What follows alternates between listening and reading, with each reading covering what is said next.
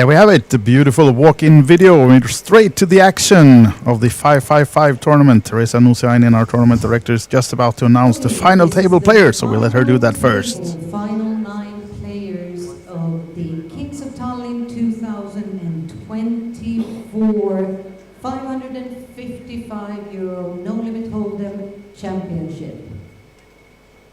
We started with 700 entries and we are down to the final 9 players. Let me introduce you to the final table. Taking seat number 1 with 4,915,000 in chips. He's from Latvia. Give a hand to Aleksandrs Krumins.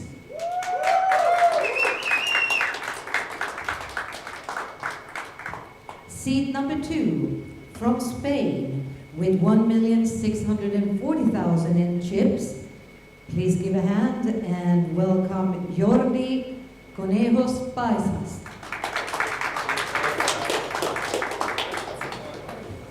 From Finland with 1,700,000 in chips.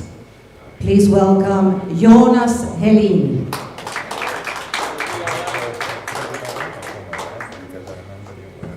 Seat number 4, also from Finland, with 645,000 in chips. Let's give a hand to Matte Karjalainen.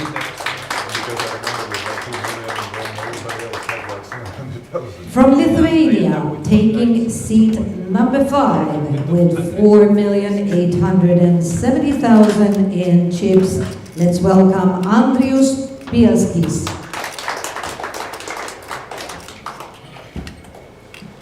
Taking seat number 6 with 1,135,000 in chips, let's welcome Oskar Pileg from Sweden. Seat number 7 with 2,210,000 in chips, he's from Finland, Touko Berntsson.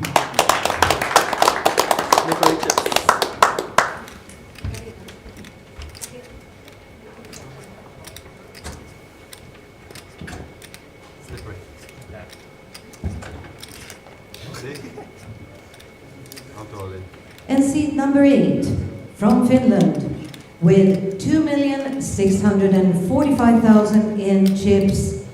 Welcome Mikko Ylämäki. And finally, taking seat number 9 with 1,195,000 in chips from Norway. Welcome Knut Trulsen. That, ladies and gentlemen, concludes the introductions of the final table of this 555 tournament. Teresa is just making the final announcement, but me, Andreas Hoglund, the wise guy, and Jason Glatzer in the booth right now. Welcome, sir. Thank you for having me. It's been an absolute pleasure watching this tournament play out. I've been live reporting it, as you know, from the opening days all the way through day 2, and now we finally reached the final table. And a record-breaking number of entrants as well. Yes, 700 clean entries. We had 2 clean entries yesterday. It was 700 in the 555 and also 500 clean in the celebrity event. So it was kind of cool. Yeah. But you'll notice when you look at the flags, what flag is missing here, wise guy?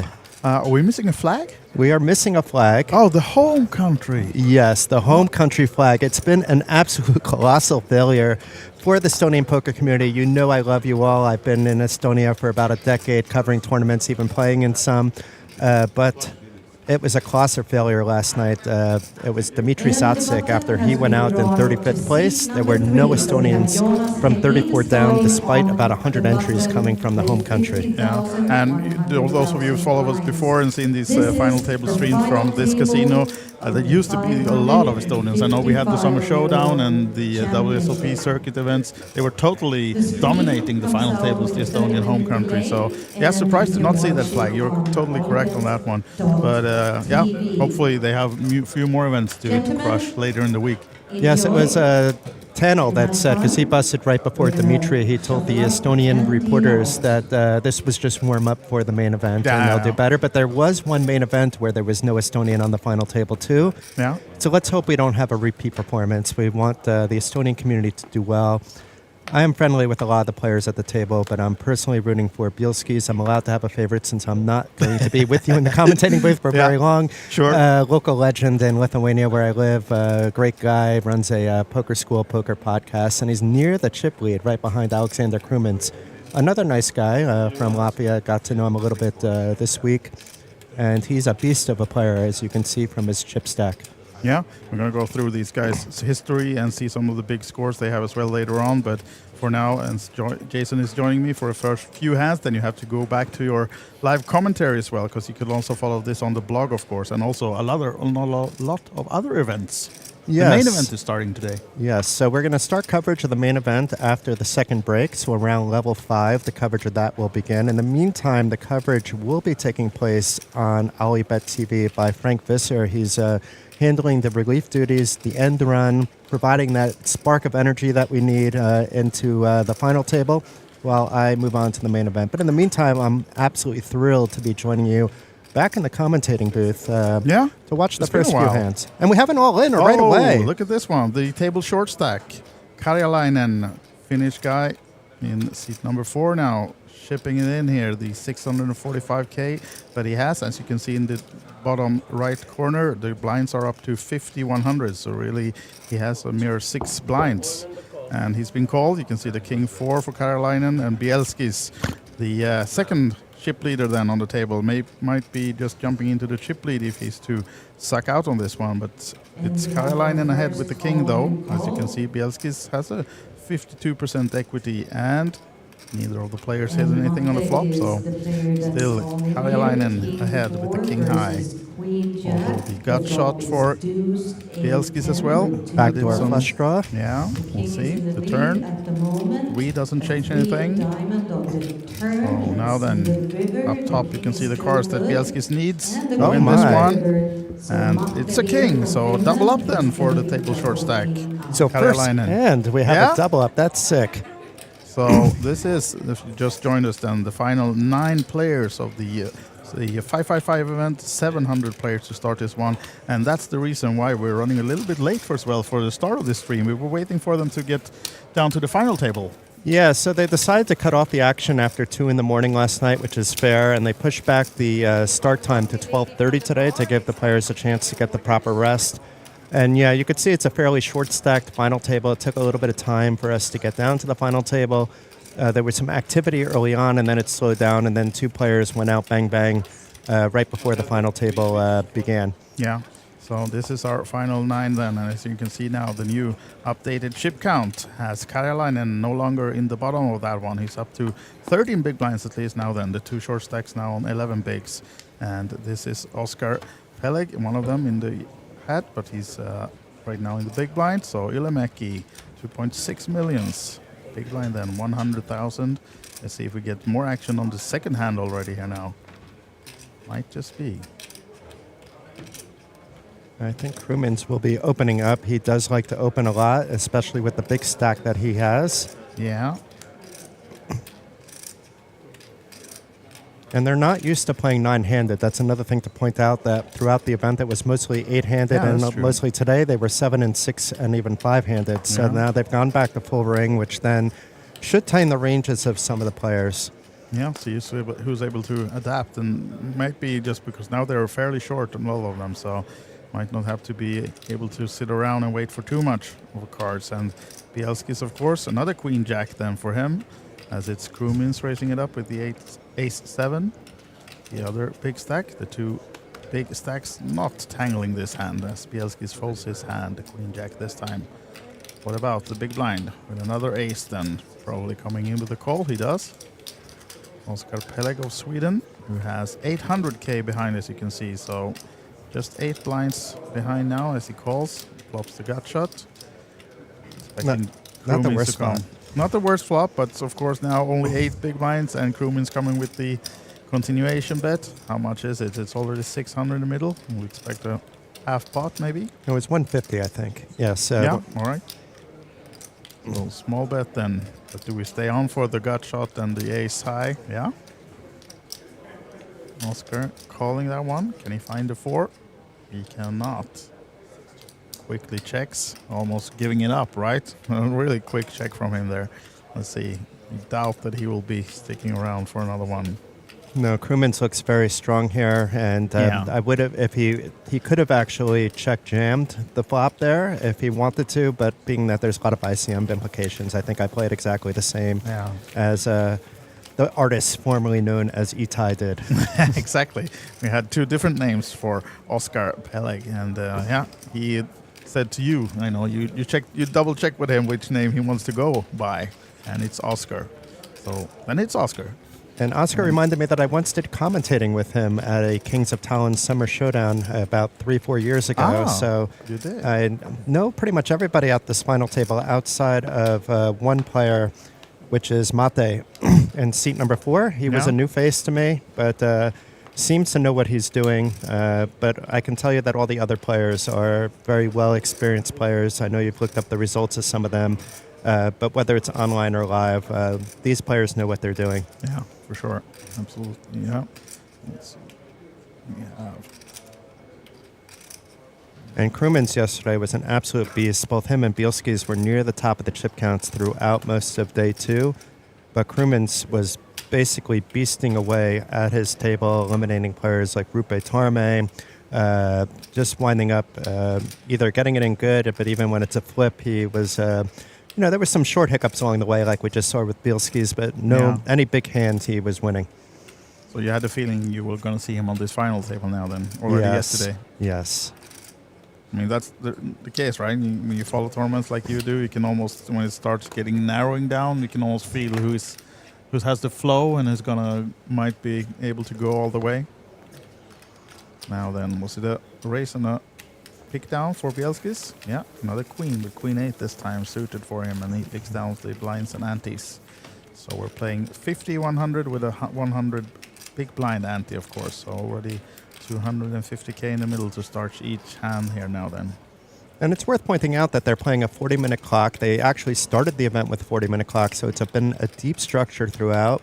Plenty of time for players to react. Yeah. It's not as deep as, let's say, the main event, but there's a reason why the main event is called the main event, and that will have 1 hour big blinds, 1 hour blind levels. Yeah.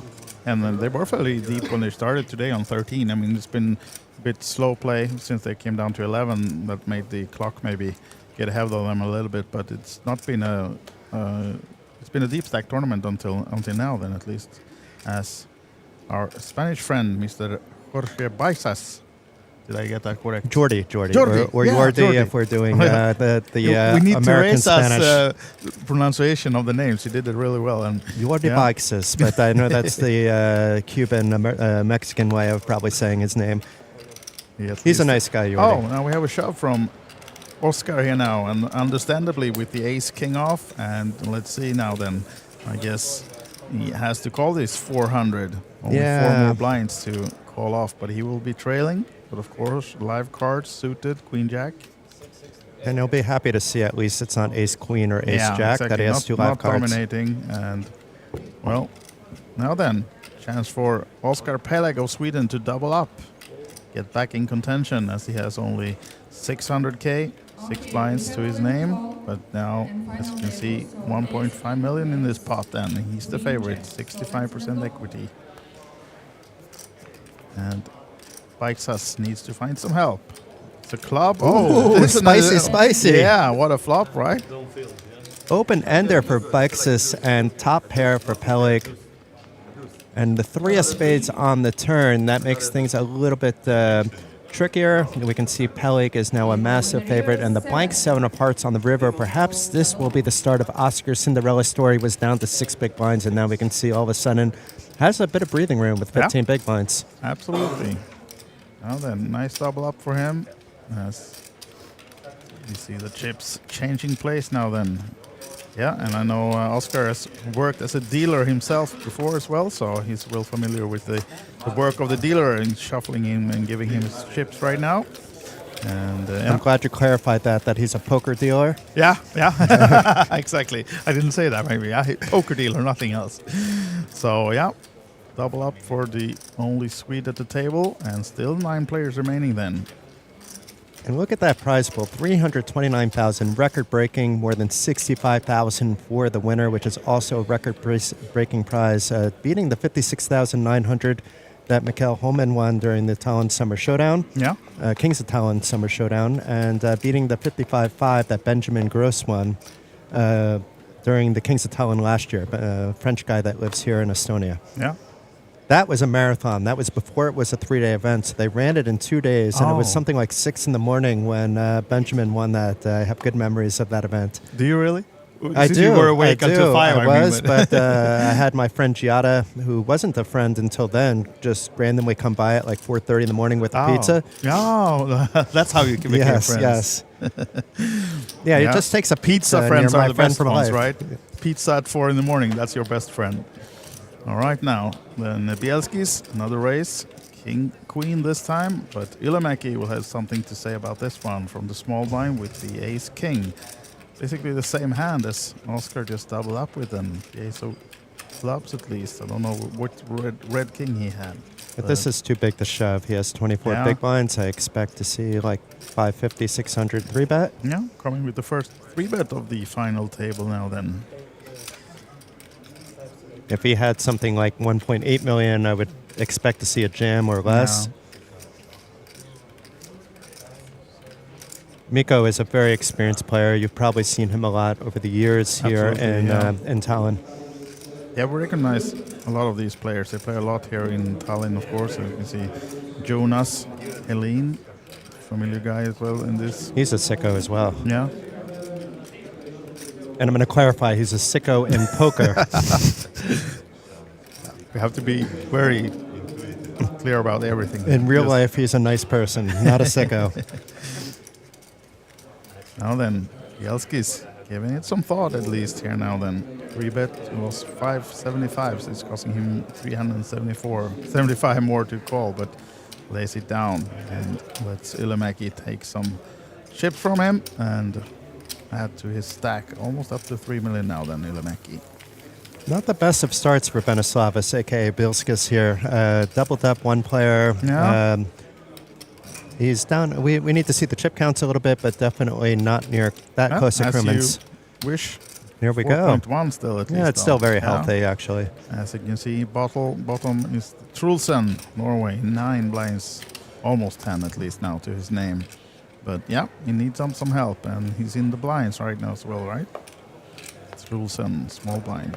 Let's see if he can work his magic. Yeah.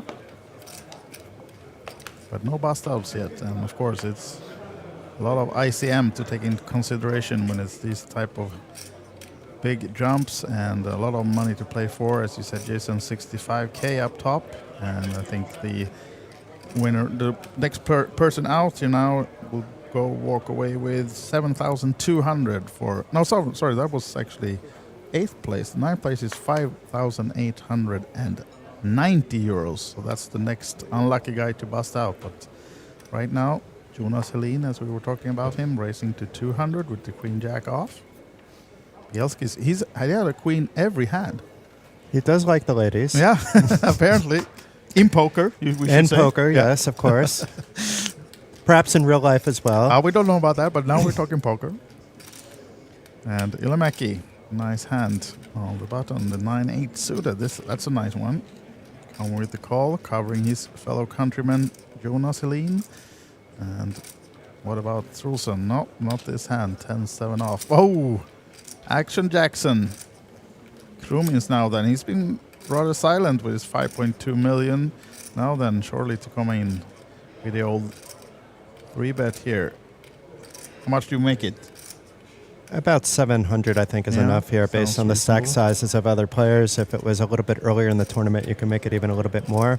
Yeah. And if Eunice didn't, if Mikko didn't, no, it was Mikko calling from the button. If it was just a heads-up situation, he could even opt to peel based off these stack sizes because you may get paid a little bit more, but that's player-dependent, stack size dependent. Yeah. And it is a small 3-bet to 650. It would have been a larger 3-bet if it was in position, then it would be too much. But out of position, this is pretty standard. You don't want to give away that you have aces there. So Ylämäki and Helene then sad to see their cards go in the muck. No flop for them to find anything with their nice hands, but the chip leader adds to his big stack, now nearing the 6 million mark then now.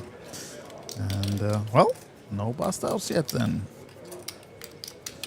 I see you want absolute carnage to take place. You want like a 6-way all-in some carnage. And but we're waiting so long for this now. We want to have action, but not too much. We want this to be a long and nice final table, and hopefully we'll be with you at least for a part of the night as well to play this one out. We're surely going to follow all the action until the end. As now then, Jonas Helene wakes up with another hand, a better one. Makes it 200 again to go. So we had a situation while we're waiting for this hand to develop last night where we'd had the chip leader at break. Yeah. Christian from Lithuania, and he, for some reason, even though it was announced that it's a 1-hour dinner break, he thought it was end of day and just disappeared for 4 blind levels. He comes waltzing back in, still with some chips, 4 blind levels later. His girlfriend woke him up, saw the reporting in the blog, said, "No, wake up, wake up." He comes in and he said, that was a good nap. And then just sits down and is in a good mood. He was just happy to get back there. Look at this one now then. Trulsen getting himself into a bit of trouble, I think, with the 5s. Oops, another pair. Wow. But surely, with everything taken into consideration here, I don't think Bikesas will be calling this one, right? Under the gun race from Helene looking strong. All in from the other short stack, Trulsen. I mean, as Bikesas got to have these two battle it out and sit back. Yeah, he does fold. Yeah, from Quick an ICM fold, position, you have to fold there. Yeah, absolutely. If it's a little bit earlier, you can obviously get it in. Yeah. Now then, all in the call. Trulsen in trouble with the 5s. Are we going to lose that first final table pair of this one? 555 event in Kings of Tallinn. No help for Trulsen on that flop. As you can see, the backdoor clubs are blocked as well by Helene. So looking good for him. Only the 2 5s now to save Trulsen. Jelski's having something to say about, no 5 on the river as well. And we do lose our first final table player. Knut Trulsen of Norway takes home the 5,900 euros approximately for that finish. And good run. Not bad to finish 9 out of the 700 runners in this one. So, yep. And looking to his hand on mob, we can see all the finishes that all these guys had, the previous live events that they played. I think he almost doubles his scores with that one. He didn't have too much going on there. So, yeah, nice score for him. And hopefully he'll have a great remaining of the week. Might get himself right in the main event, maybe. Yeah, it's possible. Day 1A is on level 4 right now, so there's plenty of time to hop into that. And don't count the short stacks out, because you see now Eunice is in third place. He came into the day with about 5, 6, 7 big blinds. It was a really short stack, and he doubled right off the bat, then doubled again later on. So it doesn't take much to get back into the game at this stage, because even though we see a big gap in chips, with the blind levels increasing, it's anybody's game at this moment. Definitely is, absolutely.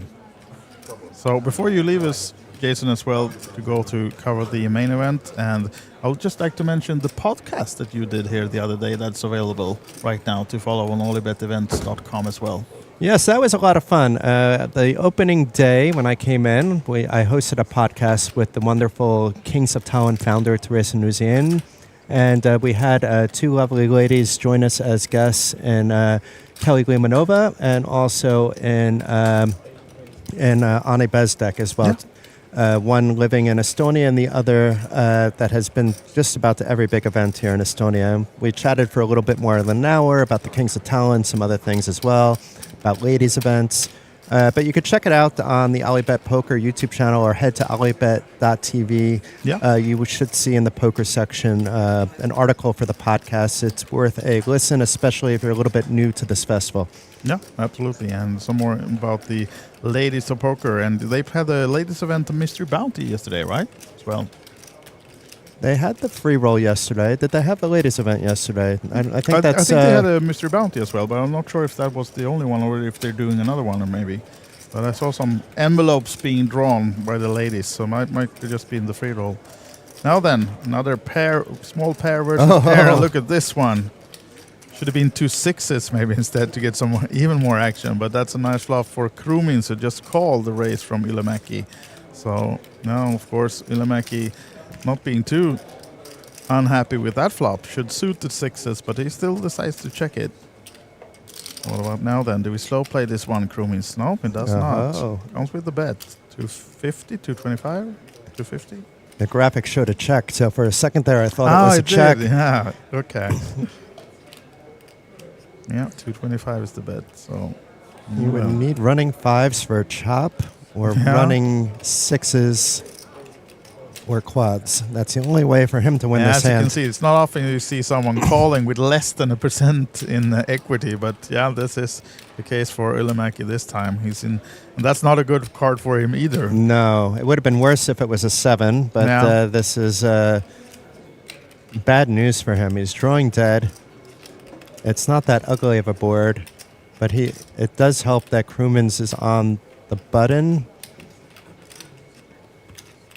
cold calling and not 3-betting, so he would have some of these small pairs in his range as well. Yeah. Now then, Krumins coming with the continuation bet. Do we put him on at least 1/8 this time and fold, or do we come for the river as well, Mr. Ylimäki? And I'm pretty sure Krumins would be betting this whether he had the goods or not, because we've seen him many times double barrel earlier. Yeah. Didn't see what he had all the time, but we saw him double barrel earlier, I think already on the stream, where he didn't hit the board. Now then, blank king. No spade either, so Ylimäki might be thinking that Krumins might have missed his flush draw, and maybe he has to all in. Hoping for an ace-5 or something like that, or a sneaky 5-8 suited, I suppose. Or that Ylimäki just putting him on that busted flush draw and thinks that he bets big to get him off this one. But this is a tough call for Mr. Ylimäki. 1.8 million still, 18 bigs, so not at all in the bottom of the chip count either, even if he folds this one. And I think he'll find a fold. Yeah, Krumins has to settle for another big pot at least then. And adding, as you can see, up to 7 millions now, the chip leader of this table. Getting some directions from the dealer as well. So, Wise Guy, I may join you again, Hopefully depending you do. on how deep this Absolutely. runs. I love doing commentating with you, Same, so hope sir, I same. can come back in. But I'm going to leave you to do your thing. You're in good hands with Wise Guy. He knows a bit about the players and obviously was your commentator last year as well. So I'm going to leave you in the very capable hands of Wise Guy. And, I think we have some more guests coming in as well. I think the poker manager from OlyBet, Christer Larsson, is joining me in a little while, and some other guests coming as well. So yeah, and I'm also going to tell you about the free roll that you have in the bottom of our screens. You can see some promotion for that one, so don't miss that one. You can read the text while we say goodbye to Jason Glatzer, and we'll follow your blog. No, I'm going to play the free roll. Forget about the blog. I mean, there's a free roll that's on OlyBet Poker right now. It's at 5 o'clock. I have to hop into that. That's if I start doing work, I'm going to have no time for this free roll. Perfect. Oh, but it's late red gents at 6. That's perfect. So I can do good. both. You're good. All right, perfect. Well, thank you, and hopefully see you soon again then. Take it easy and enjoy the stream, everybody. Thank you to Jason Glatzer. Off to some more reporting, or was it a free roll? We'll see what he ends up with doing, but all the action that he's promoting and publishing is on OlyBetEvents.com, so they can follow the live blog from this event and, of course, the main events as well. OlyBet.tv. Now, before he leaves, he's correcting me as well. Yeah, OlyBet.tv, nothing else. All right, guys, back to the action as we see Oscar Peleg racing and taking some blinds and ante with the ace-king off there, so adding a little bit more to his stack. And 8 players now remaining then in this 555 championship event of Tallinn, Estonia. And yeah, we're going to be playing this one to the very end today. So stay tuned, sit tight, and we'll watch the players as we now then lost the only Norwegian player. Knut Trulsen went out in 9th place, in case you missed that one. But still, these guys battling these 8 players. One of them is going to walk away with 65,000 euros for the winner, unless there's a deal made. But we'll inform you about that if it happens. Still no deals, of course. 8-handed. So, yeah, we'll keep playing as Kroom is now the big chip leader. Has an okay hand, of course, with his big stack coming with the raise, 225. The pink chips are 100k and the green ones are 25ks. So 225 is the open race for Kroomins. Jonas Helin's cutting out of the way with the Jack 4. Karjalainen folding the King 5 off. What about the big blind then? Another big stack, Bielski's, but the Jack deuce off. It's nothing that we want to get tangling with the big stack. So quickly folds, and Kroomins can add a little bit more to his already big stack.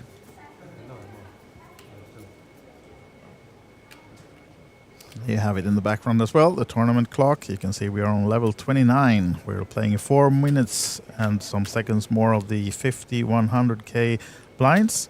And then I think there's a break schedule. We'll see if they take this break as they just started the final table, or maybe they will take it a little bit later because they had a short break before they came on this final table. But we'll at least be raising the blinds in the next level in 4 minutes. So blinds are going up, and it's a few of these now below 10 big blinds. Kroomins, though, not in that kind of trouble. 7 million plus.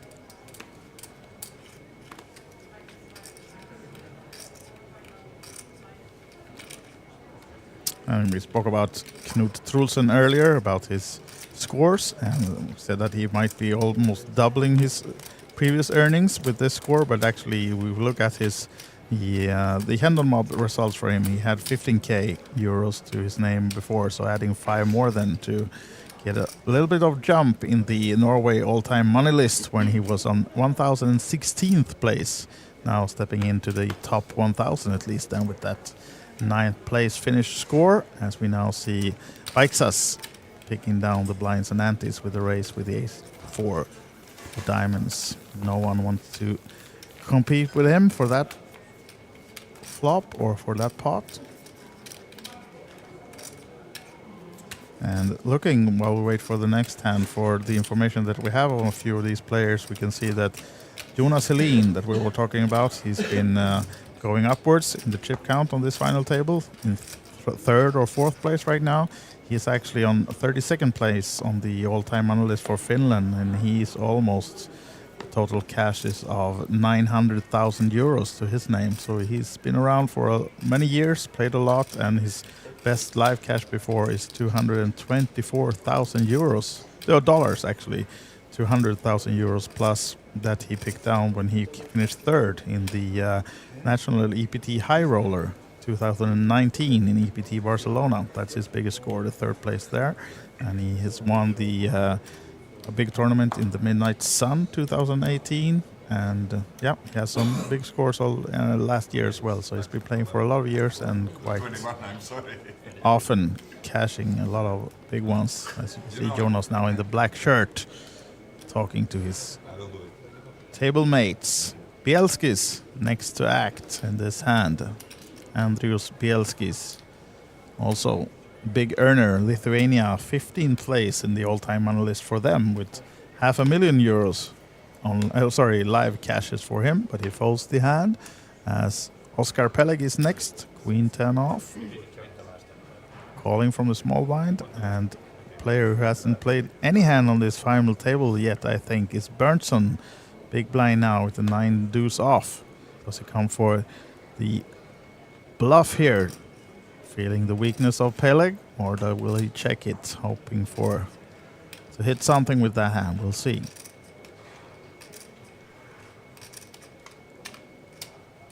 No, he tries to steal it right away, and why not?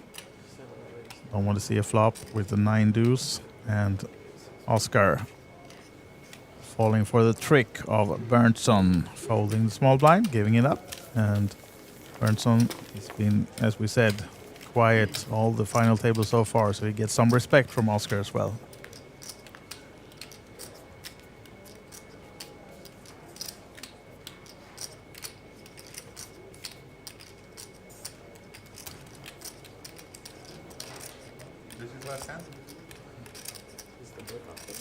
Now then, Here the player asking if it's the last hand. We'll see if they can go for this break. Seems like they are going to go having a short break after this hand then maybe. I thought maybe they would skip this break since they had a break for the final table, but it seems like they're eager to take a few minutes.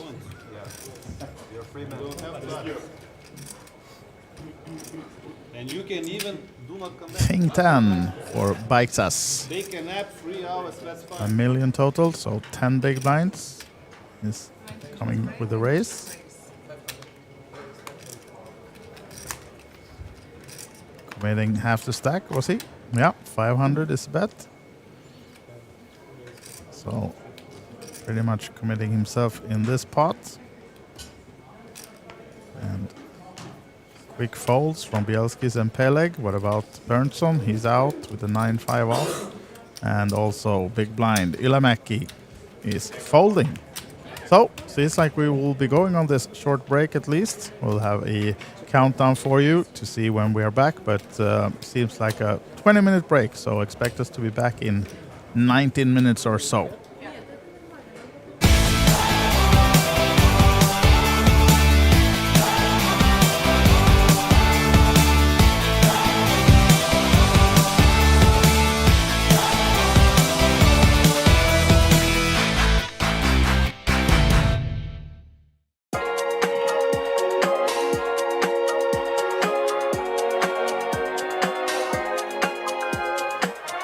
I've been waiting for a long time for Kings of Tallinn 2024, and it's finally here with 55 different tournaments and a lot of exciting entertainment. So, if you're not here, what are you waiting for? Before we dive into the highlights of the day, we'd like to congratulate Daniel Laka, the champion of the 250 opening event, which finished on Friday. From a total of 305 entries, he fought through them all and walked away with the first prize of 11,000 euros. How did you end up with winning the tournament? Well, I of course feel like I played well, but I obviously ran really hard as well. I feel like I won every key all-in. Do you have a special ritual that you do before the game, or? No, not really. I just try to stay relaxed and play my own game. And can you say who was like the most difficult opponent, or did you have any? No, everything was easy. Coming back to Saturday, walking into the tournament area, we could see the unique blend of competitive spirit and friendly atmosphere that defines this amazing event, especially significant as we celebrate Estonia's Independence Day. The day kicked off with the much-anticipated 350 euro Kings of Tallinn Cup final day, setting the stage for an intense day of poker. The tournament area was full with players from across the globe, all eager to claim their spot at the top. With a total of 313 entries, the prize pool was an astounding 92,600 euros. And the winner of this event will be taking home a sweet 19,200 euros. As the day progressed, the focus shifted to the 150 euro open-faced Chinese pineapple event. This unique variant is a testament to why Kings of Tallinn is so special. Its commitment to offering a wide array of poker games suitable to the diverse interests and skills of the players.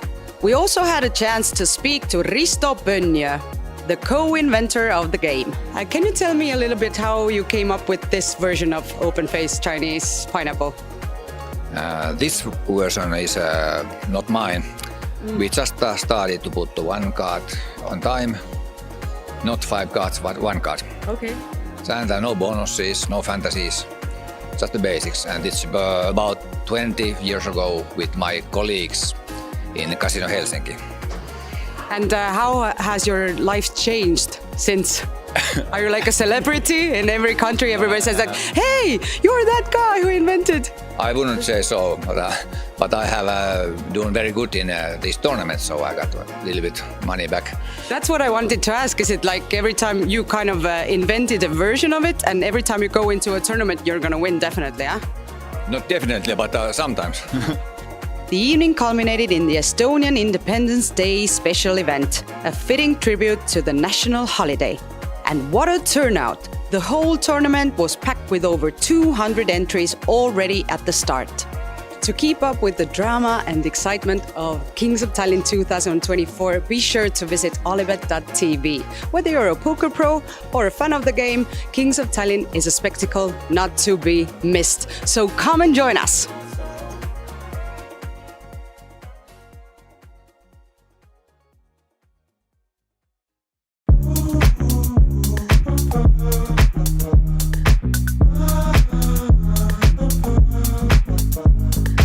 Welcome back to another exciting day here at the Kings of Tallinn Festival. As you can see behind me, the whole place is packed and full of electric energy. Today promises to be a showcase of top-tier talent and gameplay that you won't want to miss. Day 3 commenced with the €555 Kings of Tallinn 2024 Championship Day 1A, drawing an impressive field of over 130 entries, setting the stage for intense competition and high-level play. The spotlight then shifted to the thrilling conclusion of the 555 PLO 4 and 5 cards mystery bounty. This event reached its end in dramatic fashion as Estonian player Paul Koppe won with a royal flush. This rare and spectacular win was made even more memorable by Koppe securing all the highest bounties, amassing total winnings close to €20,000. How are you feeling? Little bit anxious, Okay. but it's cool. How was the run of the tournament for you? Pretty lucky, pretty lucky. Always got it. So there weren't any hard moments, or the stack wasn't so small? Final table was easy because started with the chip lead twice then second stack, and there is the ICM in Omaha bigger than Hold'em, and you can put pressure and nothing can't do. Are you planning on playing other tournaments in Kings of Tallinn as well? Yeah, I think to the end every day something. Okay, nice. Good luck to you and congratulations! Big win!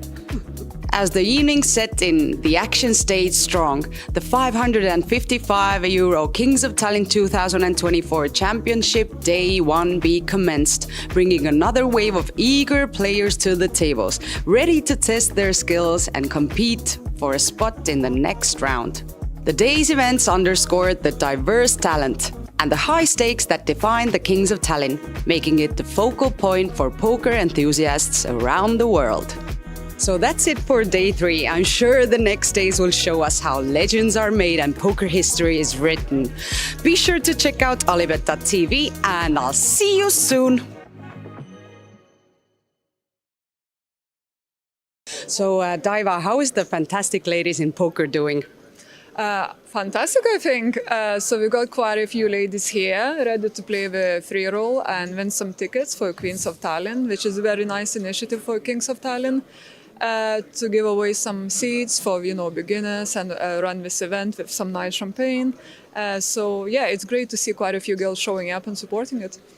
What do you think about the ladies event being a mystery bounty? I think it's wonderful. I like this original idea because these days usually you get ladies event freeze out or with one re-entry or a couple of them. And I actually never played Mystery Bounty ladies event before myself.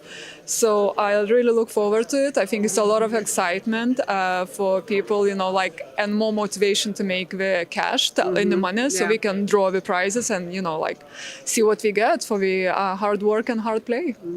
What is the main difference for you, only ladies events only and, mixed events when guys and girls are playing?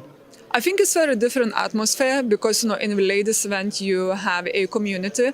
I see a lot of women on a regular basis and from community, if you travel from different countries. So it feels like a space to reunite and catch up and just to see how things are. And it's just really nice feel. I guess it's friendly and supportive.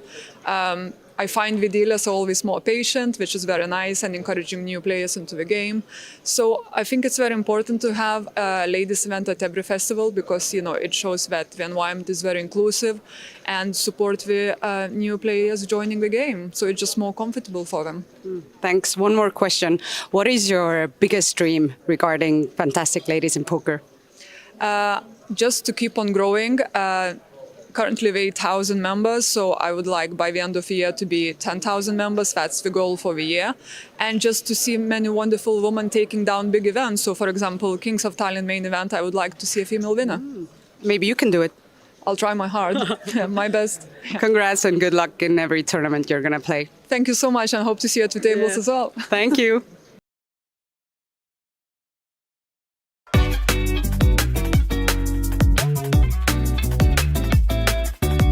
Hey guys, it's day 4 here at the Kings of Tallinn Festival. Let's see what's going on. Before we jump in though, make sure to stop by the merch shop and get some sweet Kings of Tallinn swag. During the first 3 days of the festival, we welcomed 895 unique players from 32 countries who entered different tournaments almost 2,400 times. We also have a record-breaking 79 teams registered to the Team Challenge. We also got a chance to chat with the champion of the 350 Kings of Tallinn 2024 Cup. So tell me your secrets. How did you manage to win the Kings of Tallinn Cup? No, there's no secret. I ran good, did some good bluffs, good calls, and yeah, got lucky, I guess. But do you have any rituals that you do before the tournament?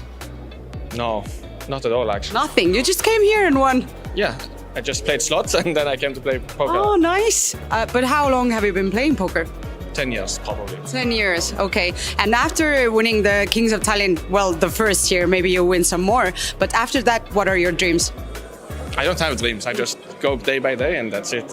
I think maybe that's the secret for you. Congratulations, and we'll see you again.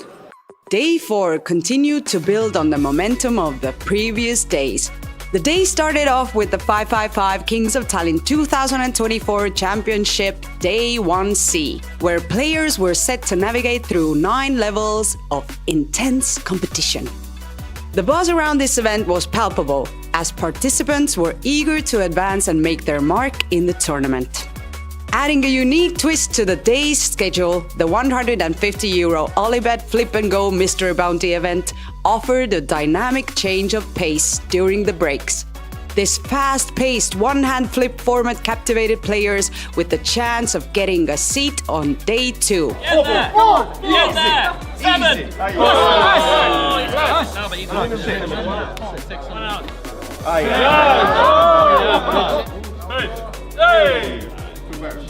And we have a winner.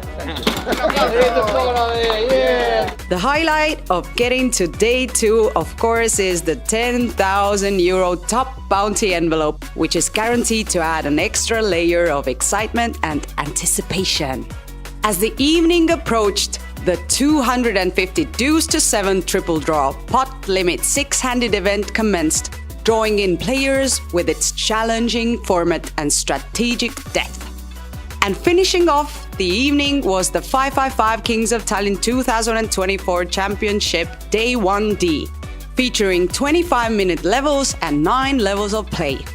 This final flight of the day offered yet another opportunity for players to join the ranks and compete in one of the festival's flagship events. With the record-breaking entry numbers and the variety of events unfolding, the festival continues to affirm its status as a must-attend event on the international poker calendar. What brings you to Kings of Tallinn? No, well, I have been playing poker like 15 years and this is the best place to play in Northern Europe, I guess. But how are you doing so far? No, not a great success so far, but a couple of min cashes and maybe the bigger ones are coming. Are you planning on playing the main as well? Yep, I play tomorrow.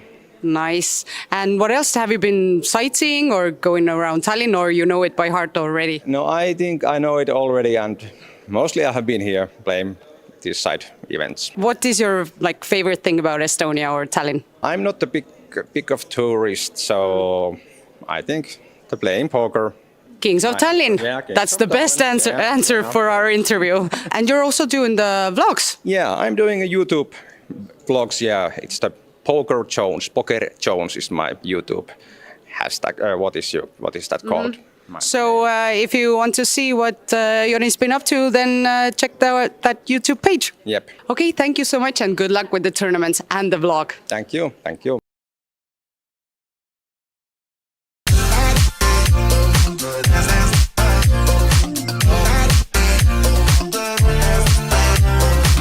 It's day 5 here at the Kings of Tallinn Festival and a lot of fun stuff to cover. So let's go and check it out. Day 5 of the Kings of Tallinn 2024 brought with it a series of memorable moments and milestones of epic proportions.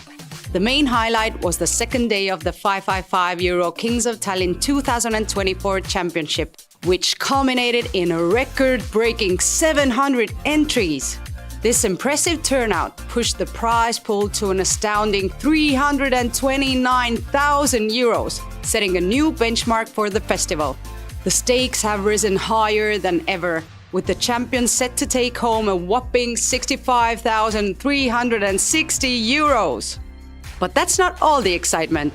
The ladies' free roll added a special vibe to the day, where 24 players battled it out for 5 tickets to Saturday's ladies-only mystery bounty event. What do you think about the ladies' event being a mystery bounty?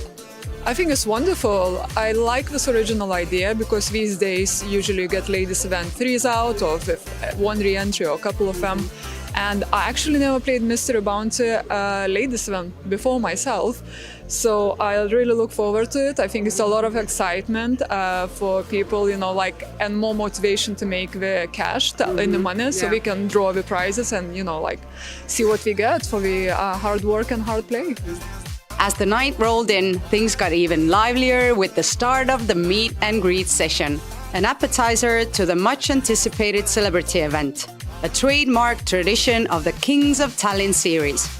For dessert, the audience was served a surprise performance by the in-house band featuring yours truly, our tournament director's right hand, Olivier, and beloved festival regular, Jarkko. Estonian and Finnish celebrities added a touch of glamour to the event.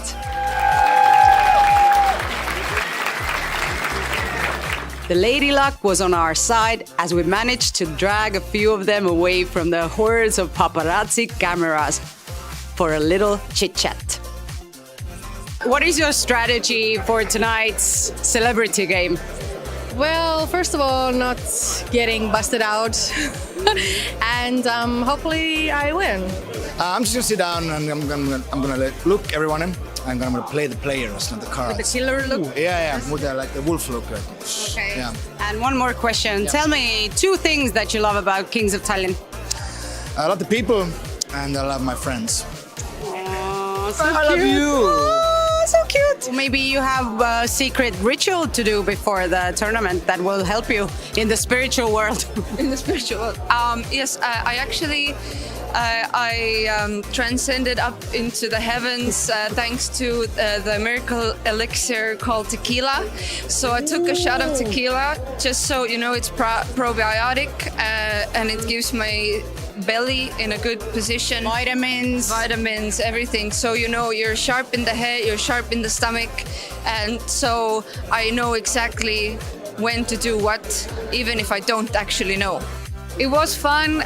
It was absolutely out of my comfort zone. So if you ask me to come here, I will be here because actually I'm so amazed how international this tournament is. I'm like, oh my God, I thought that I walked in Las Vegas casino because the hustle around here is like, wow. And I'm really amazed and I give you so many compliments about it. Can you tell me 2 things that you like about Kings of Tallinn Festival?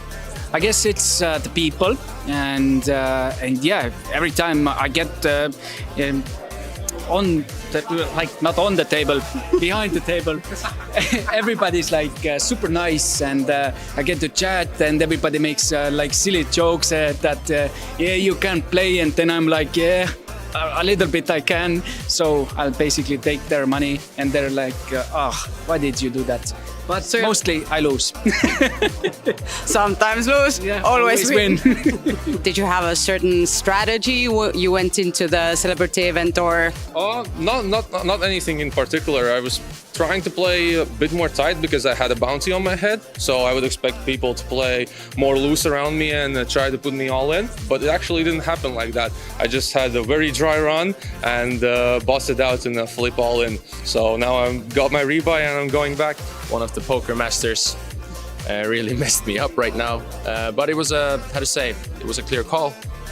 I was with a 7 pair. He was with a king triplet. And it went down like that. What are you gonna do now with your, anger management, or how are you gonna get it out? I'm actually very positive right now because I was thinking that I'm gonna be one of the first to go out, but then I see my fellow friends who already Going before. literally went downstairs already. So I'm actually really happy, and I'm rooting for Willem that he's coming. So he's here as well now. I kind of liked my table. I was afraid I didn't get seated with my other friends, but there was one Icelandic guy there and 2 Estonians who I got to chat with a little bit. They opened up, so it was fun. I think it's my first poker tournament. One thing is the game, but the other is doing jokes and the social aspect. Yeah. So I think that's the nicest part. Day 5 was a testament to the festival's growing stature and its ability to bring together a diverse community of poker enthusiasts. From seasoned pros to celebrities and newcomers, all united by their passion for the game.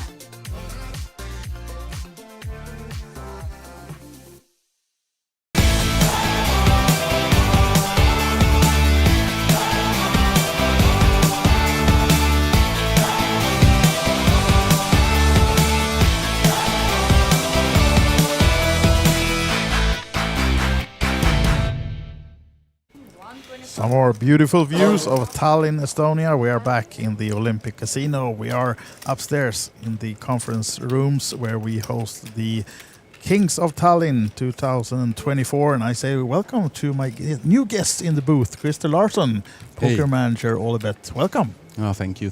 Yeah, it's good to be here again. Yeah, good to be back. And you've been, of course, here all the week. And this is just, we're in the middle of this one right now, right? Yeah, it is kind of the starting point is, with the celebrity event on Tuesdays, and from that on it's just ramping up. Yeah. More and more people are coming in all the time. Did you play as a celebrity as well? Oh, unfortunately not. You've not reached that status yet here in Estonia. Now then, table action. Seems like Baiksas here is going to raise with the ace-5 suited, and we can see him doing what he did a couple of minutes ago before the break. He was raising, committing half his stack almost, 500k to go for Baiksas, Jordi Baiksas of Spain. And you can see that he had some fans in the chat as well. I just wrote to you guys in the chat. We had as you made us aware of, there was the wrong password for the central. You can see in the bottom of your screens right now the information as Baiksas picks down the blinds and ante. The live stream central is hosted by OlyBet, and it starts at 5 o'clock. You can late reg for 1 hour. So now the password should be correct. Kings 555 should get you in that one. Are you going to play the central, Christer? You're not allowed, right? I'm not allowed, and I don't have the time. You're too good. Oh, no, for sure not.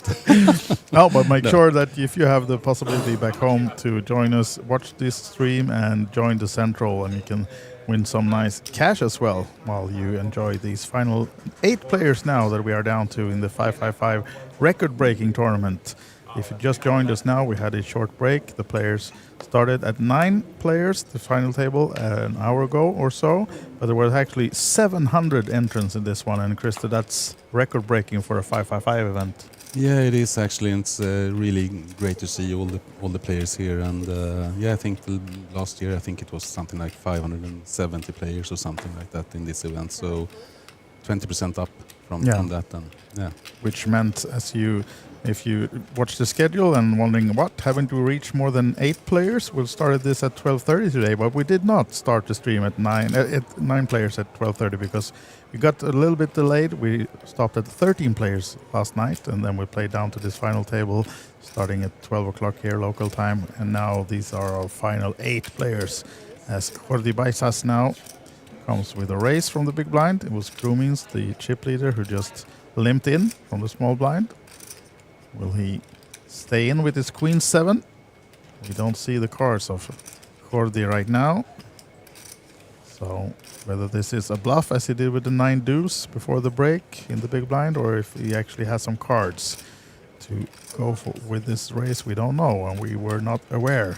But he picks down the call, at least, from the chip leader. And here you have it, the chip count, and you can see well up in front Krumins of Latvia with 6.9 millions before the Lithuanian Bielskis in second place, 3.9, and some smaller stacks of Karjalainen and Berntsson and some other guys in the top. Bottom, as you can see, this is the VPIP, value put in pot, how often they place money to enter a pot, and not surprisingly the chip leader was on top of that percentages as well. And well, Christer, your style of play, will you be in the top or bottom of the VPIP?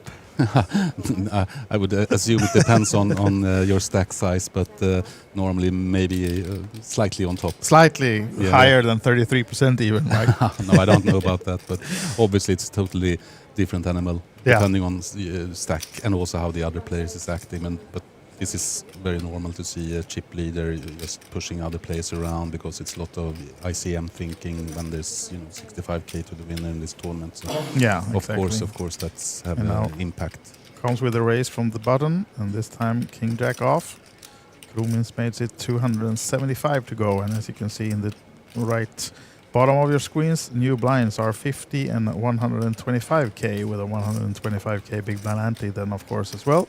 But the likes of Jonas Helin in the big blind folds, so Krumins can add some more blinds and antes to his big stack already. Passing the 7 million mark again now then, Krumins.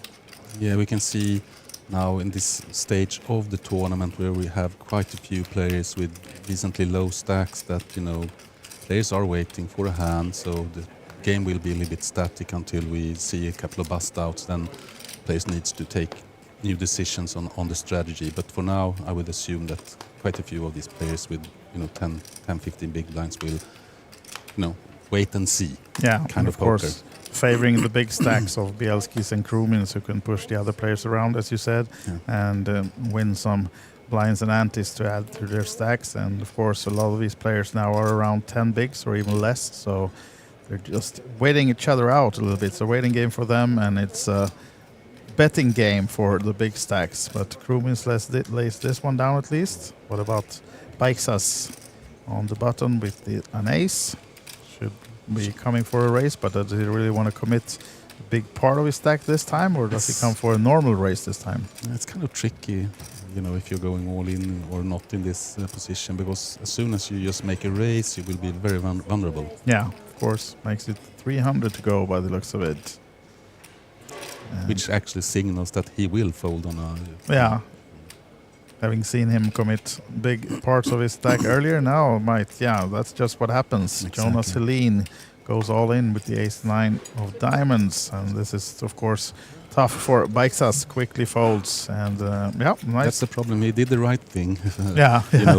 Looking at the cards, but it's kind of tricky because as soon as you just make this race, because if we went all in, maybe would have seen a fold from Helin. Here you can see one of the reasons that he quickly folded the pay jumps, and Baiksas is nowhere near the bottom of the chip count right now, so he waits, and you can see here, he's actually down to 10 bigs now after that pot now, 1.3 million, so Karjalainen trailing with 7 big blinds, and then we have them. So a few short stacks on this table now, and next payout is 7,800 euros, and we jump up to almost 9,000. So, well, of course, you cannot sit around and wait for too long, as Ylimäki wakes up with an ace. Has been rather quiet on this final table the last building half some respect. hour. Yeah, see if we can take advantage of that. But I think Berntsson to his left there, and the seat before him has been the most quiet. I think he's played one hand so far, and we got respect for that one then. It's a really, really tricky situation now for these guys with 10, 15 bigs, because if they win the next pot they are playing, they will be in a really good position to be top 3, top 4 in this tournament. Definitely. And it's a big shift in from a money perspective. Yeah. Now then, will it be trouble for the short stack? He finds an ace, the chip leader has opened. This is, I mean, normally this is a push, but yeah, he decides to lay it down. But of course the ICM comes into play and oops! Wow, this is a big one.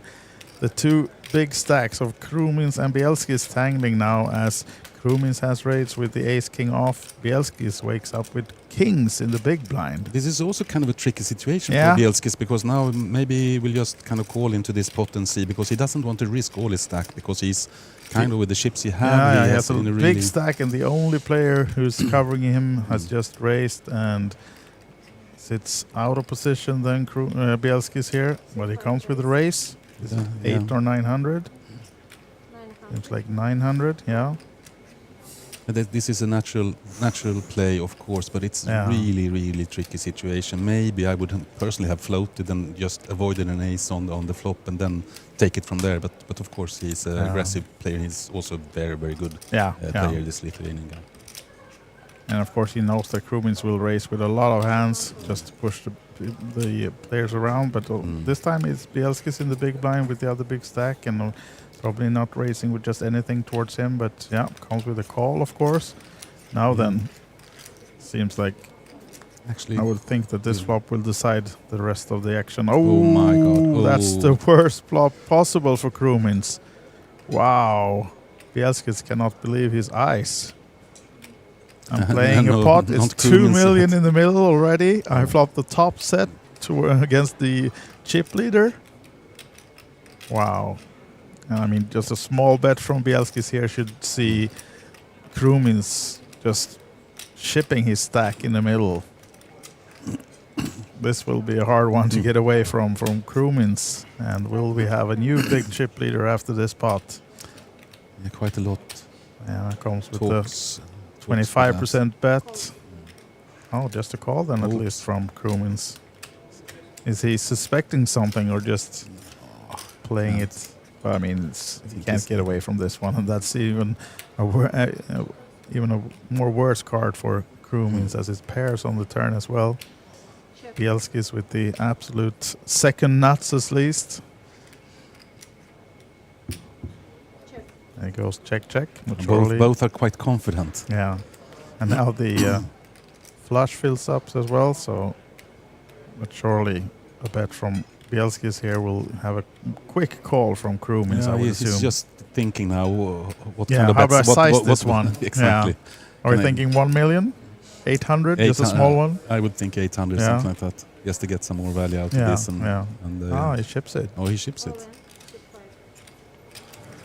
And you will most... Maybe the spade saves Krumins now here. It's then. hard to get away from it. Yeah, it is. Sure. I would think that Krumins might believe they have the same hand. Yeah, either that or, I mean, he might be putting Bielskis on the flush here now. He's in the big blind. He might have an 8, but surely, I mean, this is a tough one to get away from. He knows that Bielskis is an experienced player, and he can just do this with pretty much anything as well. It's not, you're not playing a newcomer. It's a very strong move from Bielskis as well when he is in this position in the tournament as well. So he makes the calls. Yeah, sees the bad news. Surely, I got 1 king, but you got 2 over there, Mr. Bielskis. Wow. Biggest pot of the tournament, 7.7 million, and Krumins is down to 3.4 now then. Nice one. And perhaps the most experienced, or at least second most experienced player at the table is now our big chip leader, Bielskis. Taking over that position and happily stacking all the purple or pink chips. What do you call them, purple or pink? Christer, I've heard both versions so far.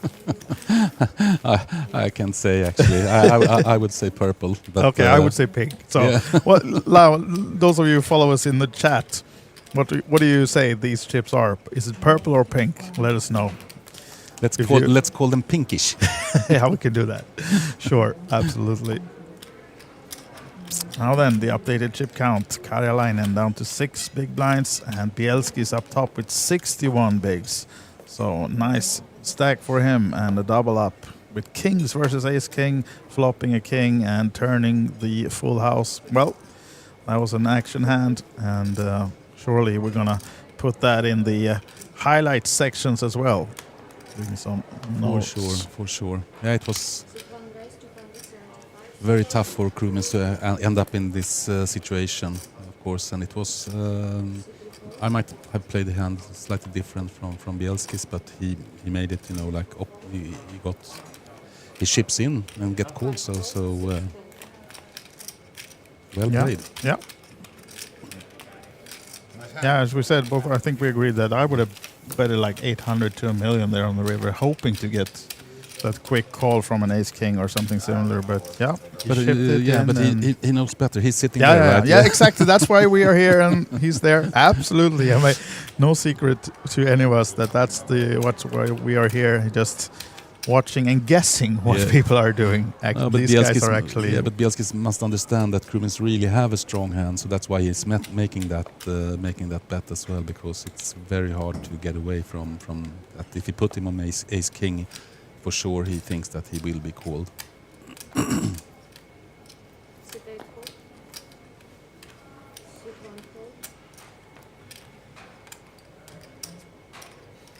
Yeah, we only have one voter so far in the chat about the color, and that's on my side with the pink. Congratulations. No, I see no purple votes yet. As we see green chips coming in from Bikesas now, then he makes it another 500 to go. And this time we don't see the cards. It's a mystery hand so far for Jordi Bikesas, but he makes it 500 and committing. And Bielski's now then. I have a lot of chips. I can do what I want with the Queen Jack suited here.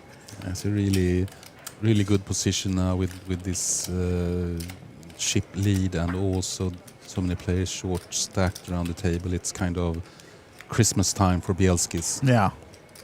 But of course, he doesn't want to give away chips for free either, because the situation now with all these short stacks, why mess around? Because you will be able to pick up. Yeah, you want to be pots. first in. I mean, you want to bully the other guys around. Maybe just calling 500 or even re-racing with people behind you with just a Queen Jack suited.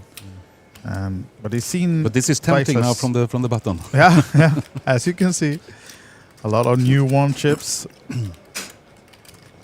Those purple or pink, whatever you prefer, chips in his hand, but sits back, thinks about it. But it's only kind of the ICM that makes Bikes to even consider fold in this situation for a re-race. So, of course Bielskis knows this, but he makes lets it go. I think that's actually the right move.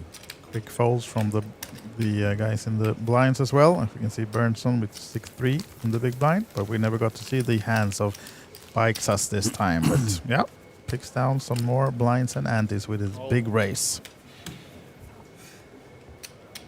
As we prepare for new hand here in the 555 championship event, the Kings of Tallinn 2024, and the main event has just started today. So if you're nearby, maybe in Estonia or nearby countries, just get yourself over here and compete in the main event or anything else about any other side events. There are a lot of them, of course, being played as well, and we're here until Sunday, right? Yes, for sure. Games going on until Sunday, and lots of people in the building. Yeah, playing in the tournament. So also cash games are running 24/7, and actually I think there's a bad beat jackpot in the cash games. Yeah, so over, I heard some over rumors. 90,000 euros to win the bad beat jackpot in the kids. And so obviously cash game players are having really a good time down there. Yeah, hunting that bad beat. What's do you know for Texas Hold'em what you need to be beaten by? Aces over jacks. Okay. Yep. Now then, Bielski's. Another Queen Jack suited. This time he is first to act this spot, and he pretty much commits to. He actually puts all in the 7.6 million that he has. Now then, this is a decisive time for Oscar Peleg. Ace Jack on the button, and the big chip leader has just chipped it. Oh, he lets it go. This is the type of ICM pressure that Bielskis now can put on these players. I mean, normally, if they would have been deeper and let maybe smaller pay jumps and all that, surely Oscar Peleg would have shipped it just behind the chip leader. But now it decides to fold. Or if the chips was sitting differently around the table. Now Bielskis have all the chips, so you know, it's very, very tricky for Peleg and Ylimäki and Bikes as well. You know, actually to okay, how do I act in these situations to win any kind of pot? It makes life so much easier for them. So now it's basically a waiting game. Yeah, and you can see the aggression frequency surely for Bielskis. He's jumping up that ladder pretty quickly now when the new chips has arrived, and you can see Bernson has a 0%. As we said, he's been rather quiet by this final table, and now the wrong card got that wrong player, I think. Yeah, you snapped it, Jonas. That was his card. Give it back. He's eager. Yeah, that's correct one. We can confirm from the VAR room here as well. That was the correct card given to both Bikesas and Helene now then. And what does Bikesas find? Seems like his reader is not picking up his cards right now. So another mystery hand to be erased by Jordi Bikesas by the looks of it. In his, is it a Barcelona shirt he has, right? That's the... Looks like a Catalan. Yeah. Jonas Helin, not happy with the new card either that he got. And Karjalainen finds an ace, the table short stack. As you can see, secret 0% action frequency from him as well, and stays that way after he folds that ace. Doesn't have much more time to wait for things than aces, but this time Oscar Peleg is first in, and with an even better hand than he just had with the ace-jack. Tens makes it 1.2 million all in for Oscar Peleg of Sweden, as the former chip leader Krumins is now waking up with Jack-8 suited in the big blind, but I doubt that he will call another million or so with now having lost all that chips for just sure. recently. For sure not. No. For sure not. Yeah, I mean, he's still in a good position, like second or third place now in chips, and a lot of more chips than a few other on these table short stacks. So yeah, lays it down, of course, and Oscar Peleg can pick down the blinds and antes this time. Yeah, it's good to see that most nationalities here, you know, the big nations here, Sweden, Norway, Finland, Latvia, Lithuania, is represented. Yeah, and the Spanish players. Me and Jason mentioned also the unbelievable fact that we had no Estonian on this final table. That's quite unusual. Yeah. The home country is always strong in these tournaments, and surely we will see Estonians in the upcoming final tables. But this one was without home representation. And yeah, maybe five or six maybe they save it for the main event. Yeah, the big one. Yeah, and the main event starting just today, day 1A, and I think, is it 3 or 4 starting flights total? 4, yeah, right. So plenty of time to get in the main event or other side events, or as Christer said, the cash games. And Bernson likely to stay at 0% frequency aggression as he folds the ace deuce, but Ylimäki is not folding. And he will get some respect. Yeah, for sure. He's been rather quiet as well. And now playing a hand. Not a typical Finnish player. No, exactly. Yeah. Conservative. Yes. Now it happens. Yeah, and he goes all in, and no one wants to tangle with him. So he can pick down the blinds and antes, but that adding 300 to his stack, and building from 1.2 to 1.5. Yeah, it's kind of an extra lap, and now Precious is kind of on Karjalainen, but you see the chips is just kind of moving around. So I would actually assume that Bielskis is more active. Yeah, as you can see, 4 Finns still in this one. Yeah, they have been dominating this week so far. Yeah. But also their kind of games, a lot of Omaha tournaments, and the Finns are super strong in Omaha, and also the mixed games, used to 7 games. And is there a Sökö event for the Finns as well? Of course. Of course there's a Sökö. There's a Sökö event for the Finns, there's a Sweden event for the Swedes, and you know, and the Norwegians, they play everything. Yeah. You don't have to have anything specific for them. They're just in it to win it. Yeah. Just punt away as Bielskis actually folds the queen 8. No, he has raised. Yeah, that's what I was thinking. Yes. He doesn't fold that type of a hand in this position, that kind of chips, right? Krumins coming with the odd call. Queen 10 on the button. We have had one Norwegian win in top 3, I think, in 3 events so far. Same guy from, I think it's from Stavanger. Now then, peculiar position for Jonas Helin as the chip leader has raised, the second chip leader has called, and you sit in the big blind with jacks. And you're covered by both these players, but yeah, he does the right thing in my opinion. Chips it in. Yeah, he doesn't like it, but he must. No, he must. Yeah, exactly. And he'll be happy to not see the quick call from Bielski's.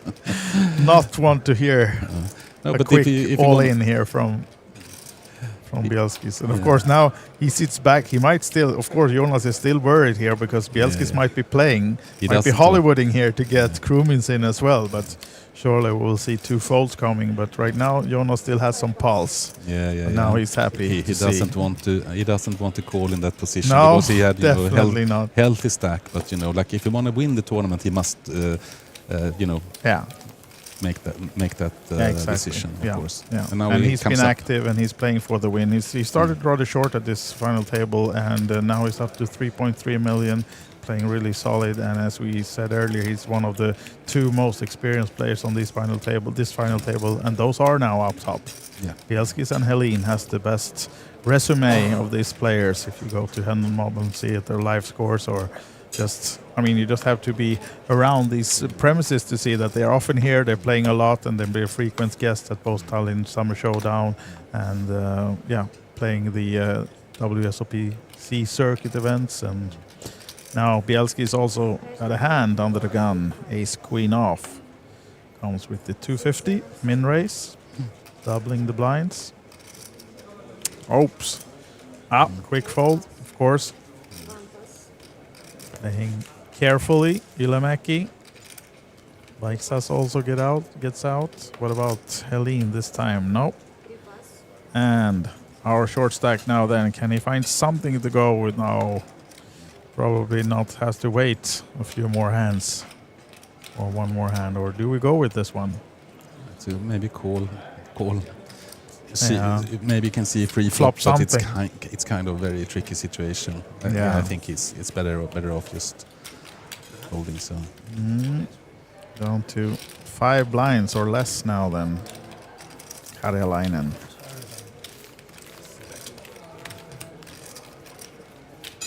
As we see Bielski's shipping in the big blind and the big blind ante.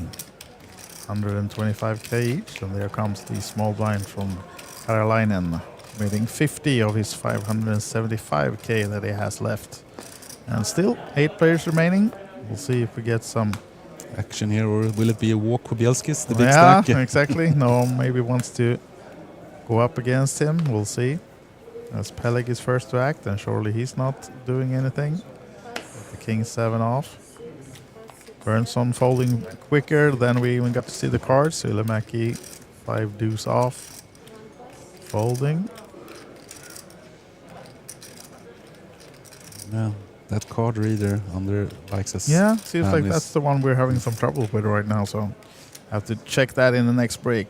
Maybe some small failure, but no failure to the betting size of Baisas as he commits another 500k with this one. So that's why we want to see what he does this with. We don't want to have just his cards being the secret to us. But right now, Karjalainen in the small blind, only 4 bigs behind, or less even. The way he's been playing now, so I guess we will see another fold. But he takes his goes chance for it this time. So we do get to see Baisas hand then. Now then, Bielski's surely will get out of the way with 2 all-ins, or at least 1.5 all-in ahead of him. As now then, Karjalainen shows the ace-9. Oh, it's actually ace-7. Good for Karjalainen. Karjalainen. Favorite to double up now then, our short stack. Ace-9 for the player, please, and for the ace-7. Ace-9 versus ace-7. Neither of the player has any suited cards. And no help for Baisas. Karjalainen stands up. Yeah, that's normally does the trick. Yeah. Board pair, so some split outs. So Karjalainen doesn't want to see a jack or 6 or the 9. Yeah, 9. Good card for Karjalainen.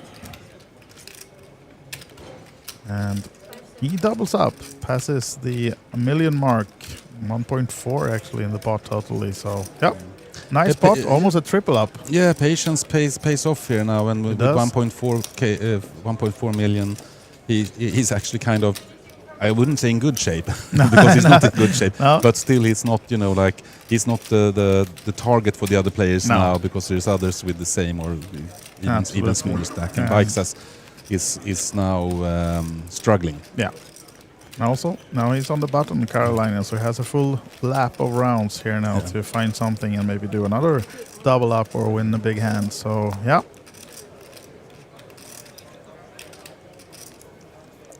Cards in the air for the next hand. And as you can see in the bottom of your screens, it's time to join the Central 30 minutes before that one starts. So get on OlyBet Poker and join the Central for this live stream, and you can play, win, and watch this stream all simultaneously, if you're able to. Would you be able to do that? Are you one of those guys, few guys that can do two things at the same time? Unfortunately not. It's very, very tricky. Okay, so then you stay here with me in the booth then, and someone else has to play the Central. For sure. But all of you guys back home, please join, and you have the updated password, and I think it was Kings555, right? Yeah. So it starts at 5, and you can late register until 6 o'clock. Let's see if Helen acts now. Yeah. He does. Oh, comes with the 3-bet. One of the few that we've seen on this table so far. Is it 900? 700. Yeah, 700. Oops. Oops. And again, Bielski's. Wow. Big hand, big stack. And good timing. Big with confidence. The kings before now queens, and he, it's in the right timing, because for sure Helen will most likely fold this ace-9 if Bielskis goes into pushing here, which he will for sure 3-bet. Yeah. Yeah. Bielskis is all in. Yes. So quick fold from Krumins as soon as he's been made aware, and also Helene gets out of the way, of course, with the 3s. So another big pot. Is he now past the 8 million mark? Yes, by far, 8.9 millions for Bielskis. So it's kind of unfair. Yeah. Good player with good timing. Yeah, it's hard to beat. Wow. So this is one of the times where almost, you can make a deal. Like, okay, you guys can split. I take the first prize and you can split the rest, guys. No, he hasn't won it yet. Not by far, but in good shape, Bielski's. And playing well and finding the cards to go with it. It's, And as long as we have a kind of a full table, 8 players in this, Bielskis will continue to dominate until a couple of more players are out, then it might shift a little bit on the table. Yeah, for sure. Players might be a little bit more active. Now it's we're seeing very players tricky. go up quickly in the chip count as well. So, I mean, a couple of double ups and you're almost inching closer to Bielski's. But a few of these guys needs help, and the blinds are going up. So we're right now still 50 and 120, 125K. Let's see now if Bielski's continue to push on Krumins. Yeah. I would actually think that he might raise this hand again, just because of the ICM and the Krumin situation now with 2.7 mil and in good shape in comparison to 3 or 4 of the others. So, and also in position for Bielski. So I would assume that he makes a 3-bet here, and he knows that he will get the pot so many times. And if Krumins acts, he knows for sure that it's game over for him. So yeah. I don't like a call here, so it's better to take the pot. Definitely.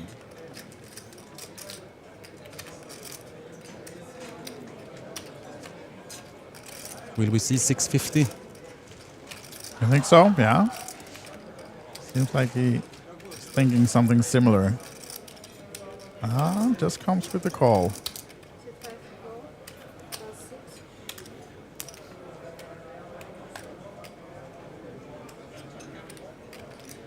Bernson in the big blind hasn't played. Well, he's played actually one hand when he called in the big blind, I think, early on. But since then, he's been very quiet. And now it's costing him 125 to call.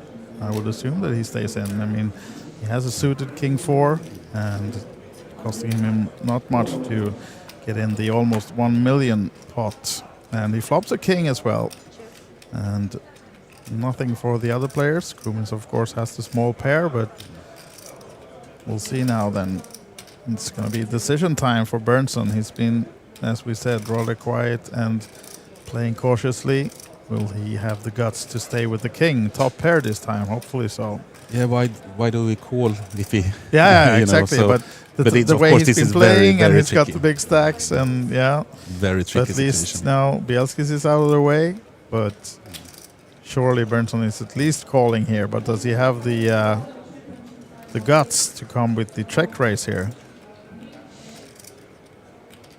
We'll see about that one. This is so much ICM in this game now. So yeah, it's exactly. kind It's of only ICM. I mean, normally if this wasn't bid, I mean, surely he would have made it or pushed or at least made it committing himself with a 500k bet here. But now he's thinking about that price jumps. But he does push it all in. So yeah, well played. And surely it's going to be enough for Krumins to fold. So yeah. If Krumins doesn't just put him on you know, even if he puts him on a flush draw, he still must kind of fold. I mean, still 1.2 million more. So differently, we would have been like 400 or 500 more. But this time, it's half the stack that Krumins has left. So doubt that he will be doing anything. But I did ask because we couldn't find too much information about Krumins in the Handel Mob and other information sources online. So I asked the guys who's doing the live blog, who does follow these players a lot around, and our Finnish friend Juhani, who writes our Finnish blog, says that he's a very unorthodox player. I've seen him, and he has postures, and his game way of playing is rather unusual. So we'll never know what goes through his mind. But this time he folds at least. Yeah, it's good to see quite a lot of good Latvian players here in Tallinn for this week as well. So. And also Lithuanians, of course, but we also see increased numbers from like Sweden and Norway. So it's really great to see people from all of the north coming up, and of course we always have quite a few Spanish players and Italian players here as well. Spanish, and one of them now in the shortest stack, 5 big blinds to his name, Jordi Baitas, and we'll see if he can do what the other short stack has done before him, double up. This time he needs some help, but he's not in the blinds just yet, so he has a few more hands. He's in seat number 2, our Spanish friend. It will be Krumins first to act, under the gun with the ace-4 suited. Lays it down. Now then, the short stack not choosing, of course, to go with this hand. And Jonas Helin, though, from Finland. The most active player at the table, except for Bielskis with his stacks. Those two guys are playing a lot of hands. Bielskis gets out of the way. Good news for Helin. Berntsson surely will fold, doing some Hollywooding. Oh, he hasn't looked at his card yet, that's why. So surely he's not going to look Helin up with the Jack-5 suited, and neither Ylämäki can do anything with the 6-2 offsuit in the big blind. So another pickup of blinds and ante for Jonas Helin. Yeah, Jonas Helin, a frequent guest here in Tallinn, and a really strong player as well. Yeah, absolutely. And he plays to win. Yeah, absolutely. He's here to win, and I think, of course, he's not the biggest stack, but he's got a lot of chips, and he can also bully around. Of course, he would like to sit after Bielskis, I would assume. Exactly, and he has him 2 steps to his left, so not the best position. But now we will see Baiksas. Yeah. Might be the time to shine. Time to shine. Yes. 725k totally. I'm not sure if he does what he usually does, commits 500 of those. And let's see who can look him up on this one. It's not going to be Bielskis. Not going to be Peleg. What about Berntsson? Nope. And Ylämäki. Oh, this is a call.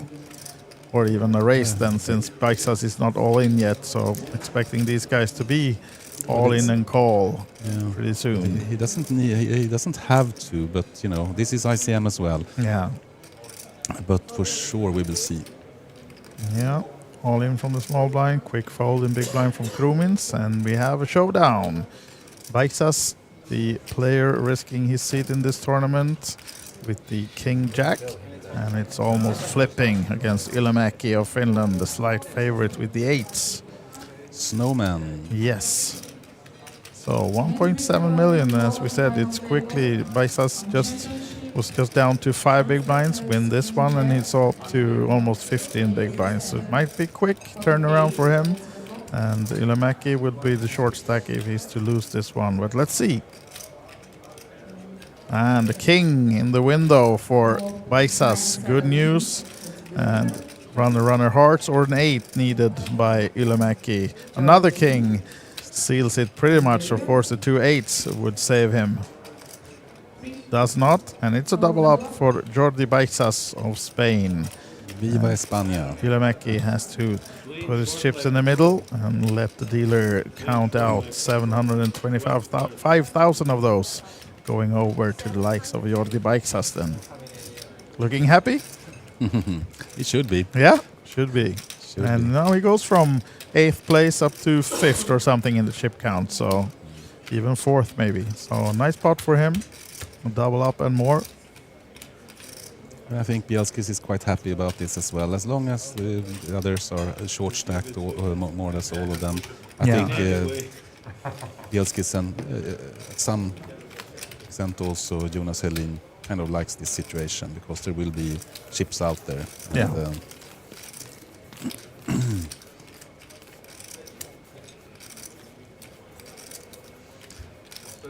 And Ilomäki, as you can see, down to 4 big blinds now then. 550,000 only.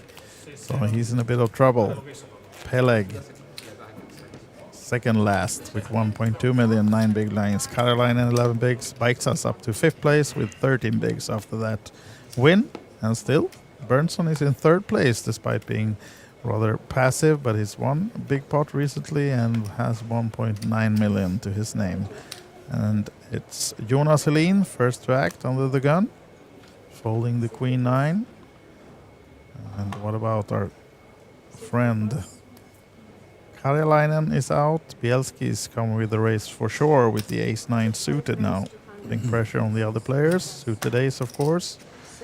Doesn't need even that good of a hand to do something. Short stack now then. Letting the Queen 10 go, and of course he has a full round now before he has to commit his chips in the big blind. So Queen 10 against an open race probably is a fold, but yeah, Bielskis gets to pick down some more blinds and might be nearing the 10 million mark soon maybe. He has to at least knock one more player out before he does that, but big stack and aiming for the 65k first prize. He's up to 9 million now then, which equals 59 bigs. Since we just raised the new blind level is 75, 150k. 150k big blind ante as well then. And Bielskis loves this. Yeah, of course. If he were to see this chip count, he would just, it's like you have your dinner is served, sir. A big steak, a juicy one. Yeah. Just carve it up. Yeah, exactly. Give me the meat knife, please. I'm cutting through this field. Well, Helin in the big blind. Surely gonna give Bielskis a race for the money. And a few of these other players as well, hopefully and probably. But this guy is in a bit of trouble chips-wise. Needs help, needs a double up. As Karolainen is folding quicker than anything as soon as he sees his cards. Almost as bad as it can be with the Ace-3 offsuit. Bielskis, Queen 8. Will go for another bully round. Why not? Oh, not this time. Let someone else win a pot. Will it be Berntsson? No. Not using the respect he probably have earned if he were to raise there. But this time, the short stack is surely pushing all the chips in the middle. 10-10. makes the 550k, and surely he will be looked up by Krumins now. Krumins, okay, ace queen comes here, over of the course. top. Yeah, he have a chance, Krumins, but he has been, he's been a little bit unlucky with the timing of on this final table. He has, and you can see one queen was folded by Helene, so one of his outs are gone at least. Not sure if we saw an ace or not on the other players, but we'll see. As you can see, Ylimäki, huge favorite, 67% equity to win this hand. And no help for Krumins, no runner flush either possible for him. So he needs the high cards, the ace or the queen on the river, or otherwise Ylimäki is the double up man this time. It's not to be for Krumins, and well, he's down now to 1.7 million. Ylimäki almost passing him with that double up to 1.5. Yeah, I can almost really feel that Krumins is struggling now. It's been unlucky with the timing and getting to hands in the wrong timing. Yeah, he started this table as the chip leader when we were 9-handed, and he lost a few big ones, a few small ones, and now finds himself in the middle of the chip race instead. You can see here now 1.7 million, 11 bigs only now as we raise the blinds. So all of these guys, Krumins and below, are pretty short, 11, 9 and 8 big blinds, but Oskar Peleg now the short stack, 1.2 million for the Swede and 8 big blinds. I don't know if I've seen this kind of chip stacks that second position have less than 20 big blinds. Yeah, money's just chips is just floating around. And this is a very tricky situation. We have a lot of double ups, people getting down to 4 or 5 bigs, doubling up, so keeping themselves around 10, 12 bigs, and makes it really like an ICM dream or nightmare, but depending on what seats, what here it comes. Position you're in. And now Krumins surely pushing all in. 1.7 mil. And nothing to answer with for Karjalainen in the big blind. So at least Krumins gets some breathing room, back up to 2 million at least. And he gets to win a pot, even though it was uncontended. But at least he breaks the spell, perhaps, of losing pots. And, well, still 8 players on this final table. Next payout is 7,200, and then it's 8,700 to the 7th place. You can see in the background on the tournament clock. So, I mean, the pay jump between 8 and 7 is not that big. No. So, I mean, those guys now having 8, 7, 9 big blinds to their name, if you want to win this, they need to get going. And but it's also only one hand to put you up on second spot Yeah, here, yeah, and you know sure, it's sure. very So this very tricky situation. Tough spot for Oskar Peleg now, the short stack with ducks under the gun. Yeah. Nothing much you can do. down. Nothing much you can do.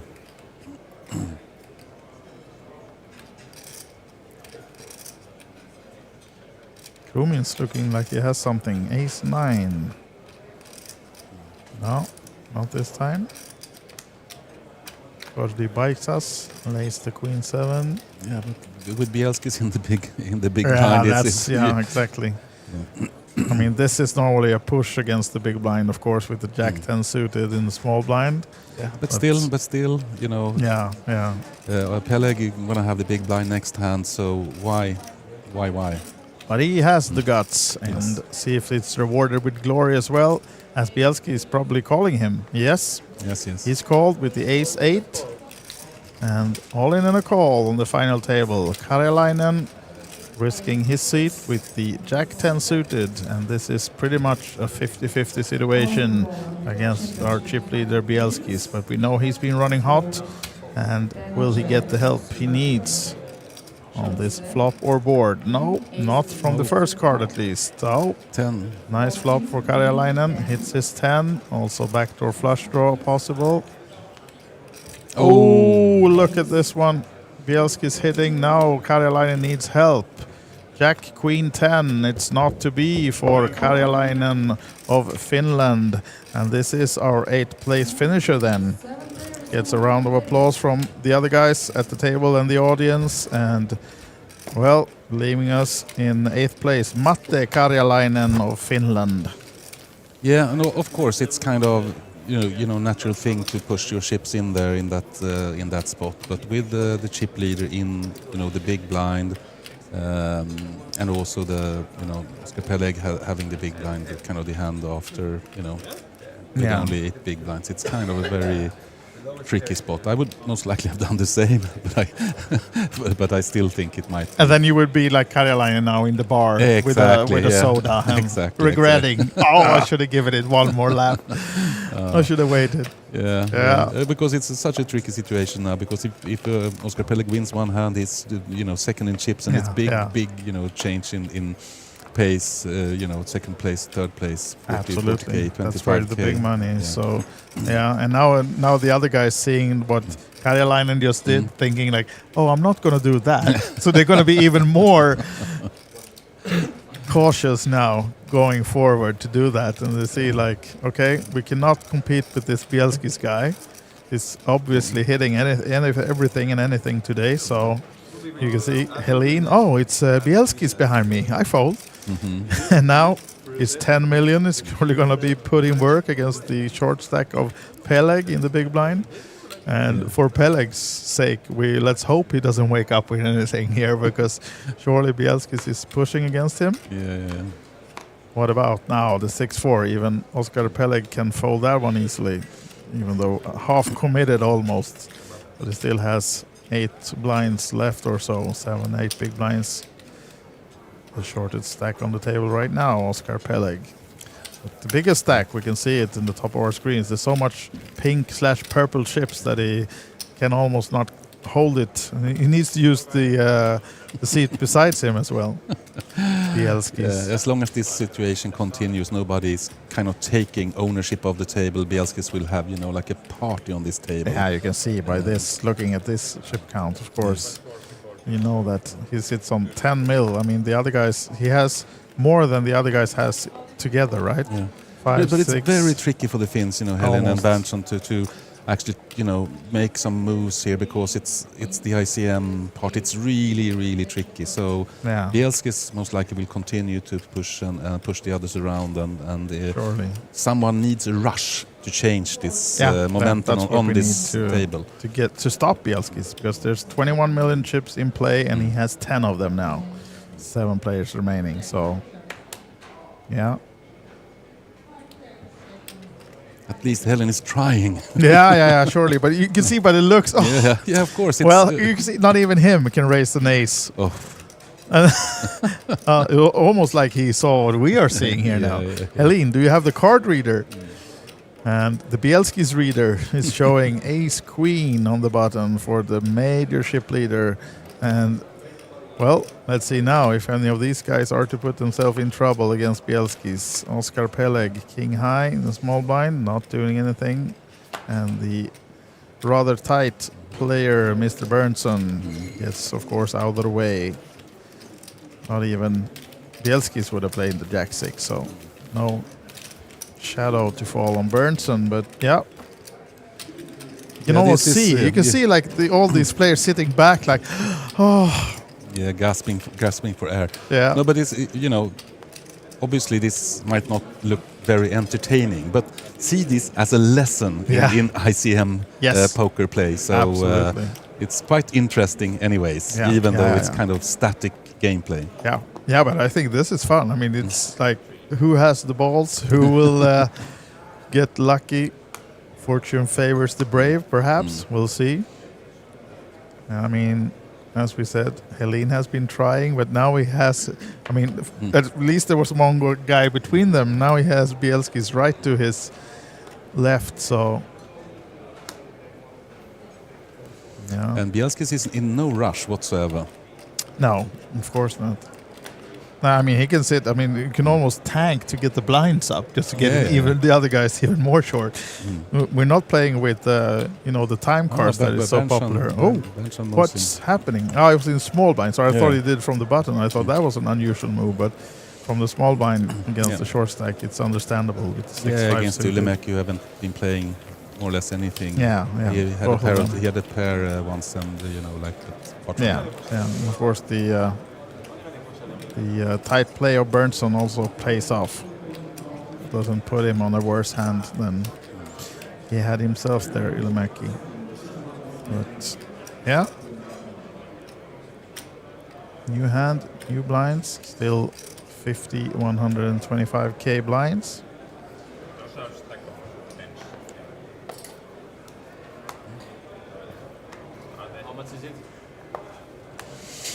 Now then, Gordy bikes us first to act. 1.4 million in his stack right now. Tricky under the gun, of course. And he will not go all in. That's not his move. He will save a couple of chips. 500 is a normal bet for it. I would be surprised to see him bet like 300 here now. As the blinds are actually 75 and 150 if I said something else. 600. Don't listen to me. But yeah, he's committing about half his stack again. And now actually his card reader is working. So now we can see that it's the King Jack that he's committing 700k with. And that's half the stack. So yeah, Mr. Half Stack Man. Gordy bikes us, makes it again. And it's enough to at least get everyone except Krumin's out, but the 10-7 offsuit in the big blind, it's not gonna do it for him. So it works again for Gordy bikes us, picks down the blinds and antes.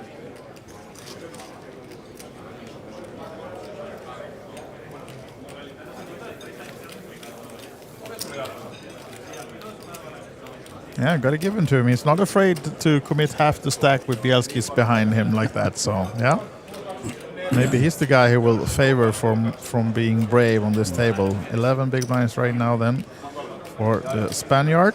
1.8 million as Peleg now still the shortest stack, and now down to 5 big blinds only. And the blinds are approaching him in a few hands. So yeah. And we have the central started now. Yeah, it's just about to start. 5 minutes on OlyBet, and in the bottom of your screens, they will be showing you all the information you need. As you can see, join the Kings of Tallinn 2024 live stream central. Go to OlyBet and download the poker if you don't already have it, and then you can play the central for a cent, for mere a cent. And the password is Kings555. And are you aware of the prize pool in that one? Actually not. No?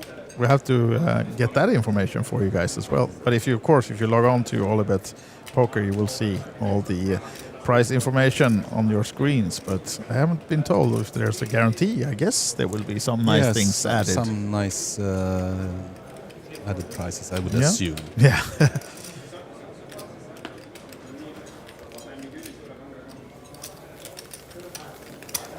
See now then.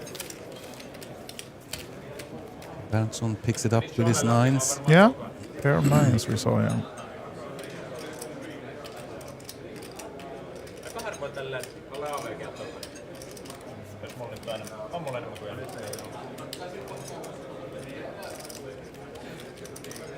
We saw a question in the chat about the payouts, and you can see them in the background on the tournament clock. The next payout is 8,700 euros for 7th place, and then all the way up. The 3rd place was 27,000 plus, and 2nd place 44, was it? 65,000 at least for the top price, 65,000 euro plus. Here comes the Swede. Oh, here he goes. Early position, Jack 10 suited, pushing his 850k in the middle. Oscar Peleg of Sweden, looking for that double up, or at least to steal some blinds. And it's down to Helene to decide what he wants to do. Big blind, Queen 8. I would be surprised if he called. Yeah, I would too, absolutely. I mean, it's still almost a million total, and yeah, folding. So Peleg gets to pick down some more chips, passing the 1 million mark again. And although he's one more hand before he has to put in the blinds and ante, so we'll see. Still, you can see that at least it's enough to get him out of that last place in the chip count. Ylimäki now lowest, 1.1 million. And here you have the payouts. 41,500 was second place, and 65,360 is the top prize. That's the seventh place. 8,700 is what we're going to pay the next man out of this tournament. Yeah, it's kind of crunch time now. Yeah. Yeah. I mean, all we can almost know for certain is that it's not going to be Bielskis who picks down seventh place. I would be surprised. Yeah. But for the other guys, they are battling for avoiding that seventh place right now. Many of them are around the 1 million mark, which makes it like 7-8 big blinds for them only at this stage. So the structure is eating them a little bit, but Bielskis is eating them a lot. That we can say. As Helene wakes up with the ace queen suited, and he pushes all in, hoping not now to get Bielskis behind him. Wants to see a quick fold from him. And then it doesn't matter. Everyone else he could have tangled with, but this was blind to blind, of course. So it was only Bielskis he had to worry about this time. But normally, pushing all in with that hand, it's only Bielskis that you're afraid of waking up with something even better. But he did not this time, and good news for Jonas Helin of Finland. Picks down the big blind and the big blind ante of Bielskis. Yeah, there was no odds on the sports betting OlyBet platform for this event, the 555 event, but I guess if it would have been, Bielskis would have been maybe you can put big favorite, live odds in the chat. yeah, for sure. But 1.08 for Bielskis. Yeah, but players can actually make bets on OlyBet for the main event. Players going to the final table. Also some heads up. Which country will have the nationality of the winner. And Finland, I think, for me is the favorite of that. But it's also a couple of heads-up matches: Sweden versus Norway, Finland versus Estonia, Latvia versus Lithuania, etc. So. Maybe that's a good bet to go with the Finns now. They seem to be showing form, and the Estonians are a bit behind right now. Yeah, or is it even odds between those? No. Finns are actually slightly favorites because of the history of this event. Finns have been kind of dominating over the years. Bikesas now makes a bike test, committing half the stack. The ace-jack this time. But we have Spaniards. We have, a Spanish winner. I think it's 30-1 in the odds. And, and we had the Spaniard winning the World Series of Poker circuit event here, main event. Yeah, exactly. We did. And he's here this week as well. So Ignacio. Yeah, I think it's a friend of Bikesas, right? Yes. I think they were on the same. He was on the rail for the winner on the circuit event. Yeah. Yes.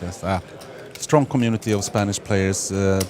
Few of them living here in Estonia, but also people traveling in for this event from Spain. Yeah.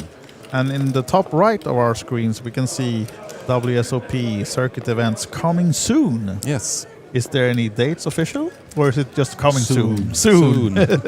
We have to wait for that one. But it's coming back. Any year now. It's coming back. It's going to be great to see, because there was a lot of fun and a lot of poker and nice things happening during that week last year, and nice to see that it's coming back. Or it's actually more than a week, 10 days, right? Yes. Yeah. So keep your eyes open for that one. And of course, I think we also have the Summer Showdown coming as well. There's a lot of different festivals coming later this year. We also have events in Vilnius, and there will be some nice poker in Riga this year as well. So stay tuned. Yeah. Absolutely. Closest now is kind of a mini festival coming up end of March for Easter. So I expect a lot of people here in over Easter as well. That one with is Easter, here the OlyBet egg hunt. Ah. It will soon be announced. So will you be here wearing a bunny suit? Well, we will not scare the players. No, maybe I can have an eggshell on my head. Yeah, that will be something. Now then, Krumins, our former chip leader, 1.7 million and an ace under the gun, ace-9 offsuit. Thinking, watching the tournament clock, watching the payout structure. Thinking under the gun. This is not fun. It's a lot of things to take into consideration here. Now Helene looks over at the payout structure as well and thinking, oh, what are you thinking about? Yeah. But Krumins is also here to win, right? But Yeah. it's kind of a Yeah. tricky situation going from chip lead, having a little bit unlucky with timing and cards, and you know. Yeah. So yeah, he started this final table with around 5 millions in chips, and he was down to 1.3, I think, where he won a hand. And now, Bikesas, are we doing the old Bikesas again? The 500k plus bet. Looks like he's coming for something at least.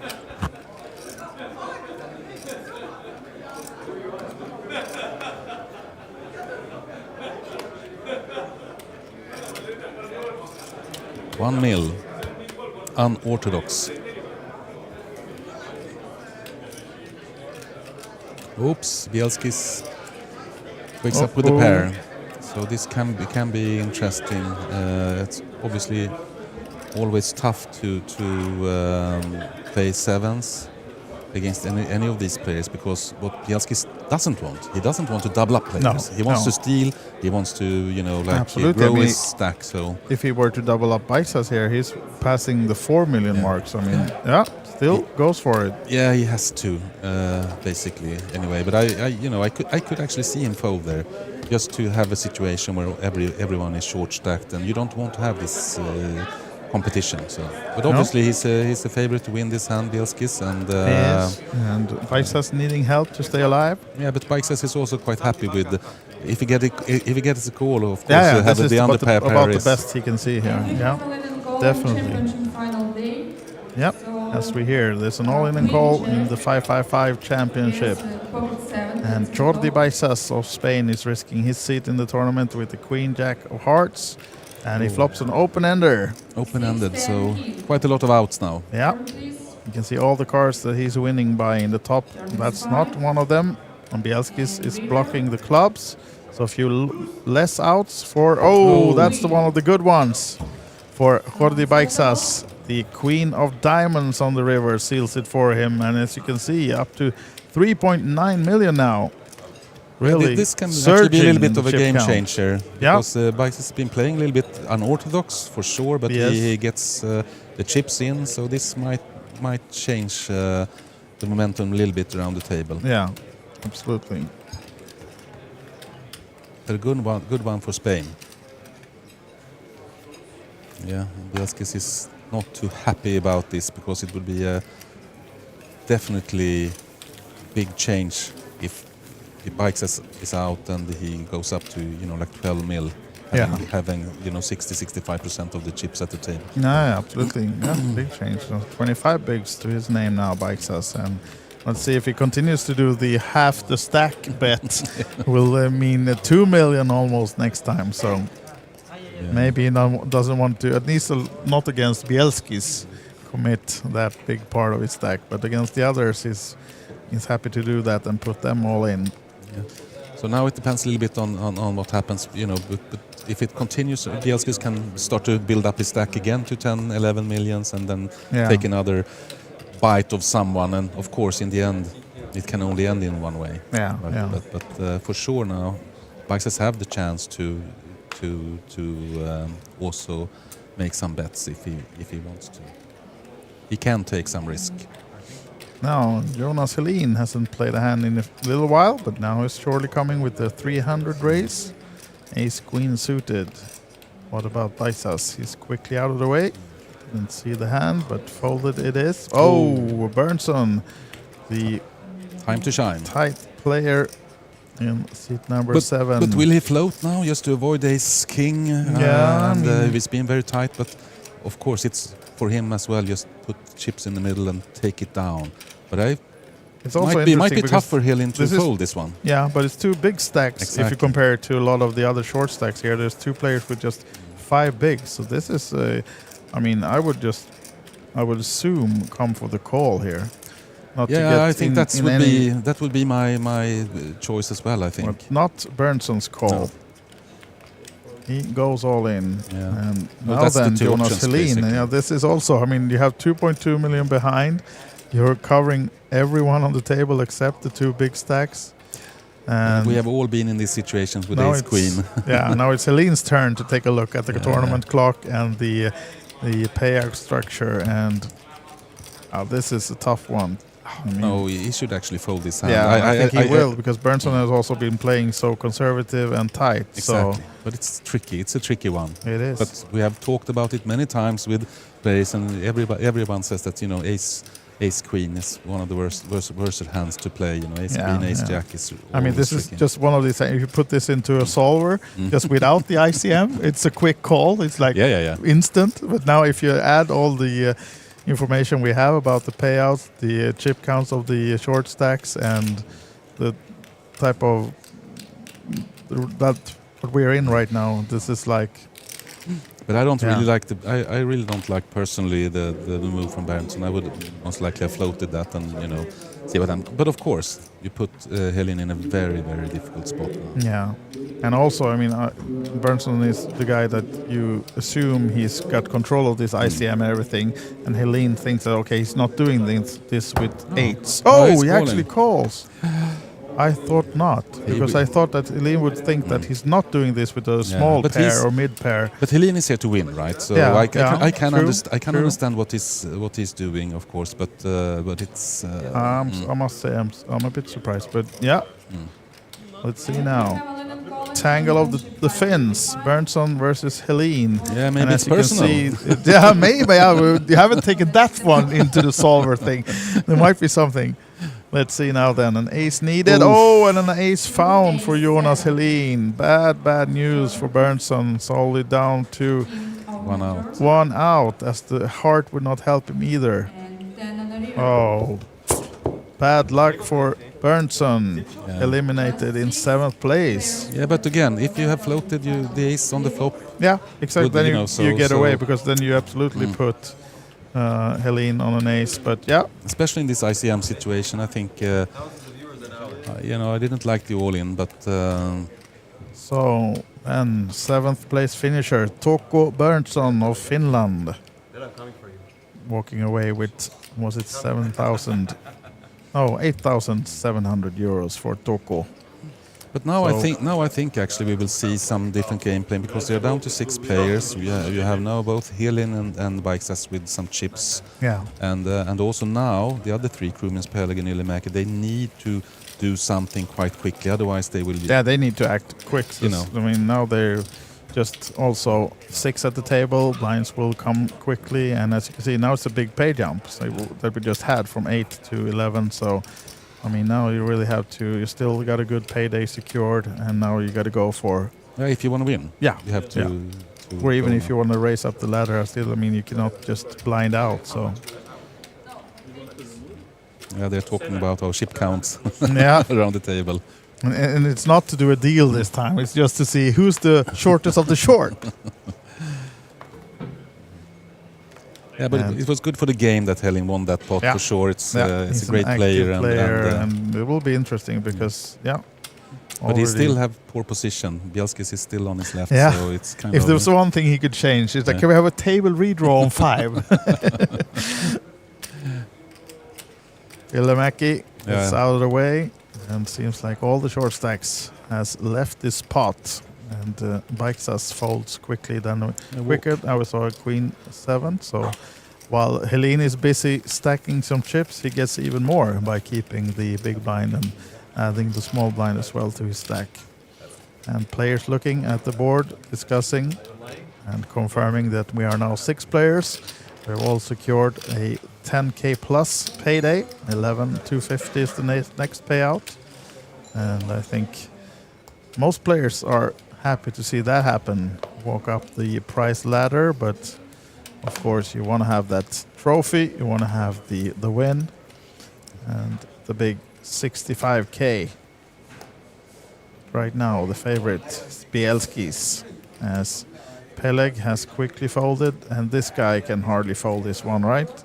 5 big blinds, ace deuce, late position. Yeah, what can you do? No, it's going in, and already out of the way is Bikesas as well. What about Helene in the big blind? Oh, not the hand.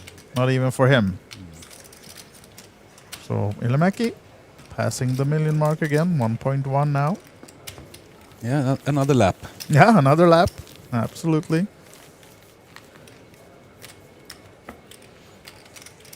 And looking at this overview here, you can see that we have something on the board called the Queens of Tallinn as well. For those of the viewers not familiar with that, was something you launched recently. Yeah, we had the first ever in Europe ladies only festival in late November last year, Queens of Tallinn. Very successful event and great fun to see so many women coming from all over Europe to play in that event. So we will repeat that here in Tallinn in late November this year as well. So nice. Great fun to be inclusive. We also have during the festival here a Queens of Tallinn Mystery Bounty event. Now then, Ilomäki is all in with the Queens. So we'll hear more about the ladies, but this is two other ladies, the Queens. The Queens of Tallinn. Yes. We just started talking about them. They show up in Ilomäki's hands, and Baiksas is surely to call this one. But he has the two big stacks behind him, so surely he's not going to push. He's just going to call. But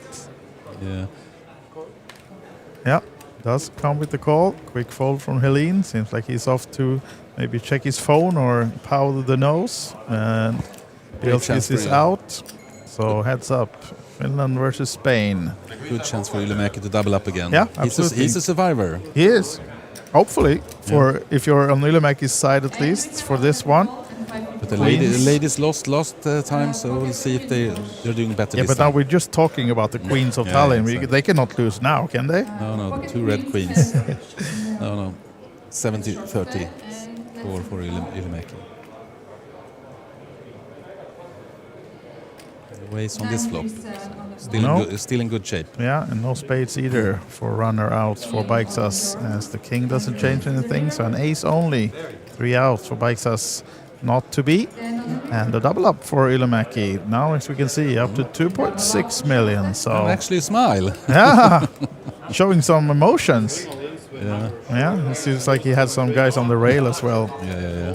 And someone in the chat saying that Tuko, that just went out, is the best Finnish Texas live player right now. So at least he made it to 7th place here. So surely he's going to play the main event as well. Maybe waiting until tomorrow to jump into that one, Tuko. But maybe we'll see him. It's not too uncommon that we have repeated final tables on these series, these type of festivals. That once you get moving, going, that you have your you're in good shape, and then you feel good and do good results in many tournaments. So I would expect at least a few of these final players to be deep in the main event as well. Yeah, that's normal. That's kind of normal. Yeah. I was talking about the Queens, and we have this Mystery Bounty tournament later on this week on Saturday for the ladies. Ladies only. Yeah. Queens of Tallinn special Mystery Bounty event for the ladies. Yeah, nice. Yeah, Mr. Bounty's tournaments are fun. We have a lot of ladies in here as well. You know, people from the Queens of Tallinn are coming back for this Kings of Tallinn event as well. But it's really great to see.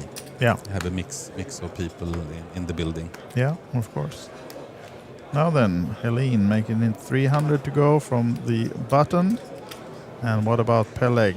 Jack 9. Only a few blinds left, but he lays it down. Maybe should have went for that one, committing 2 out of the 6 big blinds that he had. But decides to wait. And we can see it's only 3 minutes remaining of this level. So in 3 minutes 30 seconds, we're going to raise the blinds again. Then we're playing 100, 200K. So blinds are going up, and the short stacks getting even shorter then. Right now we have at least 3 players with healthy amount of chips in front of them. Baiksas, Helene, and of course Bielskis.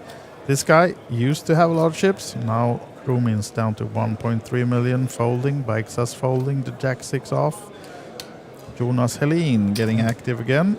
Yeah, he sees also that Bielskis is not as active now that he was an hour ago. So he's taking his chances to build his stack. And now then, Peleg of course comes with the all-in, the ace-queen dominating Helene. So he will be in good shape once the cards are turned upside. And 75-25 percentage-wise, as you can see, in favor Sweden of versus Finland. Yeah, exactly. And the newest 2 members of the NATO are now facing each other. Or Sweden hasn't even joined yet, but almost. Let's see now as they go against each other, and they're both an ace and a queen. So now good news for Oscar Peleg to double up as he now seals it already on the turn. No outs for Jonas Helin going to the river, and that one doesn't help him, of course. So double up for Oscar Peleg up to 1.4, which is right now then 10 big blinds. Very soon will be less than that as the blinds are about to go up. Yeah, already from next time, I think. Yeah, might be able to play one more on this level, I think, but soon it's 100, 200k blinds.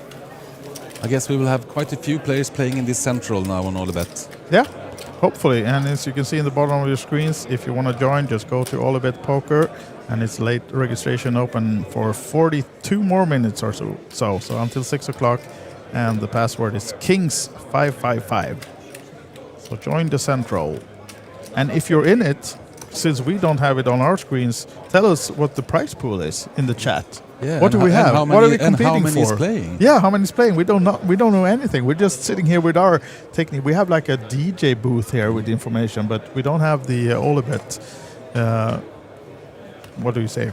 The client, so we cannot see exactly what's happening. So tell us if you're playing, how many players, and what's the top prize. Maybe there are some tickets to be won to something. Yeah, I wouldn't be surprised. No, me neither. I would guess there's some online tickets at least to maybe play the. Maybe you can win your seat in the eventually come to play the WSOPC or something like that. Yeah, Satellite or tickets this OlyBet Egg Hunt tournaments in the end of March. Yeah, we will see. We will see. There's some information here. But one person says 165 guarantee, and the other one says 1 million. So for your sake, maybe it's good that it's not a million. Since you're the guy behind, you have to pay this. Oh my God! Yeah. Okay. Yeah, Kaspar says 165 guaranteed in tickets. So 165 euros then, I assume, in different tickets to be won for almost free in the central. So join it before 6 o'clock. Kings555 is the password. And let us know in the chat if you're on that final table later on. Maybe we can pull it up and comment on that one as well. You can do two of them simultaneously. Yeah. Although I think that one might take longer than this one to finish. As Ylimäki now coming back to the table, concentrating yourself on that action. From the button. On the button with an ace. He's 8 off. And he's so eager, he almost drops chips. Might have been almost that he was calling, but now Krumins, small blind, pushing it in with the king-queen. And Ylimäki cannot fold here. Yes, he's pretty committed, and he's also favorite, and he will be happy to see this. I'd be happy to see that he's ahead, because almost he was maybe thinking that he would be dominated, but he's not. And Krumins is disgusted. Yeah, but it's live cards. Yeah. King, queen, 42%. And we see a lot of kings and queens, I think, on this board, but that's an ace. That's bad news for Krumins. And now our former ship leader going into this final table is on the verge as he needs a 10. 10 a and 10 10 and only. a 10 only. Oh, it's not to be. All right. Unfortunately, the ship leader, when we started this final table this midday, is out. Alexandros Krumins of Latvia is our 6th place finisher as we just moved to a new level then the next hand. But 6th place, 11,000 euro plus payday for him, so still a good one.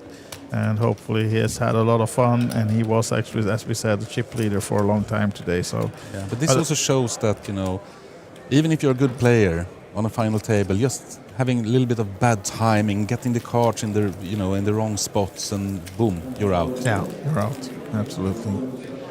Yeah.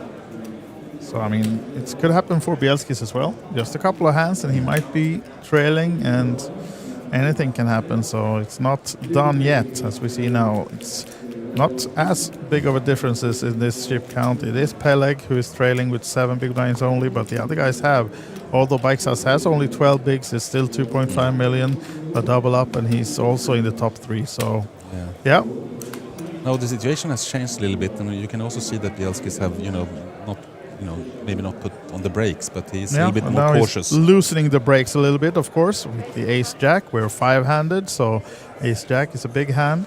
And Ilomäki getting quickly out. You can see that he blocks one of the jacks for Bielskis, and Baiksas also has one. So Helene not answering up to Bielskis, though, with the 10-5 off. So, yeah, you can see Bielski's sitting back. He's he's lower on the table now. He's not sleeping, but relaxed, maybe. He was really active and sitting up in his chair when he was playing every pot, and now he sits back a little bit more, but still in the chip lead. And Peleg will be under the gun with his rather short stack now then, 7 bigs. So it's either this one or the next hand that he has to put his chips in the middle, I would say. Naturally, especially Hopefully, now when the others are a little you bit want more to push, chips. you want to be first in, but he didn't was even first want to out. show. He didn't want to show us what he folded, so he quickly folded instead of putting the cards in the box. So Yeah. I don't want to show you how tight I am. No, that was the quickest fold I've seen. As Helene now wakes with the 9s, and Sneaky just limps in from the small blind. But not probably any more actions to come from Bielskis. We'll see about that one. Now it goes check from him, and we go to the flop. And it's so interesting flop now, as the Helene has the overpair and Bielskis flopped the open ender. So this might be, neither of the players are going anywhere. The question is just whether Helene will raise this one. You know, he just flatted pre-flop, so Yeah. I would think that he plays this a little bit conservative. Oh, that's bad news for Helene. Oh, really? Look at This is the one. worst card. Now he Worst has card. the open ender, but Bielski's completed his straight. My God, this is a nightmare. This is rigged, right? The overpair and the open ender for Helene. Of course, he could put Bielski's on a 2-pair or something, but at least he has quickly to call this one at least. Yeah, but Helene thinks that this now is his chance. Yeah. So maybe we'll see something. Yeah, this might be fireworks. Oof, oof, oof. This might be fireworks because he knows that whatever Bielskis has, he has outs with the open ender Helene, but this might be getting himself into trouble. He's not going anywhere, but I guess he just call again, you know. Right, so we will see the 10 here now then to complete this setup. Or the 5. Yeah, exactly. The 5 would be something, right? It's a blank queen. So check mark for Bielskis, and Helene quickly checks. So hopefully he can get away with just calling Bielski's bet here, but it's 2.6 million in the middle. And Bielski's been quite aggressive with the bets on the river, so maybe even Helene can have a chance to fold. But it will be very, very hard for him to Last fold. time he was in this position, he went all in Bielski's towards another big stack, but this time maybe goes for the value. Putting Helene on the 2-pair, but this is... I mean, of course, a 5 is well within the range of Bielski's here, as it went to see 800 call and check pre-flop. So Helene might be smelling the trouble. 1.5 million. Yeah, it's a big bet. Half of Helene's remaining stack. And I mean, surely there was a flush draw out. No, yeah, he could folds find. it. Yeah, he's a great player. He is. He smelled it. He Yeah, smelled I it. was thinking he was folding the river, but he cannot. And he never fold the turn. So I mean, that's where Bielski's could have maybe gotten even more paid, but still a good, nice pot for him. And then now you can see again passing the 10 million mark and increasing the distance between him and now the new second place Ilomäki. Finland 2 and 3 with Helene, and Baiksas down in 4th, and the short stack Oskar Peleg of Sweden, 1.4 million now, and in the big blind, right? So committing 2 of those 5 blinds now then, Oskar Peleg, not likely to fold anything else than 7 deuce maybe. As Ilomäki gets out of the way, what about Mr. Half Stack? Baiksas, he's out with the 4-3 of course. Will it be Helene? No, it will not. So Bielskis now is the one that would put pressure. Surely he's going to push this one, the Queen 6. Queen high is good enough. Blind versus blind and the short stack. Yes, of course. But this might be the chance for Peleg. Quickly turns up the ace something. Ace 7. All right. He's survived before, Peleg, so he might do it again. And this time he's the favorite to double up. And we have Olympic Cole on 555 championship. A7 has short stack with queen 6. Let's see the flop. Yeah, there we have it. All the information you need to go to this flop. Pair of 9s and a 10. Also Changes the spades nothing. is only for Peleg, 9, so 10 on the flop. good flop for Oscar Peleg. Another pair. Now then, the 6 is dead for Bielskis, needing a queen or a 9, but it's not to be. A 9 or 10 would have been in the split, of course, but queen is not to happen, and it's double up for Peleg. He's an escape artist, right? Yeah. Absolutely. And one more pot, and then he's then he's he's in a decent third shape. place, and sure, absolutely. Now, as you can see, not even the shorted stack anymore, up to 13 bigs now, and Jordi Baixas of Spain is the short stack, but he still has 11 big blinds, 2.4 million. So, as you can see, Bielski is now only on 45 big blinds. Yeah, but everything can change very quickly now if Ylimäki or Helin gets the chips in versus Bielski. So, more interesting hands now to see. It is. And we're going to inform you if you are watching this stream. I know that it's been announced that we're also going to do the PLO later on tonight, but actually since this event has stretched out and was so many players or runners in this one, we will only be covering the Texas event today. So we'll of course follow this final table all the way to the end, but that will be the end of today's stream. So then we'll be back on on Friday again. On Friday, for the was it high roller? Yes, the 5K high roller final. Okay, Helin is in. Oh, he's all in with the 6s. So, of course, if you want to see the full schedule, either for the streaming or for the playing, you go to olybetevents.com or olybet.tv, and there you have all the information about. And also the results from the Omaha event. Exactly. And so if you have friends that you're eager to see how they're doing in the PLO, just go to that OlyBet TV and or olybetevents.com, and you can see all the results at least, because I think they are now down to final 4 or 5 players in that one. Yeah, I think so. Even less maybe. It was 108 runners in this 1100 Omaha Championship event with it started yesterday. So many good players. Yeah, and very very nice tournament. Yeah, tough field. Tough. A lot of Finns, of course, playing the PLO. Yes. And it was 4 or 5 cards, right? 4 and 5 cards. Yeah. If the Finn would decided they would like to have 6 cards as well. 6/7 card. We add another deck for the Finns as well. Yeah. Okay, or they just made it a sucker high-low. Time for Peleg. Yeah, you would assume that he will make use of his new one chips and put some of them in play here now.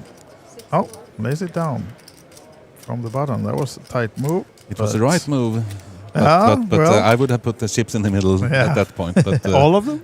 Yes, all of them. Yeah, Ylimäki. Is he coming with the push? Seems like he is from the small blind. Yeah. Putting Baixas all in.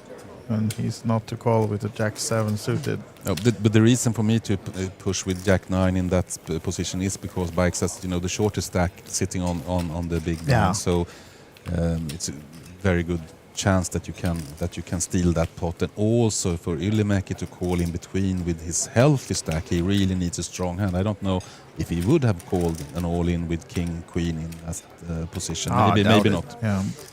I would assume he wouldn't. So that's why I like the push from Peleg in that position, because it's also ICM and now Baixas have another round before he's in the big blind again. So yeah. And now he's getting active with the Jack 5 suited. Making it 400. Peleg folded the ace. Yeah.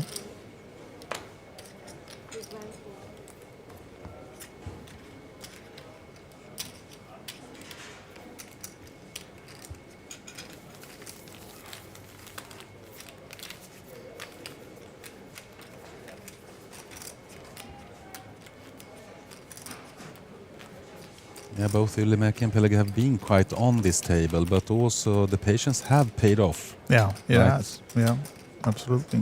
And that's also something you really need in poker, to be patient. Maybe a thing that you and me are not too good at. Again, we're sitting here. Exactly. But at least we're being patient with this. Yeah, we can sit here for 10, 15 hours, but we cannot maybe play tight poker for 10, 15 hours. Well, these guys, as we said, are the top 5 in this 555 championship event from the Kings of Tallinn here in Estonia. And this is Ylimäki coming with the race. Changing gear a little bit, you Yeah. know, making race from cutoff, but I still think he will have some respect. Yeah, you would assume so, because it's been, as we said, playing tight and being aggressive a few times. But I mean, he's won most of the pots that he's played, and he's up to 3.9 million. I can totally understand that Bikes folds the ace there, because Ylimäki has been very tight, so it might look, you know, a little bit strange maybe on the television when you only have this kind of blinds. Look at this one then. Jonas Helin is all in from the small blind with the King Jack suited, so Ylimäki not too happy. And surely you're going to fold this one. Yeah. Giving it a few seconds at least of Hollywooding, but no, not to be, of course. And yeah, nice pick up for Jonas Helin. As we see the chip count once again. 5 players remaining, 2 fins. Sweden, Lithuania, and Spain. Yeah, completing. As we can see, we also had 2 more Finns, a Latvian and a Norwegian on this final table. No Estonians. Surely, as we said earlier, they're going to be back with a vengeance. There was a lot of Estonians playing in the event, of course, but I think the top player, was it one Estonian left amongst the 13 from yesterday, I think, but so, he went out earlier today, so our final 9 is the one you saw, and this is the final 5, as Helene now asking for the chip count of Peleg before he looks down on one of the worst combinations possible, the 8-3. Folds quickly, and Bielski's now another queen against the big blind. Yeah, well, I guess he will try to steal this. Yeah, last time it did not work. But it's a little bit tricky now because the other players have over 2 million, and you know, giving away 2 mil in this position makes life a little bit less fun for Bielski. So, but I would assume still he's pushing. Yes, he has pushed, and oh, look at this one. Oh, he actually. He did not. He just called. Okay, Bielski's just called. Oh. Lucky for Good him then. for him. Yeah, good for him. He has, I thought he pushed it, and yeah, I thought so too.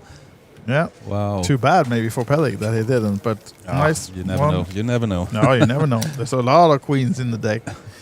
Yeah. There's always one extra here with the Queens of Tallinn, right? All right then. So it's Peleg who picks down the small blind of Bielski's, and we're on to the next one.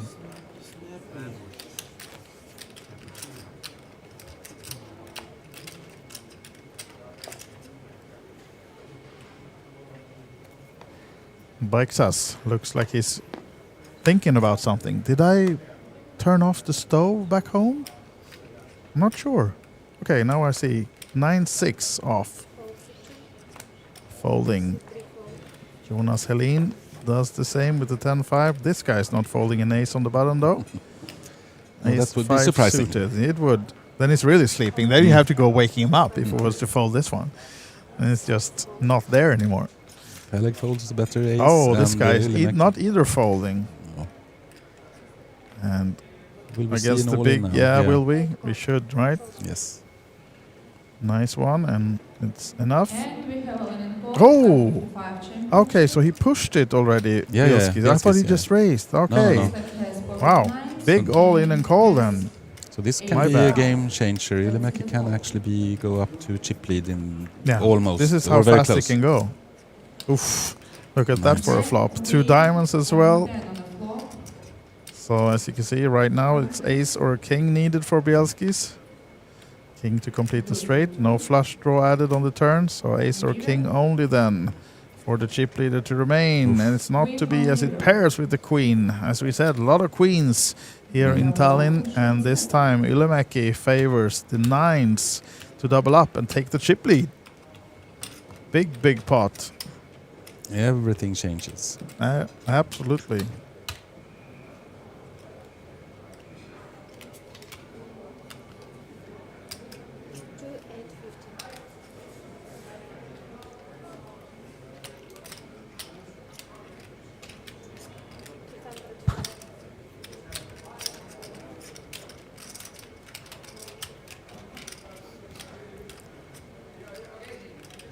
Let's see if Bielskis comes back from this. I would assume so. He's a very good player and has been in these situations before. We could see Krumins earlier today, losing a couple of pots, and the game just broke down more or less. Yeah, exactly.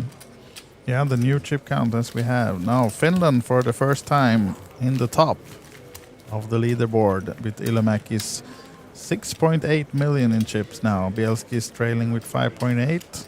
Helene 4, Peleg 2.6, and Baiksas is the current lowest in chips, 1.9 million. He's been in this spot before, Baiksas, and he survives, and he is like Peleg an escape artist. Absolutely.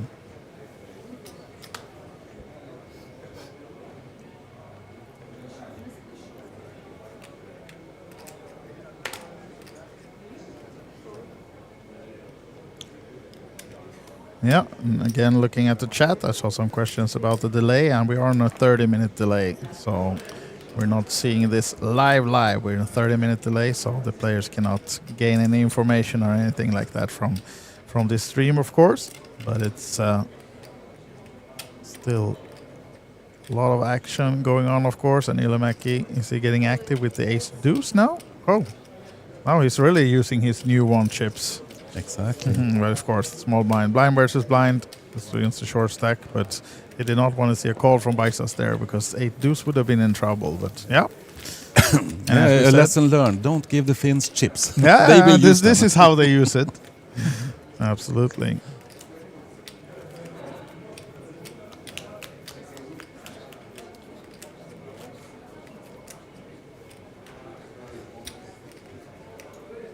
I see. The question was on the if the chat was on a delay, but it's not. The chat is not on a delay. It's just that we don't have it on the same screen, so we might miss the chat a few times. That's why we don't answer your questions right away. That's why. But the chat is not on a delay. So if you're writing something to us now, we should be able to see it in real time. But the play and the delay is on 30 minutes. So that's the information about that one. As Helene now. Bielskis open up under the gun. 6. Yeah.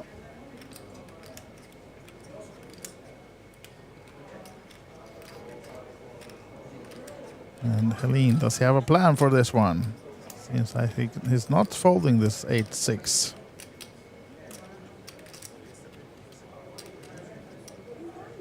I guess he wants to take a bite of Bielskis. Yeah. Was thinking about it, but no. A little bit of Hollywood. Yeah. They're not only great poker players, they're also good actors. Yeah, you have to be, right? It's live poker. It's a part of it. The best part of it, live poker, is the acting, trying to squeeze something extra out of your information of your opponents and gaining some extra advantage by looking straight into their eyes and soul, maybe. But you cannot see the soul of Bielskis as he's wearing sunglasses. And he's talking as well. I haven't seen much of that. Ilomäki with a hand again. Our new chip leader. Nice hand. 5-handed. King, queen. It's been so tight early. Now when he has some chips, really, but now enjoys the opportunity. Well, surely we expect an all-in here now then. Yes. From Baiksas, the short stack, 1.4 million only, which is 7 big blinds. And I guess Ilomäki is forced to call as well. He does this new thing. He doesn't bet everything. It's not all in yet, just 1.1 of the 1.4. But Ilomäki goes all in. Of course, a quick call from Baiksas then, and it's all in and a call. And it's Jordi Baiksas of Spain risking his seat, although in favor in percent-wise 64% equity to win this hand. Ace Jack versus the King Queen. Short stack. And we queen Good luck, and Spain. king. So let's see the top. Huvud Suomi. So 10, ace, 8, and deuce. Turn, please. no help for Ilomäki. 6 on the turn. Now then, Baiksas, big favorite to double up. We have the river to go.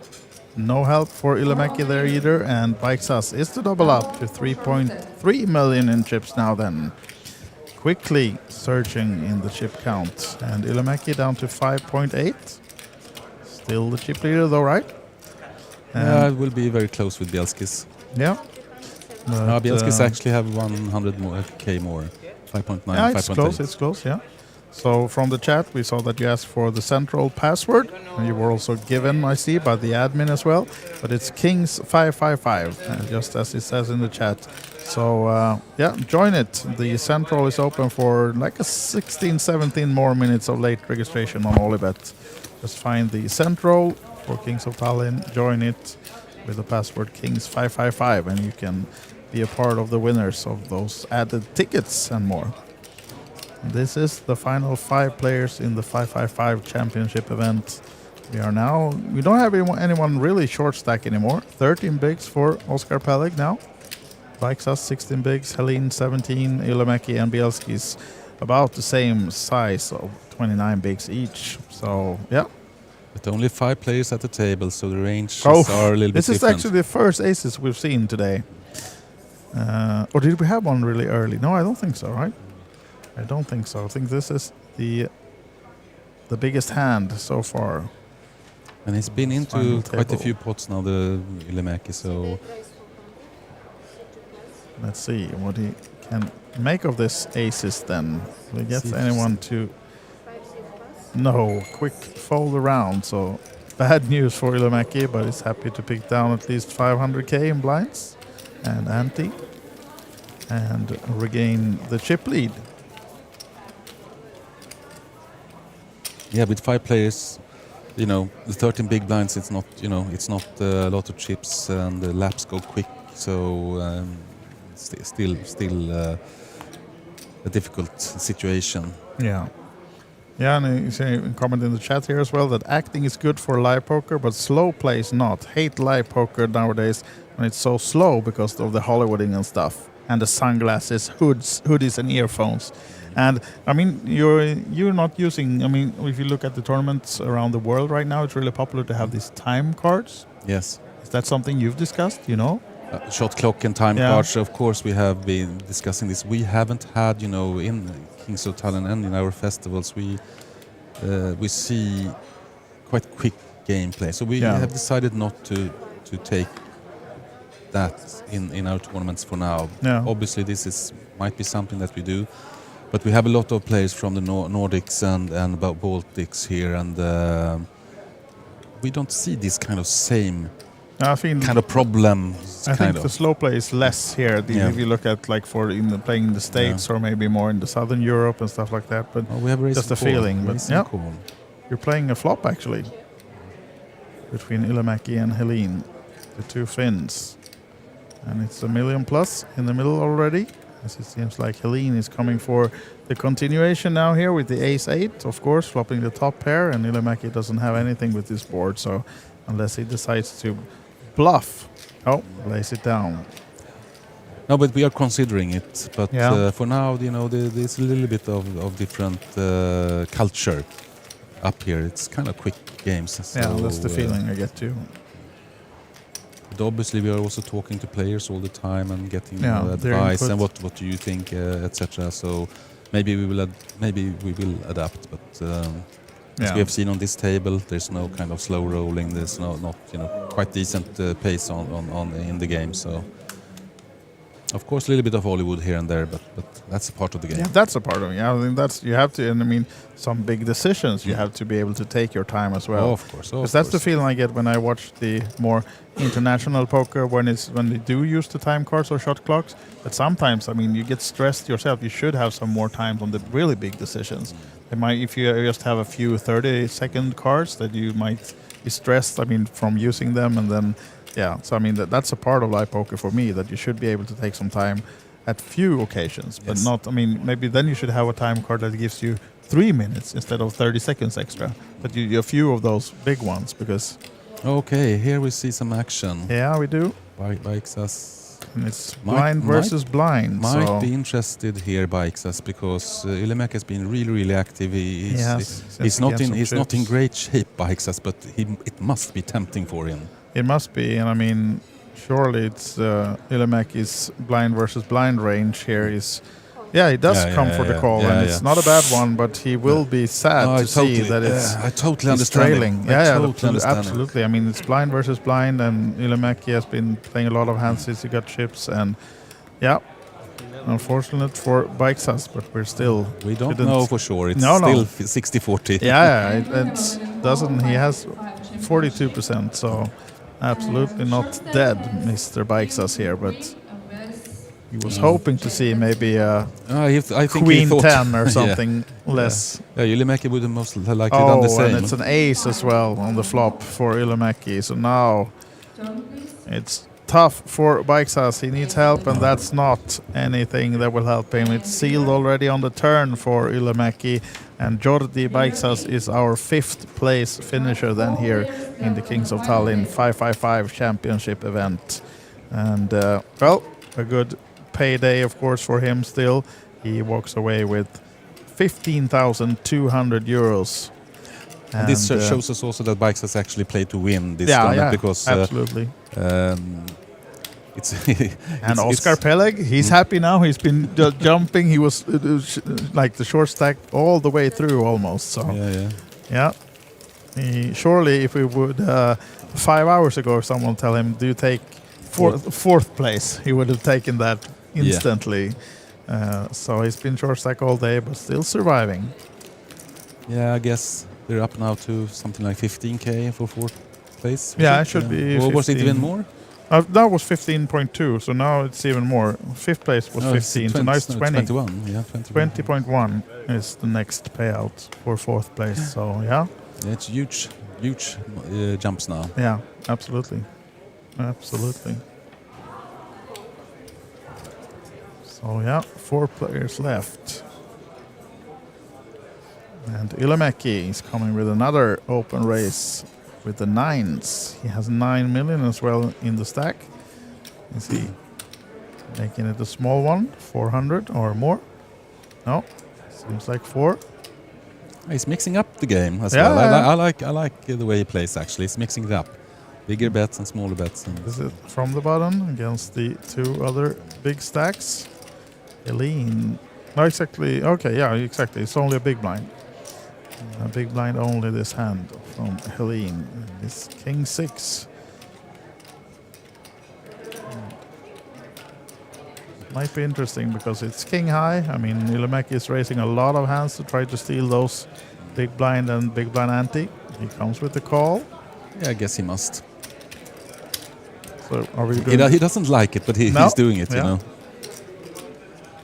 And Deuce, Jack 5, 2 hearts. Does not favor Helene. He has a runner flush or kings needed. And it goes check, check. Will he find the flush draw? He finds the king. Wow. Nice card for Helene. If Ylimäki looks at this stream later on, he will, why didn't I continue bet? yeah, sure. And now quick check from Helene, trying to disguise his king. And Ylimäki falls for it, coming with the bet of 300 by the looks of it. It is 300. And now then, Helene, do we go for the check raise or do we play it sneaky? I think he will just call, actually. Yeah. King 6, it's not the strongest hand, but and now everything changes again. Yeah. Now then, does Ylimäki have the guts to come with another bet here? I wouldn't think so. I think he will, just new hands to come. This is a very hard situation. But of course, it's quite a lot in the pot, 1.6. So if he can steal it now, but he bet on the. Yeah, he checks. No, Yeah. He's the king. Bad news for Ylimäki. He gave it up. So, just a small pot lost for Ylimäki.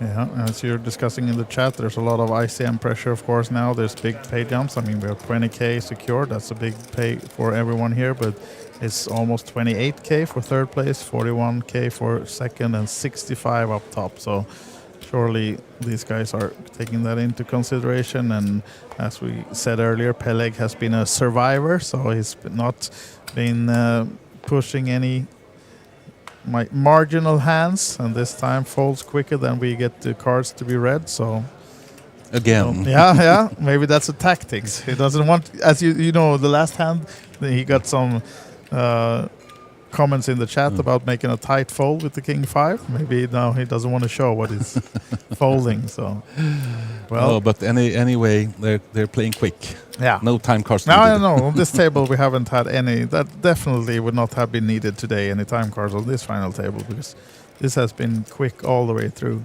I don't think we have anyone taking more than a minute on any decision. Actually, I haven't reacted at all on that there should be any. So, or definitely both players hits a pair. Yeah. Top versus bottom pair.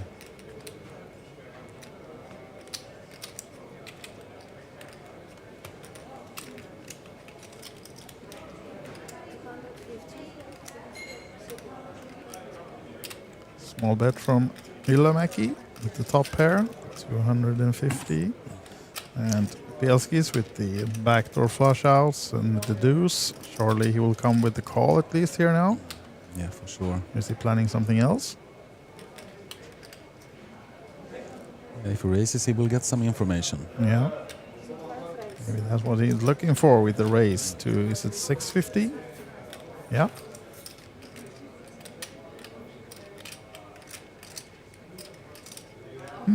Says Ilamäki. This was unusual for this final table. Yeah, should I just call or yeah? I won't fold here. No, not going in there.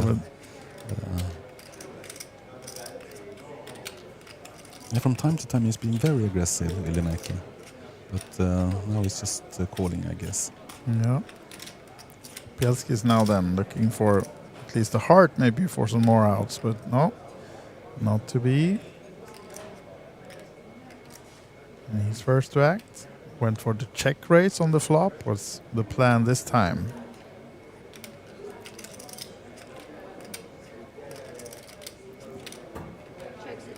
At least checks again. Maybe he forces a check from Ilamäki as well with his check raise on the flop. So yes, exactly. So he has a plan. And interesting. Ace on the river. Cooler card for Ilamäki as well. Yeah. And for Bielskis. Yeah, I assume this goes check now, right? Yes.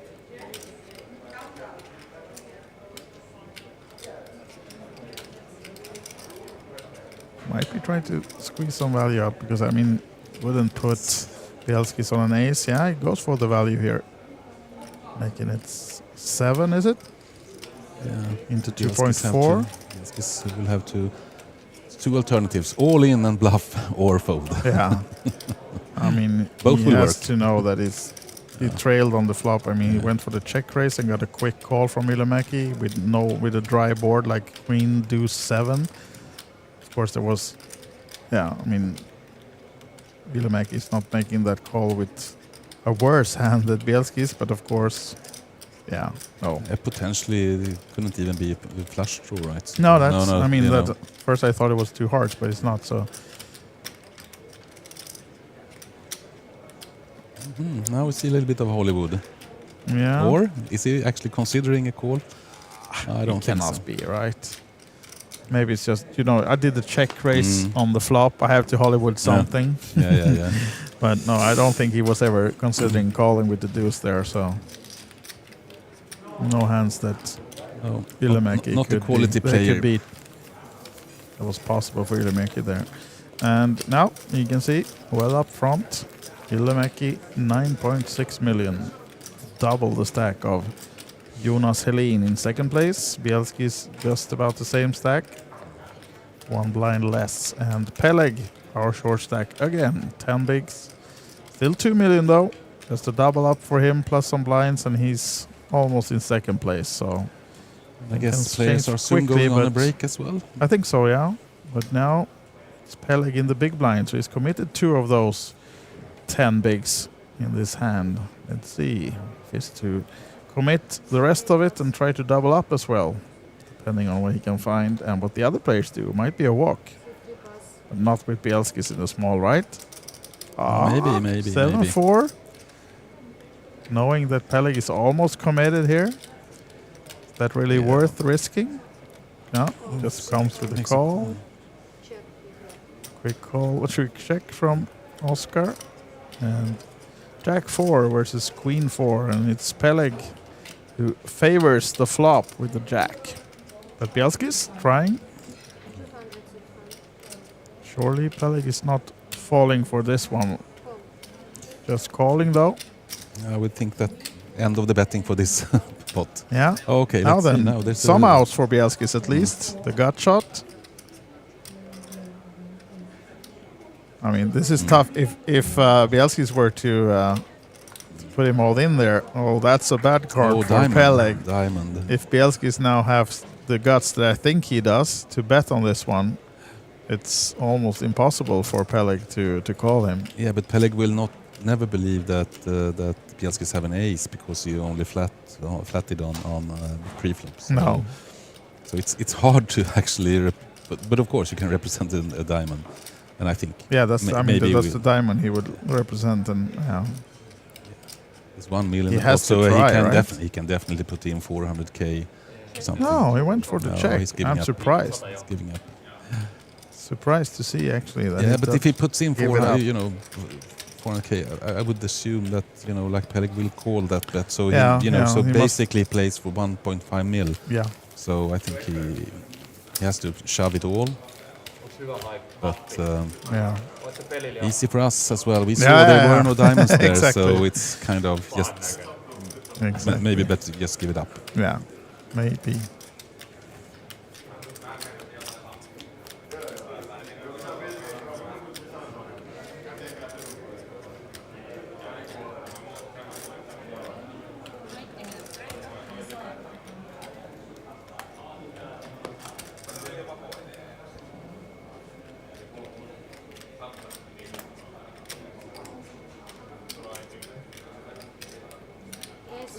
Now then, Helene coming with the raise to 400.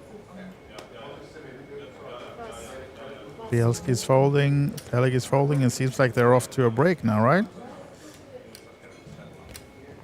Peleg almost standing up. Yep, seems to be the case. This is how we leave them for the break, and it's a 20-minute break, I assume. So we'll have a countdown clock for you in the screens just shortly. But this is the remaining 4 players in the 555 championship event, and me and Krista will be back as soon as these players are back from the break.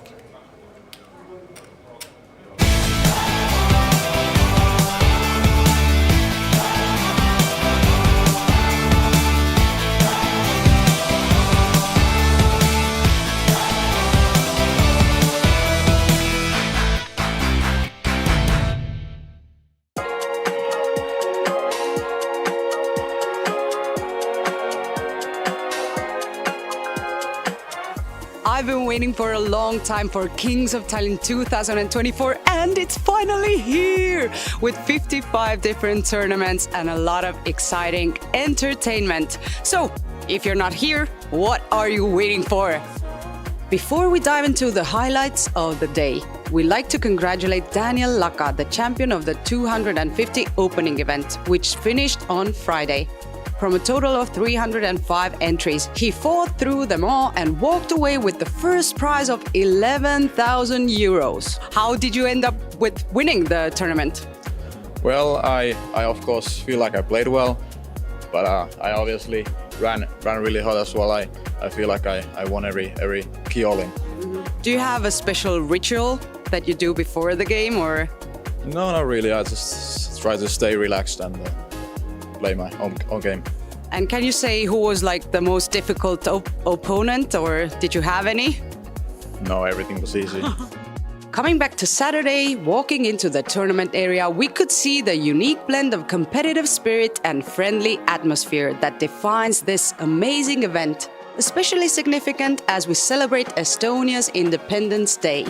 The day kicked off with the much-anticipated €350 Kings of Tallinn Cup final day, setting the stage for an intense day of poker. The tournament area was full with players from across the globe, all eager to claim their spot at the top. With a total of 313 entries, the prize pool was an astounding €92,600, and the winner of this event will be taking home a sweet €19,200. As the day progressed, the focus shifted to the €150 open-faced Chinese pineapple event. This unique variant is a testament to why Kings of Tallinn is so special. Its commitment to offering a wide array of poker games suitable to the diverse interests and skills of the players. We also had a chance to speak to Risto Pönjö, the co-inventor of the game. Can you tell me a little bit how you came up with this version of open-faced Chinese pineapple? This version is not mine. We just started to put the one card on time, not 5 cards, but 1 card. Okay. And no bonuses, no fantasies, just the basics. And it's about 20 years ago with my colleagues in Casino Helsinki. And how has your life changed since? Are you like a celebrity in every country? Everybody says like, hey, you're that guy who invented. I wouldn't say so, but I have done very good in these tournaments, so I got a little bit money back. That's what I wanted to ask. Is it like every time you kind of invented a version of it, and every time you go into a tournament, you're going to win definitely, huh? Not definitely, but sometimes. The evening culminated in the Estonian Independence Day special event, a fitting tribute to the national holiday. And what a turnout! The whole tournament was packed with over 200 entries already at the start. To keep up with the drama and excitement of Kings of Tallinn 2024, be sure to visit OlyBet.tv. Whether you're a poker pro or a fan of the game, Kings of Tallinn is a spectacle not to be missed. So come and join us!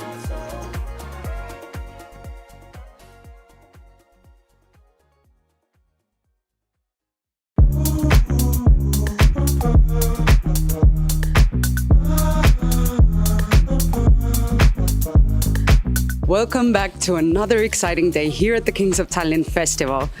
As you can see behind me, the whole place is packed and full of electric energy. Today promises to be a showcase of top-tier talent and gameplay that you won't want to miss. Day 3 commenced with the €555 Kings of Tallinn 2024 Championship Day 1A, drawing an impressive field of over 130 entries, setting the stage for intense competition and high-level play. The spotlight then shifted to the thrilling conclusion of the 555 PLO 4 and 5 cards mystery bounty. This event reached its end in dramatic fashion as Estonian player Paul Koppe won with a royal flush. This rare and spectacular win was made even more memorable by Koppe securing all the highest bounties, amassing total winnings close to €20,000. How are you feeling? Little bit anxious, Okay. but it's cool. How was the run of the tournament for you? Pretty lucky, pretty lucky. Always got it. So there weren't any like hard moments, or the stack wasn't so small? Final table was easy because started with the chip lead twice then second stack, and there is the ICM in Omaha bigger than Hold'em, and you can put pressure and nothing can do. Are you planning on playing other tournaments in Kings of Tallinn as well? Yeah, I think to the end every day something. Okay, nice. Good luck to you and congratulations! Big win!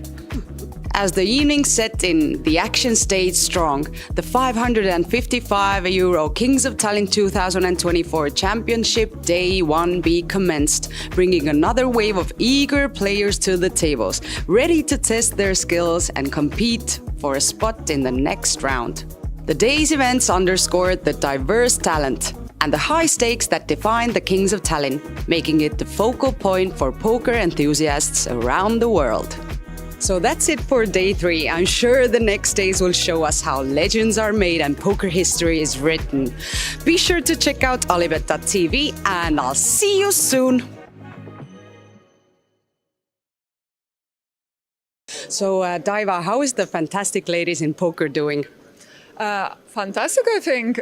So we got quite a few ladies here ready to play the free roll and win some tickets for Queens of Tallinn, which is a very nice initiative for Kings of Tallinn to give away some seats for beginners and run this event with some nice champagne. So yeah, it's great to see quite a few girls showing up and supporting it. What do you think about the ladies event being a mystery bounty? I think it's wonderful. I like this original idea because these days usually you get ladies event freeze out or with one re-entry or a couple of them. And I actually never played Mystery Bounty ladies event before myself. So I really look forward to it. I think it's a lot of excitement for people, and more motivation to make the cash in the money so we can draw the prizes and, see what we get for the hard work and hard play. What is the main difference for you, only ladies events only and, mixed events when guys and girls are playing? I think it's very different atmosphere because in the ladies event you have a community. I see a lot of women on a regular basis and from community, if you travel from different countries. So it feels like a space to reunite and catch up and just to see how things are. And it's just really nice feel. I guess it's friendly and supportive. I find the dealers are always more patient, which is very nice, and encouraging new players into the game. So I think it's very important to have a ladies event at every festival because, it shows that the environment is very inclusive and support the new players joining the game. So it's just more comfortable for them. Thanks. One more question. What is your biggest dream regarding fantastic ladies in poker? Just to keep on growing. Currently we're 8,000 members, so I would like by the end of the year to be 10,000 members. That's the goal for the year. And just to see many wonderful women taking down big events. So for example, Kings of Tallinn main event, I would like to see a female winner. Maybe you can do it. I'll try my hard, my best. Congrats and good luck in every tournament you're going to play. Thank you so much and hope to see you at the tables as well. Thank you.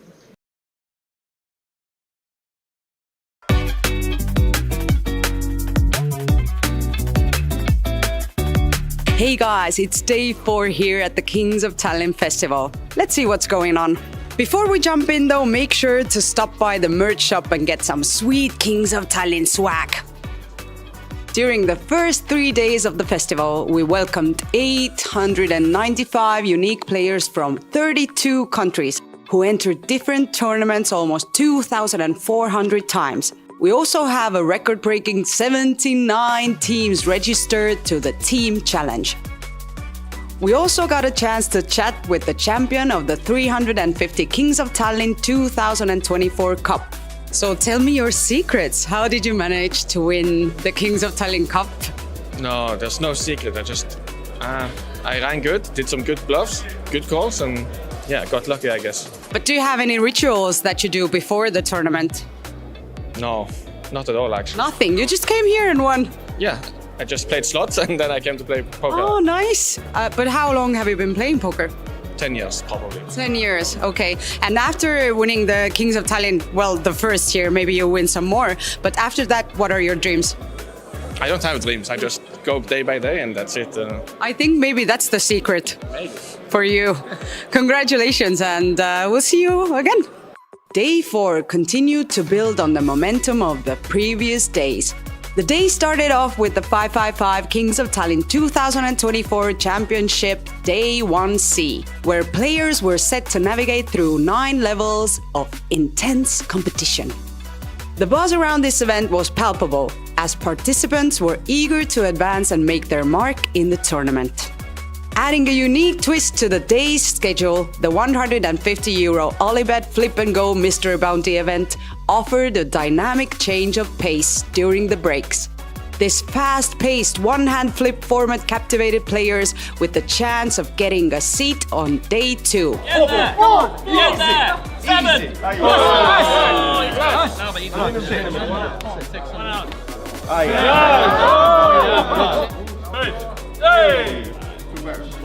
And we have a winner. The highlight of getting to day 2, of course, is the 10,000 euro top bounty envelope, which is guaranteed to add an extra layer of excitement and anticipation. As the evening approached, the 250 deuce to 7 triple draw pot limit 6-handed event commenced, drawing in players with its challenging format and strategic depth. And finishing off the evening was the 555 Kings of Tallinn 2024 Championship Day 1D, featuring 25-minute levels and 9 levels of play. This final flight of the day offered yet another opportunity for players to join the ranks and compete in one of the festival's flagship events. With the record-breaking entry numbers and the variety of events unfolding, the festival continues to affirm its status as a must-attend event on the international poker calendar. What brings you to Kings of Tallinn? No, well, I have been playing poker like 15 years, and this is the best place to play in Northern Europe, I guess. But how are you doing so far? No, not a great success so far, but a couple of min cashes and maybe the bigger ones are coming. Are you planning on playing the main as well? Yep, I play tomorrow. Nice. And what else? Have you been sightseeing or going around Tallinn, or you know it by heart already? No, I think I know it already, and mostly I have been here playing these side events. What is your favorite thing about Estonia or Tallinn? I'm not a big of tourist, so I think the playing poker. Kings of Tallinn. Yeah, Kings That's of the best Tallinn, answer for our interview. And you're also doing the vlogs. Yeah, I'm doing a YouTube vlogs. Yeah, it's the Poker Jones. Poker Jones is my YouTube hashtag. What is that called?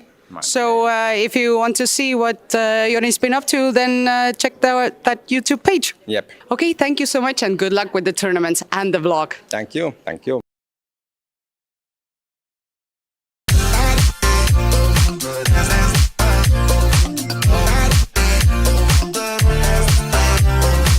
It's day 5 here at the Kings of Tallinn Festival and a lot of fun stuff to cover. So let's go and check it out.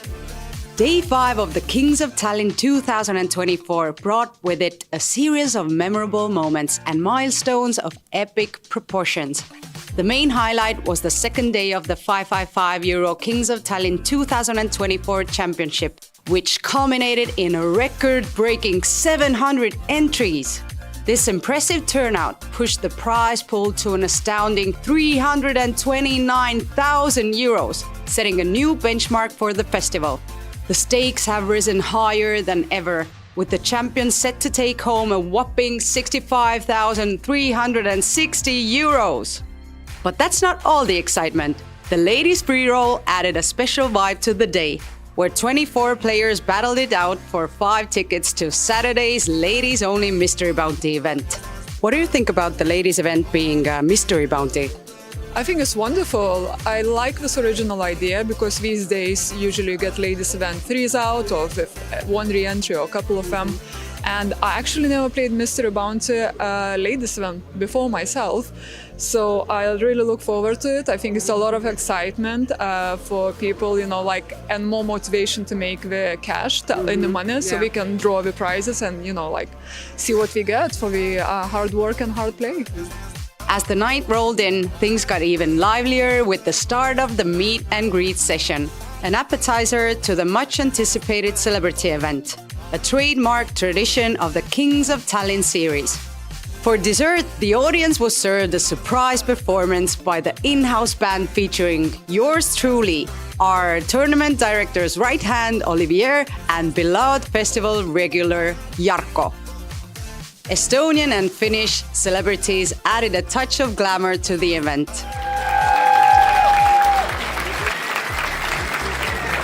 The lady luck was on our side as we managed to drag a few of them away from the hordes of paparazzi cameras for a little chit-chat. What is your strategy for tonight's celebrity game? Well, first of all, not getting busted out, and hopefully I win. I'm just gonna sit down and I'm gonna look everyone in.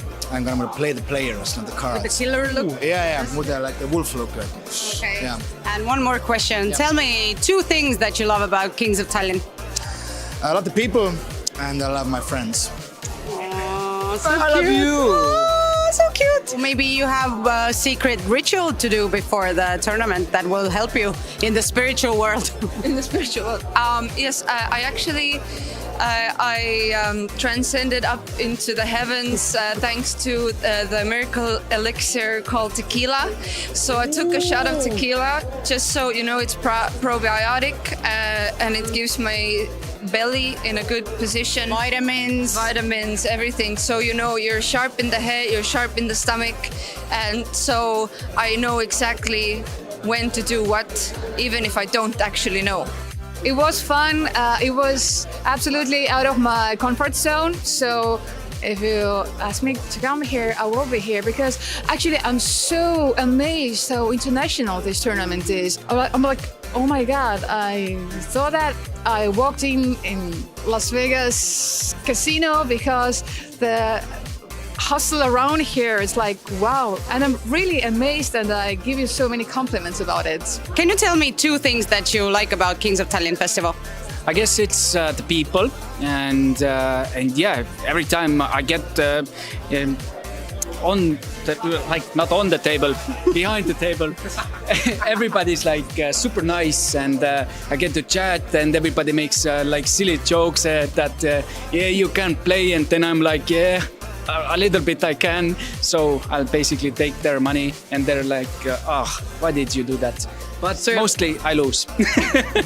Sometimes lose, always win. win. Did you have a certain strategy you went into the celebrity event, or? Oh, not anything in particular. I was trying to play a bit more tight because I had a bounty on my head. So I would expect people to play more loose around me and try to put me all in. But it actually didn't happen like that. I just had a very dry run and busted out in a flip all in. So now I've got my rebuy and I'm going back. One of the poker masters really messed me up right now. But it was a, how to say, it was a clear call. I was with a 7 pair. He was with a king triplet. And it went down like that. What are you gonna do now with your, anger management, or how are you gonna get it out? I'm actually very positive right now because I was thinking that I'm gonna be one of the first to like go out, but then I see my fellow friends who already going before. Literally went downstairs already, so I'm actually really happy, and I'm rooting for Willem that he's coming. So he's here as well now. I kind of liked my table. I was afraid I didn't get seated with my other friends, but there was one Icelandic guy there and 2 Estonians who I got to chat with a little bit. They opened up, so it was fun. I think it's my first poker tournament. One thing is the game, but the other is like doing jokes and like the social aspect. Yeah. So I think that's the nicest part. Day 5 was a testament to the festival's growing stature and its ability to bring together a diverse community of poker enthusiasts. From seasoned pros to celebrities and newcomers, all united by their passion for the game.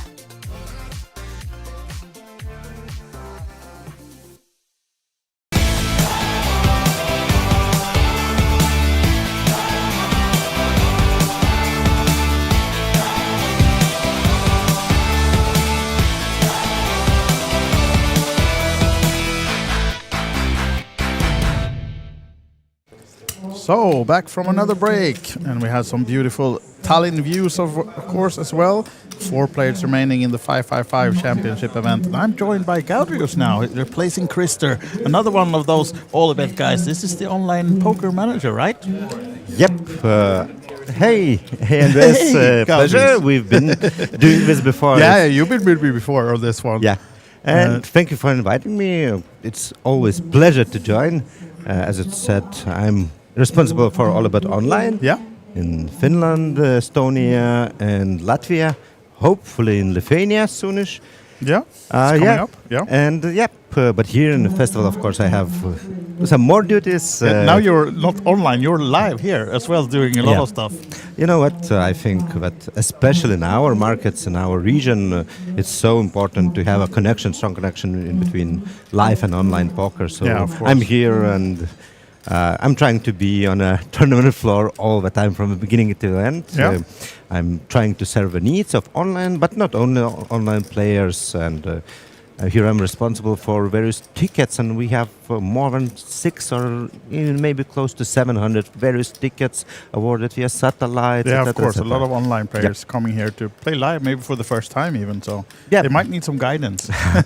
I know I spoke in a break with a former chip leader Latvian guy who busted a bit earlier, and he said that he's involved with poker, with online poker. He's been traveling a bit, and he even came to Estonia to play before, but it's his first time at the Kings of Tallinn at his venue, and he was deeply impressed. Why he was still a little bit sad because of his cooler situation, I would guess. Has a few of those. Well, it was interesting hand actually, and I believe that there are space for some discussions about one or the other decision in that hand. I'm of course talking about Kings versus Ace King, when Andrius Bielski is Lithuanian, and I am Lithuanian, so I know Andrius for more than a decade already.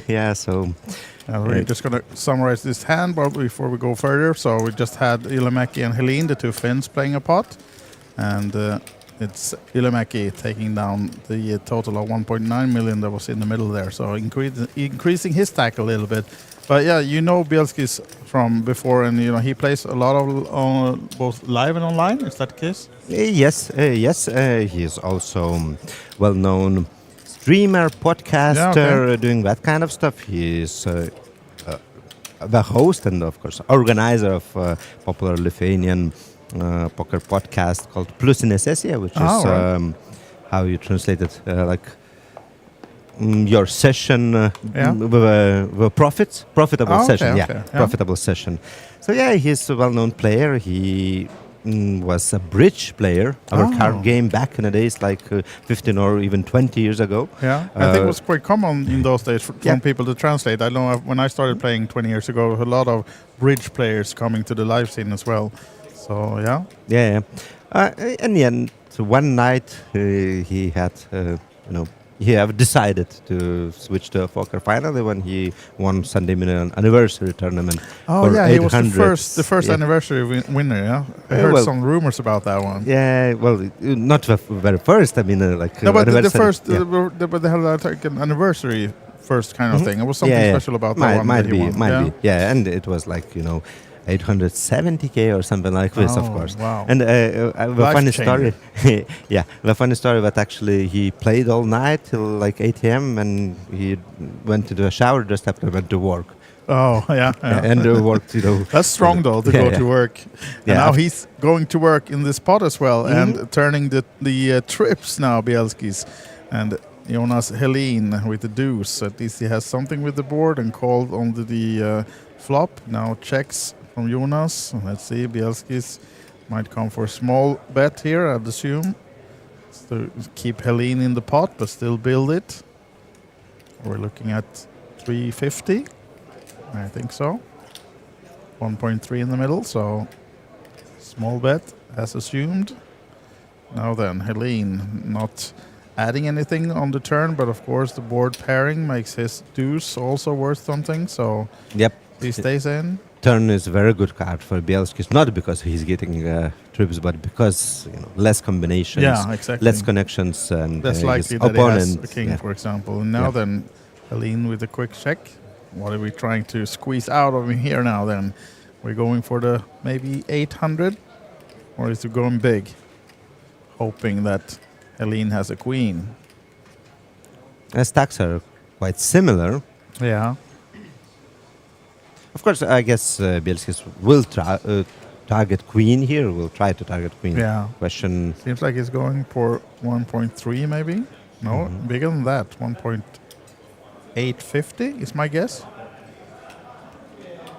Almost full pot. And almost insta-call. Wow. Helene did not put him. Yeah, the double kings on the board really was at favor for Bielski. So big pot for him. And Bielski's bet was obviously polarizing. It looked like either he's bluffing or he had something super strong. Yeah. Which in this case, of course, trip kings are super, super good on that kind of board.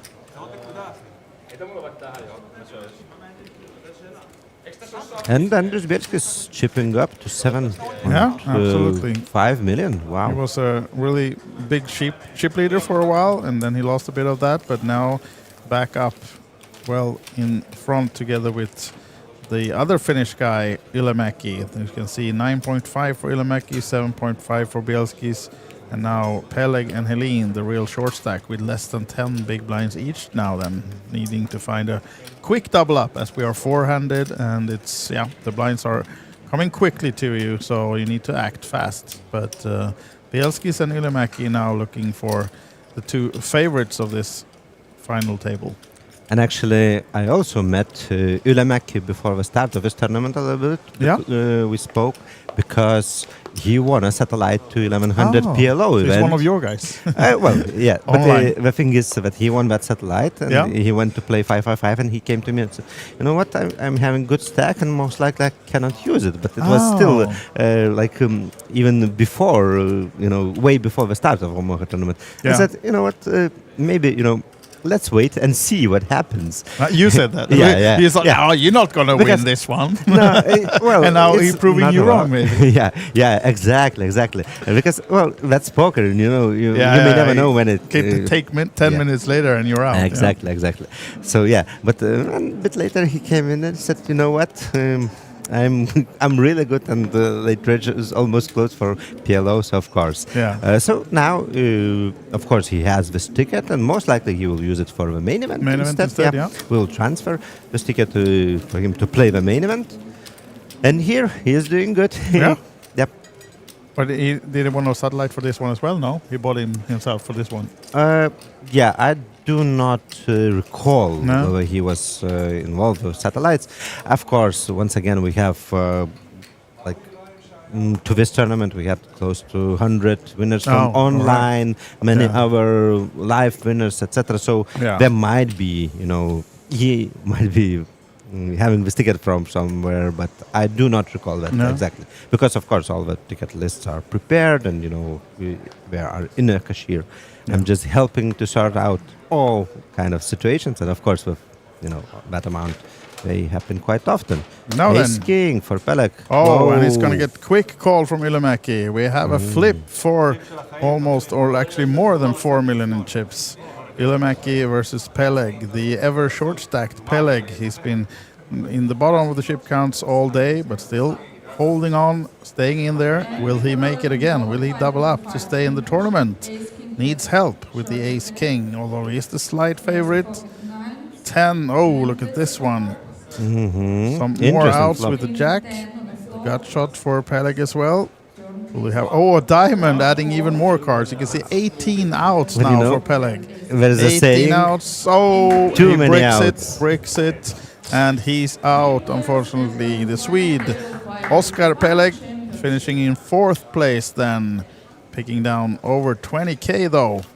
Nice payday for a 555 euro tournament, and I'm sure he'll be happy with that one.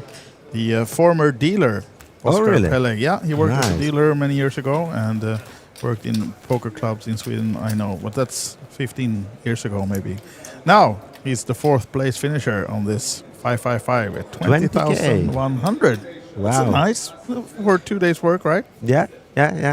Well, actually, it's already a third day. But still. It is true. 2.5, we can say. Yeah, definitely. All right. So Ylimäki, Bielski's, and Helene. Jonas Helene is the 3 guys remaining, and Helene is the one that is a bit short amongst these 3 with just 9 bigs to his name. And Oscar Peleg finishing 4th. So thank you to him. And now let's see who can stay in this and get to the heads up right now. The Bielski's and Ylimäki are the favorites to do so, but we know that if Jonas Helene can find a hand, double up, he will be well in good shape. And now it's actually all in call. It's a lot of action. right away in this A tournament now. lot of So action. Ylimäki, Queen 8, slight favorite against Helene's Jack 10. Is he to eliminate two players back to back, or can Helene find some help? Ace 5-4 doesn't help him, so Ylimäki well in front now. Such a beautiful hand, but no Six help does at not all. help, so Flop Jack on or either 10? turn. No, nothing for Jonas Helin. And the player who's been playing really good all day long. He went from a short stack up to in front almost, and yeah, you can see he's leaving. Just got some food as well. Has to finish that on the side, and has some money coming to go with that food as well. Nice third place finish, and we're down to heads up. That was a quick two knockouts. 27,900 is the payday for Jonas Helin of Finland, as he's knocked out, and one Finn remaining. But it's heads up then against Bielski's. And Finnish guy has 14 millions to Bielski's for 7.4, so it's almost double. Ylimäki in a driver's seat, I would say. Yeah. Well, on the other hand, of course, 29 bigs is still deep enough to play. We'll see. Absolutely. So we haven't had any deal discussions yet on this final table. I'm not sure. Maybe these guys want to talk about it. So it seems like they're sizing up their chips, counting out exactly how much they have. Maybe a discussion of a deal is coming up here for these two. Wouldn't surprise me. There's like 25,000 euro, 24,000 euro. Of course. Between the two payouts. Maybe I can, while they are thinking and stacking the chips, I can tell a short story about Helin, a player who finished third. Do you know we have this fun tournament Flip and Go Mr. Bounty, OlyBet Poker Flip and Go Mr. Bounty here for 150 euros. You can flip if you advance to a first flipping table. You go to the day 2 where you play a regular tournament but already in the money, and the Mr. Bounty envelopes, I believe 10k envelope guaranteed, if I do not mistake. Please double check that. I don't want to spread false information, but I believe that I heard we trust mentioning. You. Or you had to add this yourself if you're underestimating. But so, and the players are not restricted to buy multiple seats at the table. And I believe that Helin bought 9 seats. 9 of 10? No, 9 of 9. All 9. Okay, He just decided he wants to buy in. He wants to be in the day 2. Yeah, he wants to be for 1,350. Wow, so you cannot buy into the day 2.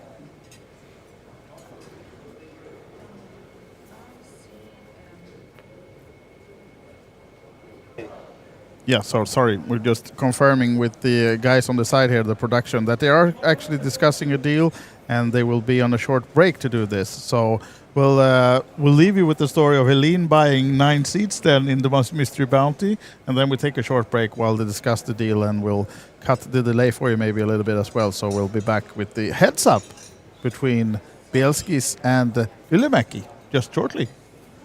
So stay tuned.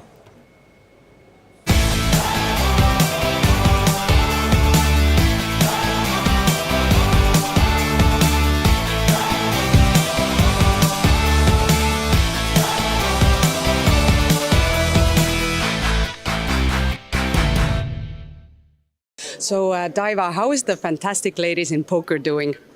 Fantastic, I think. So we got quite a few ladies here ready to play the free roll and win some tickets for Queens of Tallinn, which is a very nice initiative for Kings of Tallinn, to give away some seats for beginners and run this event with some nice champagne.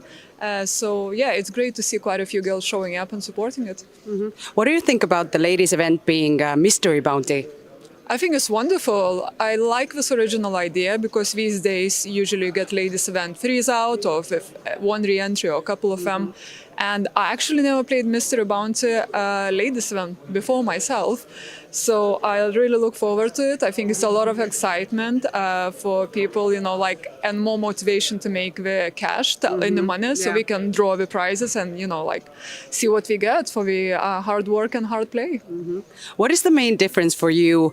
Only ladies events only, and mixed events when guys and girls are playing? I think it's very different atmosphere because in the ladies event you have a community.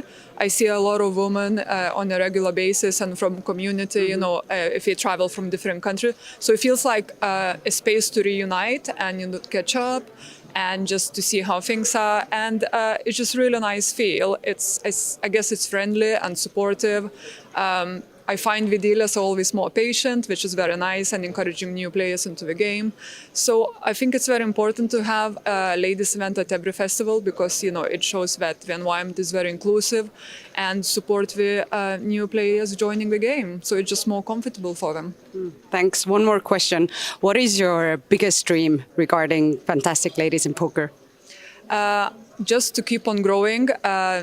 Currently we're 8,000 members, so I would like by the end of the year to be 10,000 members. That's the goal for the year. And just to see many wonderful women taking down big events. So for example, Kings of Tallinn main event, I would like to see a female winner. Maybe you can do it. I'll try my hard, my best. Congrats and good luck in every tournament you're going to play. Thank you so much and hope to see you at the tables as well. Thank you.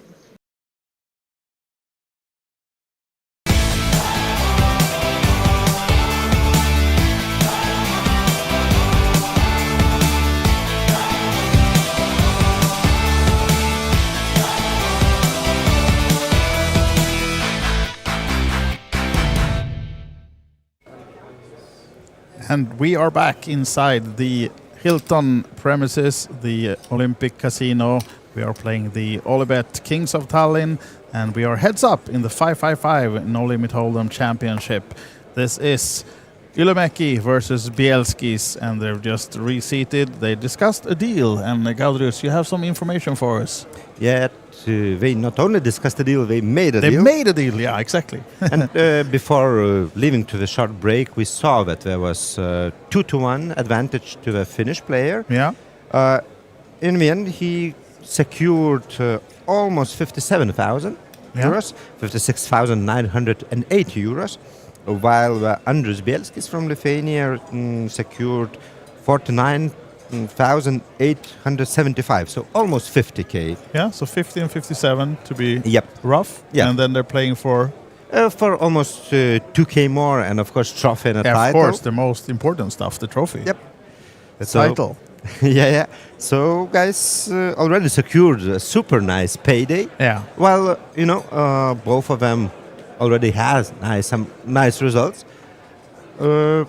Andrius Bielskis is a professional player, and he has, I believe, a bit more than $500,000 registered on hand on Mob. Yeah, I think that's correct. Yeah, while Ylimäki has around 200k in winnings, and he's Finnish champion. Finnish Open Championship main event was the last tournament win of the gentleman last October in Helsinki.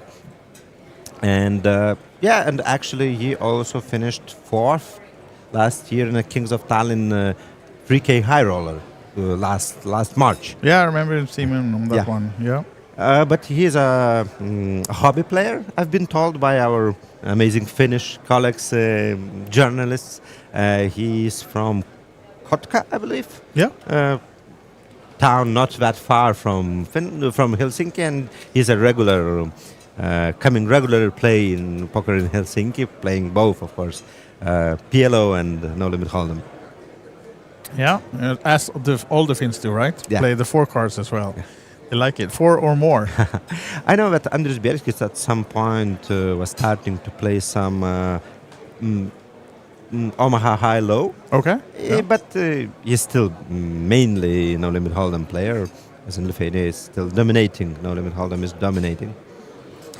Now it seems like he's going for the check raise here now on the turn on this one. And Ylimäki has hit his 8, so not sure that he's going to fall for that move from Bielskis. As Ylimäki made it 500 to go on the turn, and Bielskis now up to 1.3. Interesting spot. Yeah. Bluff and Ylimäki. So, I mean, Bielskis is a bit unfortunate here because Ylimäki just hit his 8, so before that they were both bricking totally on this board, but now Ylimäki might have a hard time putting Bielskis on a better hand, and surely it's going to come for the call at least here. And then expecting Bielskis to come with the lead on the river. and trying to get away with it unless he finds a king or a 7, which would make him the straight with the 7. It's not to be. Blank queen. Or not blank, actually, because Ylimäki makes a 2 pair with that one. So even worse card for Bielskis. And now since check raising on the turn, I mean, he has to lead here now, yeah? Or does he give it up? He does give it up. But now Ylimäki is going to bet here, but Bielski is going to go for the check raise all in. No, I don't think he's going to spew away. Yeah, I believe he already gave it gave up. up. Yeah, he did. The check raise did not work, and no, unfortunately for Ylimäki this time, Bielskis doesn't have anything with the board, so that million that he puts in. He is also unlucky. I think quite often Bielskis may try to continue on many rivers. Yeah, absolutely. Or actually 2 million was the bet, but yeah, it's enough, of course, to increase the chip lead then for Ylimäki, as we can see now. 5 versus 16 million approximately for these guys. Yep, more than triple lead already for a finish. Can he turn it around, Bielskis? What do you think? I really don't know. It's a bit, of course, a bit of a heads-up poker. It's hard to trail by this number. It's I mean, you got to stay aggressive, heads up, and but of course, if he finds the double up, they're almost even in chips. So he finds 9s. Yeah, he finds That's 9s. a good start. And surely That's a he's good coming start. with the race. Let's see what Ylimäki can find to answer to this one.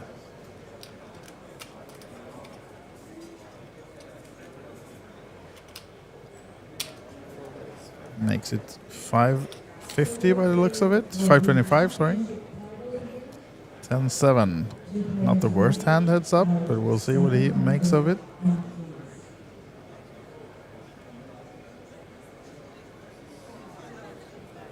Now, decides to lay down.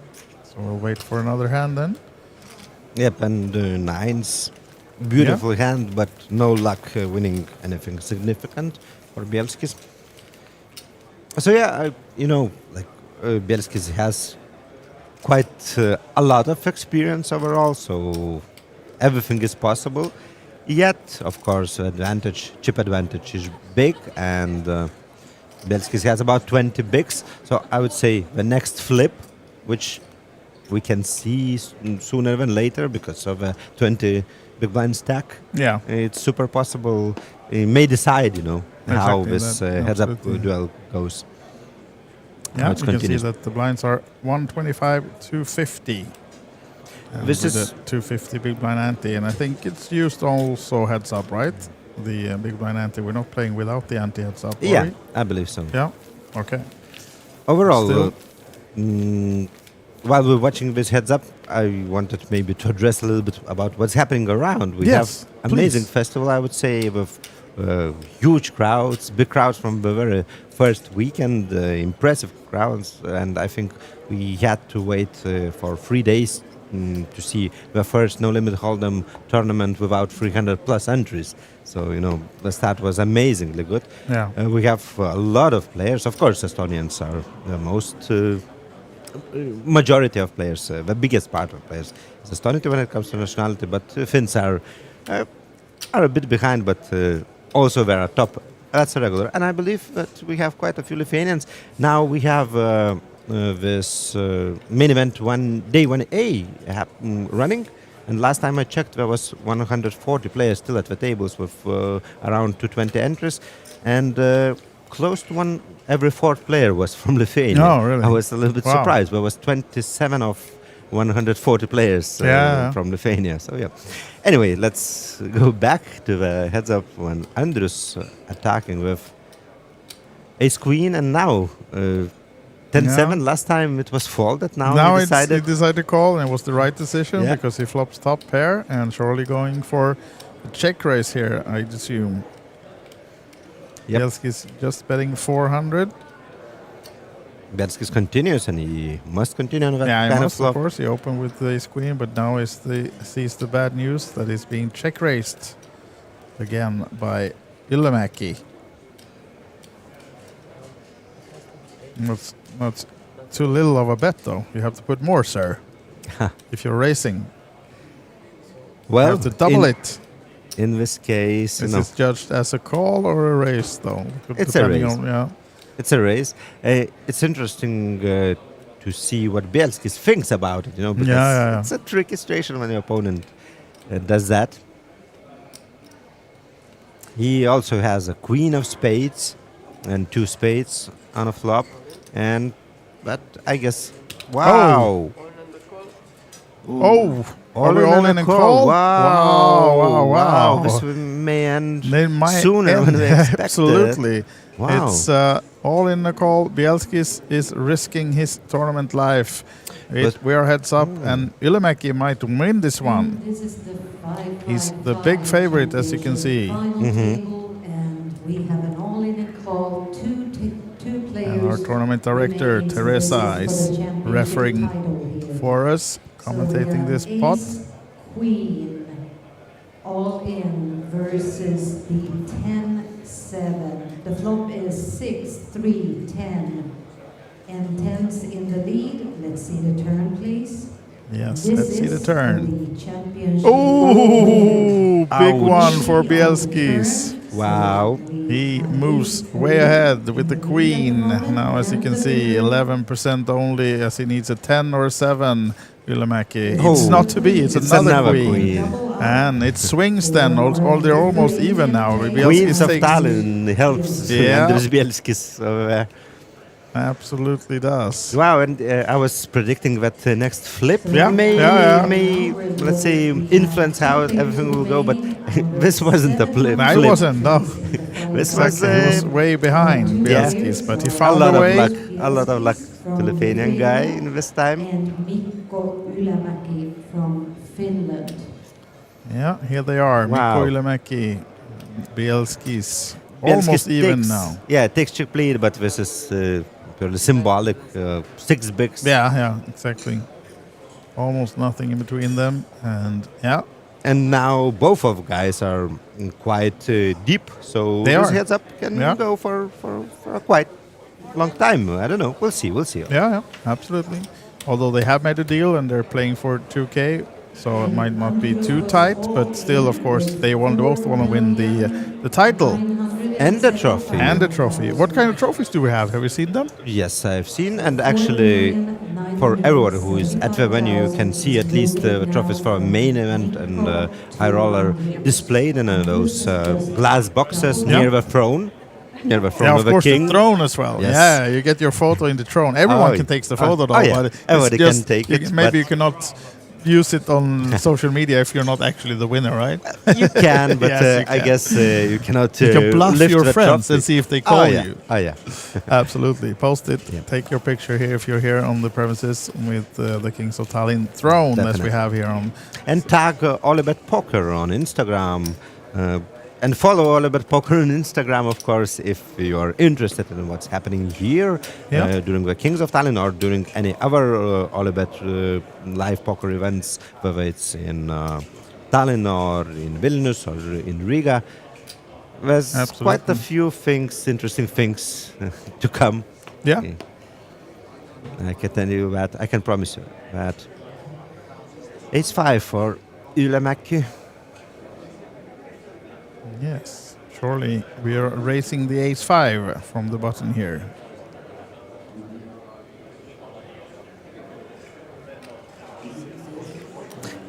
Have you heard the story from yesterday about missing chip leader? Yeah, I heard something, but I didn't know there was a chip leader. But I heard something about someone taking a power nap for 2 hours or something like that. Even Look more. at this one even now. more. Then yeah, but we have of course, let's action. We'll get back to that one. But now, Yeah. surely a re-raise from Bielskis. Ylimäki does have the ace, but he surely doesn't want to shove it all in here now. But since they are pretty deep, but expecting him still to call this one, right? To see a flop with the ace-5? Or how do we do it, Mr. Ylimäki? Matti Ylimäki of Finland. Slightly trailing. It's always Bielskis. tricky. Any ace and heads up is valuable, strong hand. Oof, Yet- he's coming with the Wow. re-raise. And now he'll face the bad news that when Bielskis is going to go all in here, I'd assume. I think nothing else here. So Look at the confidence. what do you do with your Ylimäki and you're committing 3.6 out of your 10 millions with the ace-5 here now? Then when Bielskis gives you the bad news of an all-in, can you find a fold if you're Ylimäki here? Do you give up? Not too much of a halibut. I mean, if there was not a deal in place, surely he would fold this one. But now I don't think he'll give up this one. Will invest it that much, You know or what? will he? I think that he will. Yeah. Now he's saying like, are you really telling me you have like an ace king? The problem is that Yeah, he he does is give it up. dominated Does give it up. against like Yeah, yeah. 99% of opponent's range. Yeah. Yeah, sure, absolutely. And of course, I mean, even though they have a deal in place, he want to win the title. Ylimäki yeah. doesn't want to give it away that easy. So, yeah, he folds it. And as you can see, without any flop even, we can see the numbers here are changing quite a bit. Tables have turned. Yeah, definitely. Ylimäki now. It was almost like this they started the heads up, Yeah, but exactly. in favor of Ylimäki instead then, so. Yeah, it was even a bit more chips for a second player. It was 7.4, now it's 6.2 Yeah. in front of True. Ylimäki. So going back to yesterday, with 45 players left, in this one or? Yeah, in this one. It was in this one, okay. tournament, they Yeah, were yeah. already in the money. I believe there was 89 players in the money totally, with 700 entries. Yeah. So there was 45 players left, and chip leader at that moment was also a guy from Lithuania, but he's Danish guy, Christian Riesgaard, and he's not that experienced guy in live poker, or at least in bigger series, and somehow he thought that this is not a dinner break, but end of the day. Oh, really? Yeah. That's what he thought. Yeah, and he's Wow. staying at his friend's house nearby with his girlfriend. He went home and he said, I'm so tired, I'm going to sleep, guys.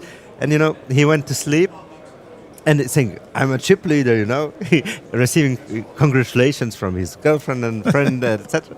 And he was sleeping. We were trying to get in touch with him, unfortunately unsuccessfully. And yeah, after a couple of hours, someone decided to check chip counts to see, who else behind this Some chip of his leader was friends, sleeping. or- Girlfriend or friend. And they saw that the tournament is continuing, So yeah, he ran into. When he left, he had, if I had the correct situation, correct information, he had like 1.2 million, and he was a Okay. chip leader of 45 players. Yeah. When he came back after almost 4 levels of play, he was down to 565,000, Okay. which was 17 or 16 bigs by the time. Of course, he was below average already, but there was only 20 players left. So that much. he laddered Okay. quite Yeah, a lot. yeah. He laddered quite a lot from 45 to 20. And when he was, I believe he was last player to bust yesterday. Oh, really? Okay. And it was Bielskis who took all his chips, and the So he Bielskis came like 14th then total. Yeah, so And 13th Bielskis today. actually pushed into the short stacks with ace-5, and Christian woke up with kings, yet 2 aces and a flop, crushed his dreams of a comeback after that would have such been an a story, eventful day. to be on the final table with that story. But yeah, okay. Maybe he's learned a lesson and for the future to double check. And of course, normally when you go to day 2, you bag your chips and everything like that. But if you're not too familiar with that kind of stuff, maybe you don't think about that. It's Well, it happens sometimes. Yeah.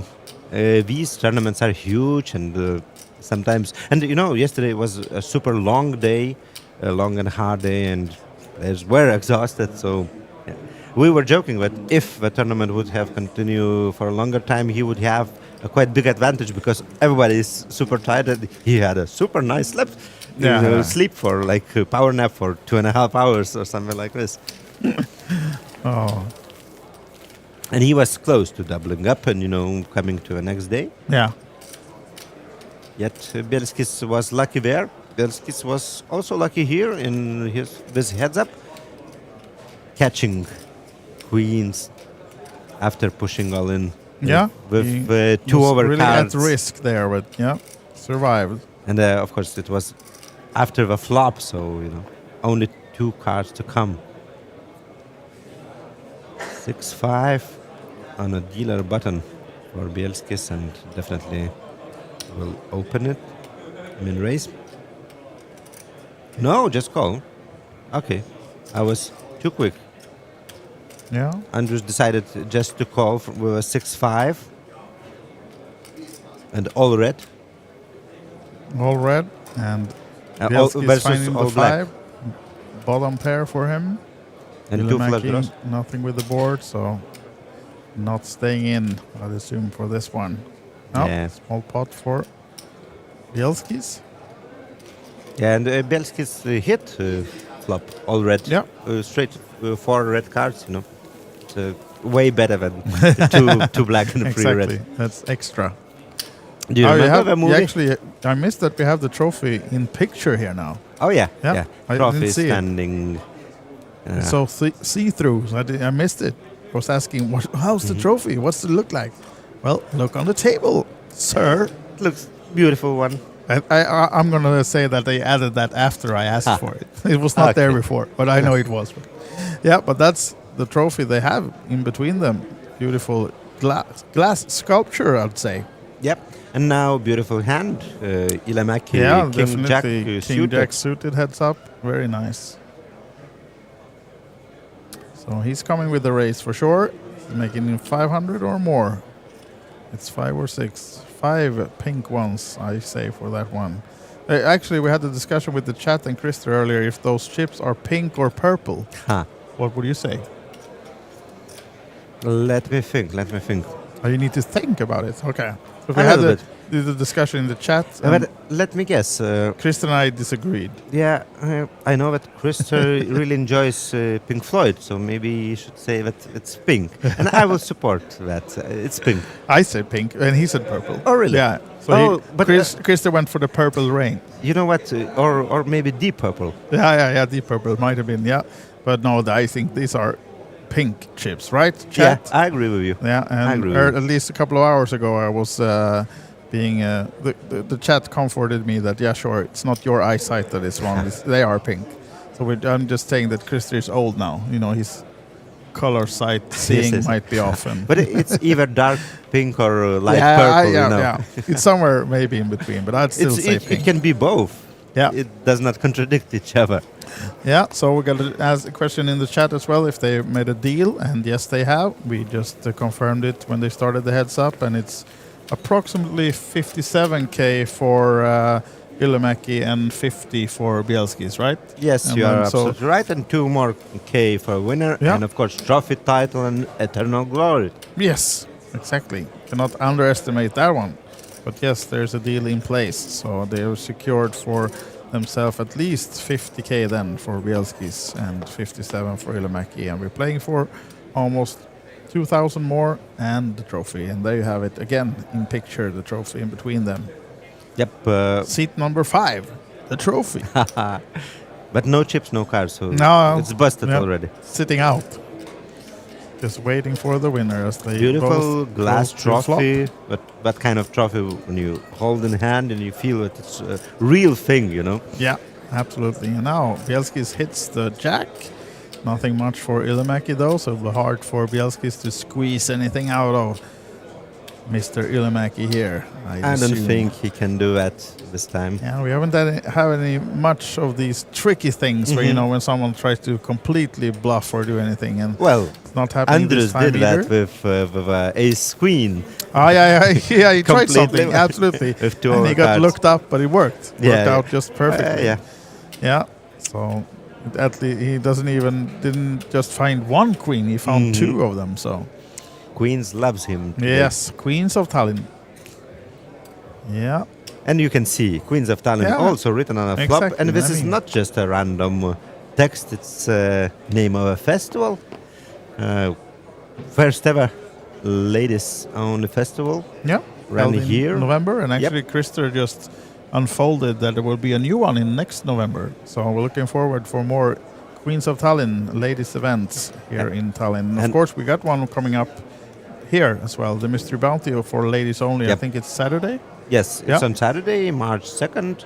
I don't remember exact time, but you can look it up at the OlyBet TV. You can find schedule, or on the OlyBetEvents.com. You can find all the OlyBet upcoming and or running now OlyBet events, poker events, festivals. So and I'm super fan and super excited to have ladies in the house. I feel that women playing poker is such an important part of every event. Yeah, absolutely. So it's just I really want to attract more ladies to poker, and you know what? I feel that quite a few ladies are doing so good nowadays. Definitely. Yeah, we didn't have any ladies for the last two tables of this tournament, but hopefully for the main event. The Actually, we did had one lady for last two tables, but it was yesterday. I was thinking for today, but you said it was two tables. It was last night. Victoria Ignatavichina, also Lithuanian. Okay. And she busted 15th. Yeah. And Bielskis was the one who kicked her out. Her as well. Yeah. So he kicked out two other Lithuanian players, in 15 and 14th place. Yeah. Let's see now if he can kick out the remaining Finn as well, Ilomäki. In this spot, it will be super hard to do. Still have outs. Of course. And he's coming with the call, so at least trying with the Jack 8 of diamonds. So an 8 or some diamonds for Bielskis maybe, or will Ilomäki stay in front? And it's significant. There's the diamonds. This significant pot already. Good flop for Bielskis. And Ilomäki was the aggressor, so he has to continue on this one, of course. And then surely Bielskis will push back at him. Most likely, yes. Push him all in. So the question is just how much Ilomäki is going to lose with this bet, because he's going to fold, of course, when Bielskis comes back at him, but it's going to cost him another. Is that 700? I think so. It looks like. Yeah, Andrus 700 is the bet, and now surely Bielskis is not going to just call. He's going to push this one. Or does he have another plan? Double checking and going all in. Yep. So he's all in. Bad news for Ilomäki. And he will just take a few seconds to try and look strong and then folds this hand in just a short while.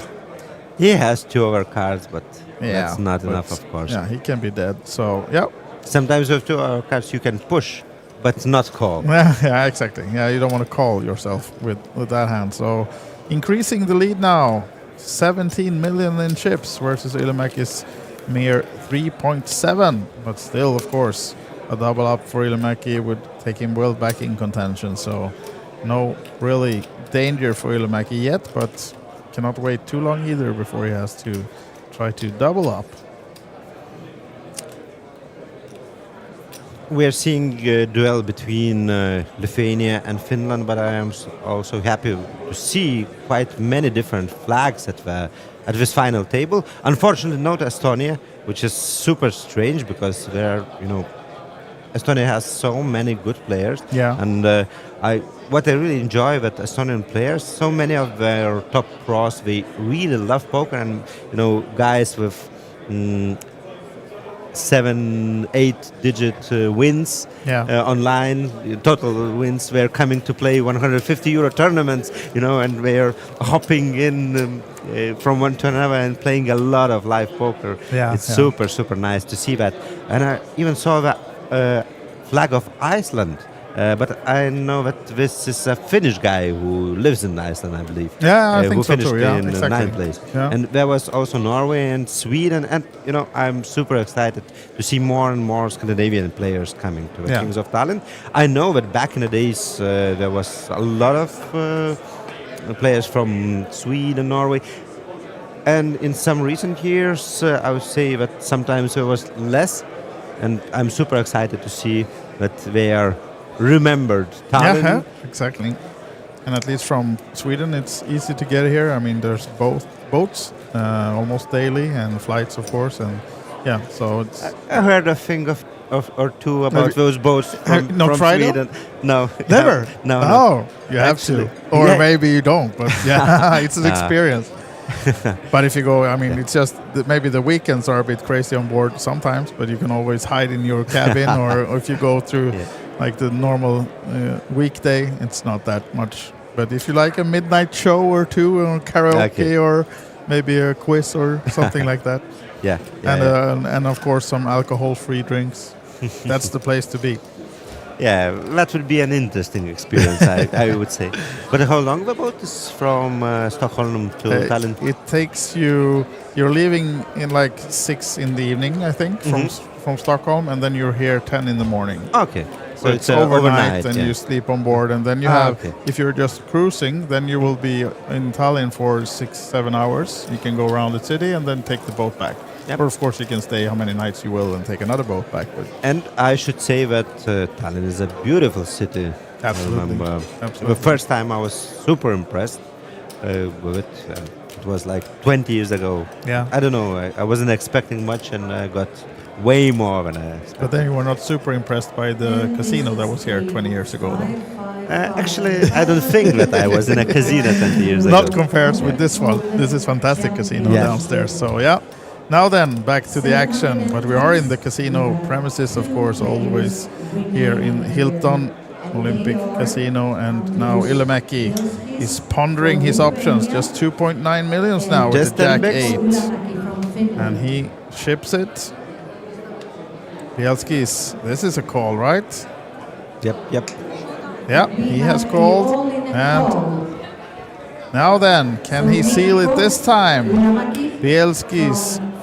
He's a slight favorite. Well, yeah, 65%. So yeah, but we'll see the persons with the lesser chance double up many times so far. Will they come again, or will Bielski's seal, deliver the deal? It's an 8. Whoa! But helps Ylimäki, of course.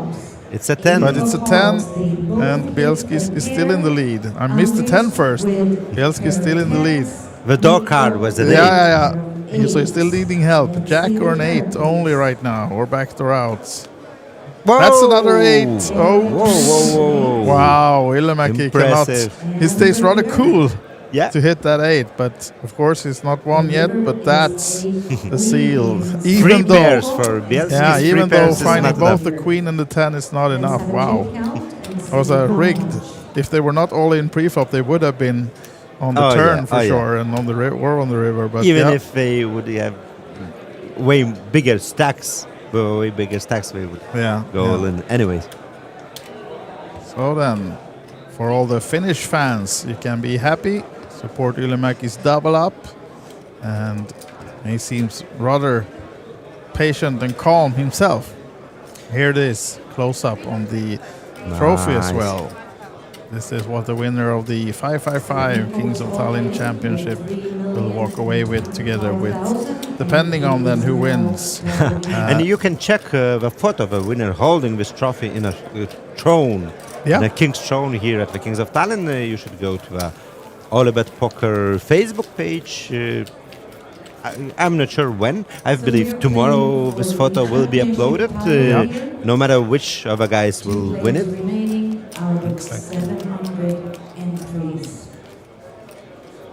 Yeah, and as you can see, Teresa in the background summarizing what's going on for the new viewers that are here watching these guys live, because there are some people here, of course, actually, Andres, watching we can this table. take a break. Teresa is doing a good job. Yeah, she can continue commentating, right? We'll put her here, put the mics and everything.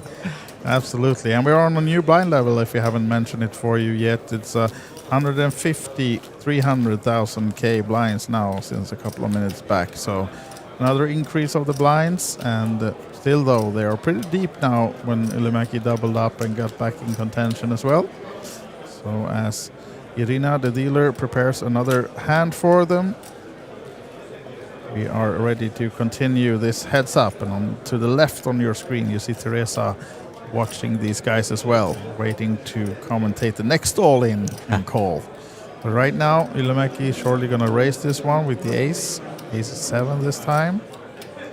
Coming in from the dealer position. A weak ace is more than enough to raise the heads up from the dealer's position, of course. 600 to go then. Bielski's 10 high, not staying in, giving up the big blind. Give it over to Ylimäki, and we wait for the next hand. So, looking forward for the main event. Do you know how many online qualifiers you had for that one total? I believe it was 94, if Okay. you were speaking about Yeah. a concrete number, and this is the most we ever had Yeah. from online qualifiers. But once again, this is online qualifiers is just one part. We had extensive network of various live live qualification opportunities. So there are huge amount of players coming in, and day 1A does not disappoint. Do not disappoint at all. I'm not sure about the final numbers. I'm not sure if it should be somewhere close to the end, I believe, already. But yeah, it was. Yeah, so in the it main should be event like today was already over 230 players in day 1A, so this is going to okay. be a big I one. haven't seen that number, but yeah, I've seen about like 220ish. Yeah. So definitely it's going to be, I mean, new record for the main event. And like crush the 500k guarantee at least. Yeah, if you're saying that it was 220, actually I can check. Last year, when we had the biggest ever the Tallinn main event, I had a number somewhere. And while you check that, I will answer some questions from the chat. And Argo, this is Wise Guy that is speaking. Me and Gaudrius is here in the booth right now. We had Christian and Jason also here earlier. And to your second question, are we covering the 1100 Omaha? We were supposed to, but this big 555 event has dragged later than we thought. This was 700 runners than of the expected maybe 500. So we started a few hours late with the stream today. So the Omaha is actually, I think they're into the heads up as well on that one. We I believe actually that it's over. It's actually, okay, it's already over. So yeah, and we'll not be covering that as well, unfortunately. Unfortunately, so because it was amazing tournament. 1K Omaha with 106 entries or even more. Yeah. So it was really, really nice event with 25K at the top. I believe last two players also made a deal there.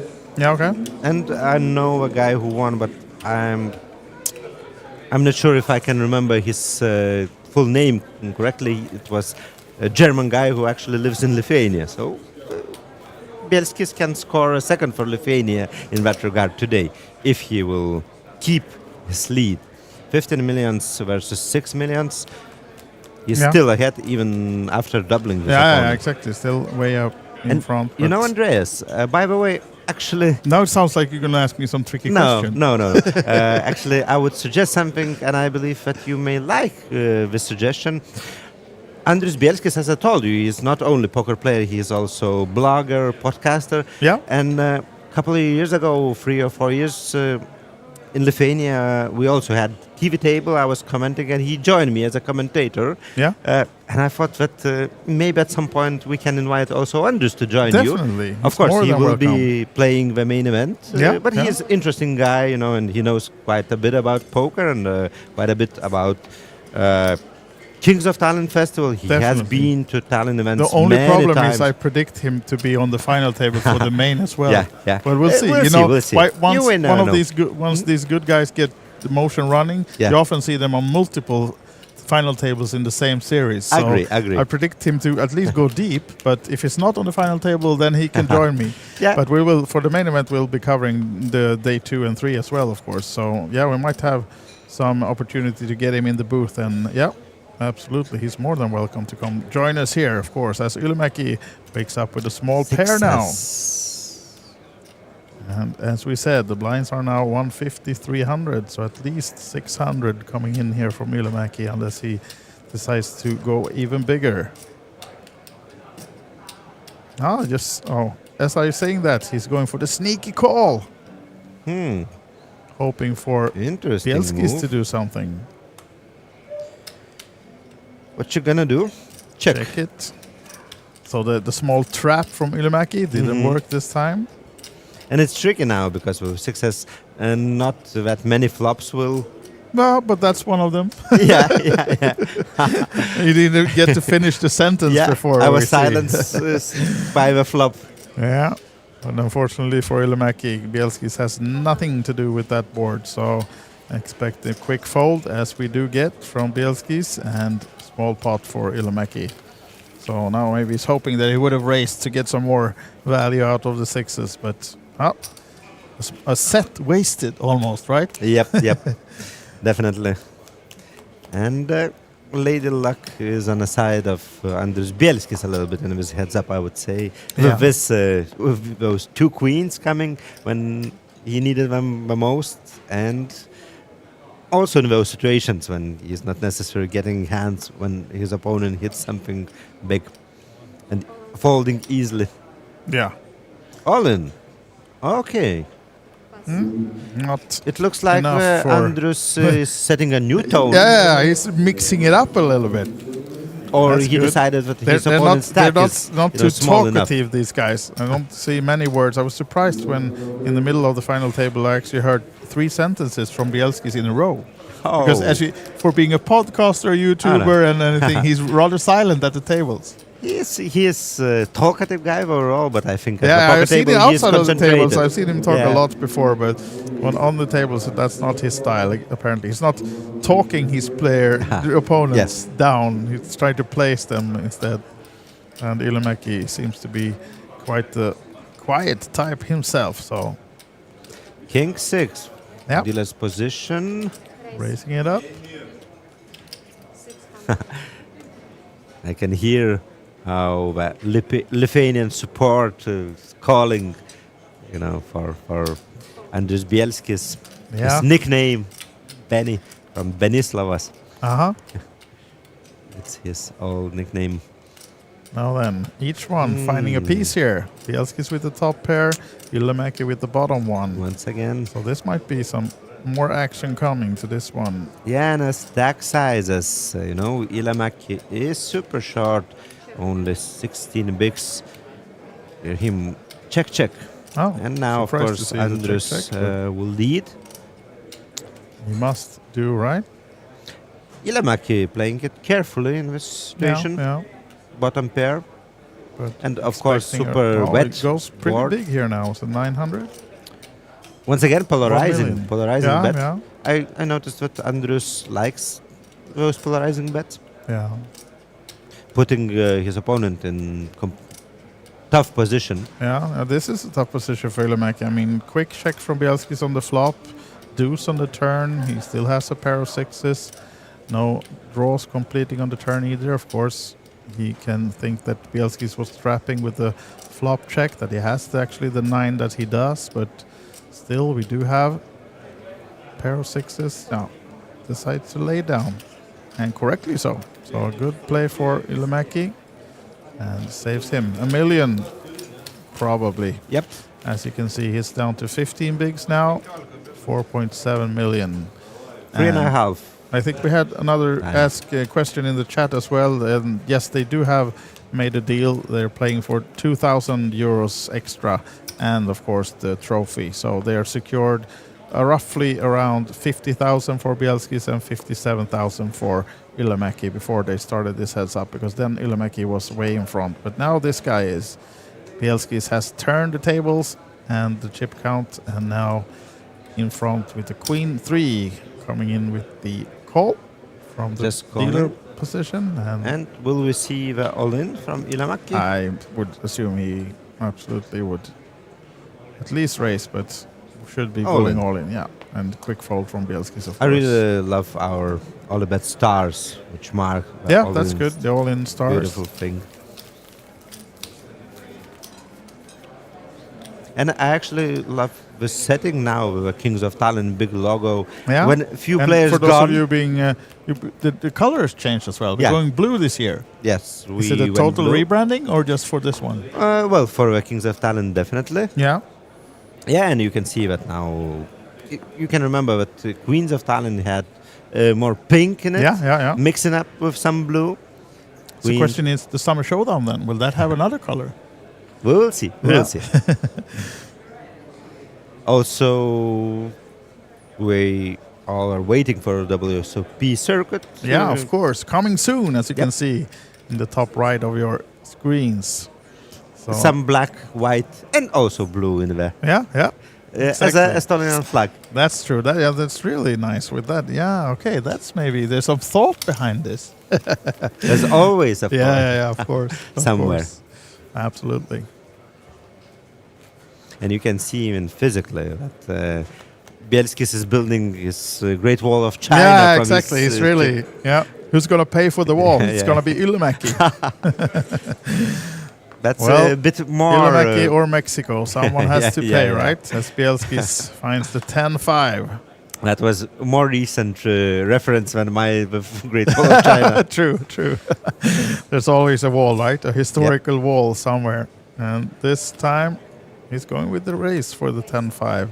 Let's see if he gets away with it, or if it's going to be another stab back and an all-in from Ylimäki. Not impossible with the King 8 suited.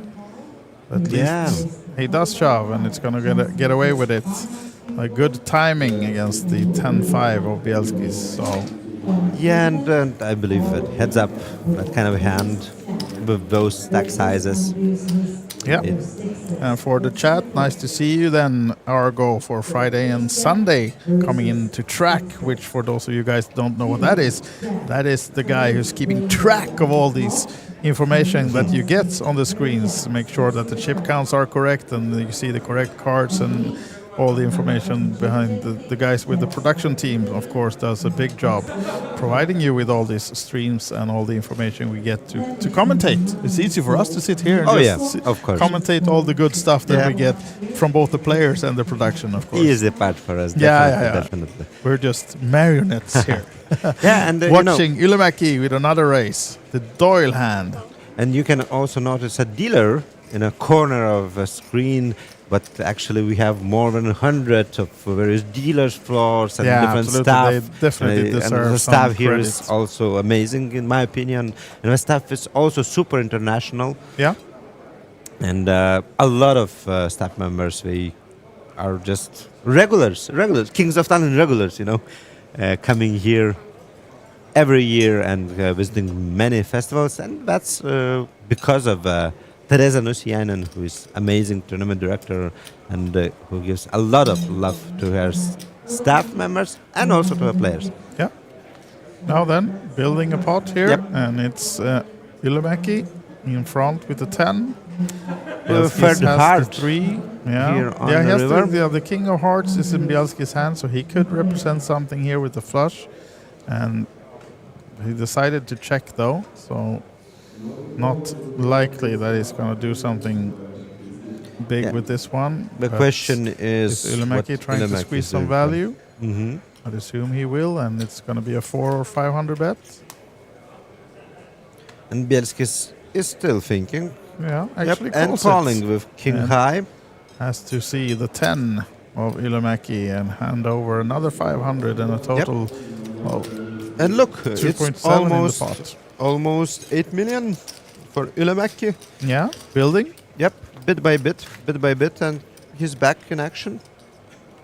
Situation is way better than it was just a couple hands before. So now I think you have to read the chat and see if we're getting good or bad feedback in your language. Yes, I can see Lithuanian viewers there, and actually that's a neutral.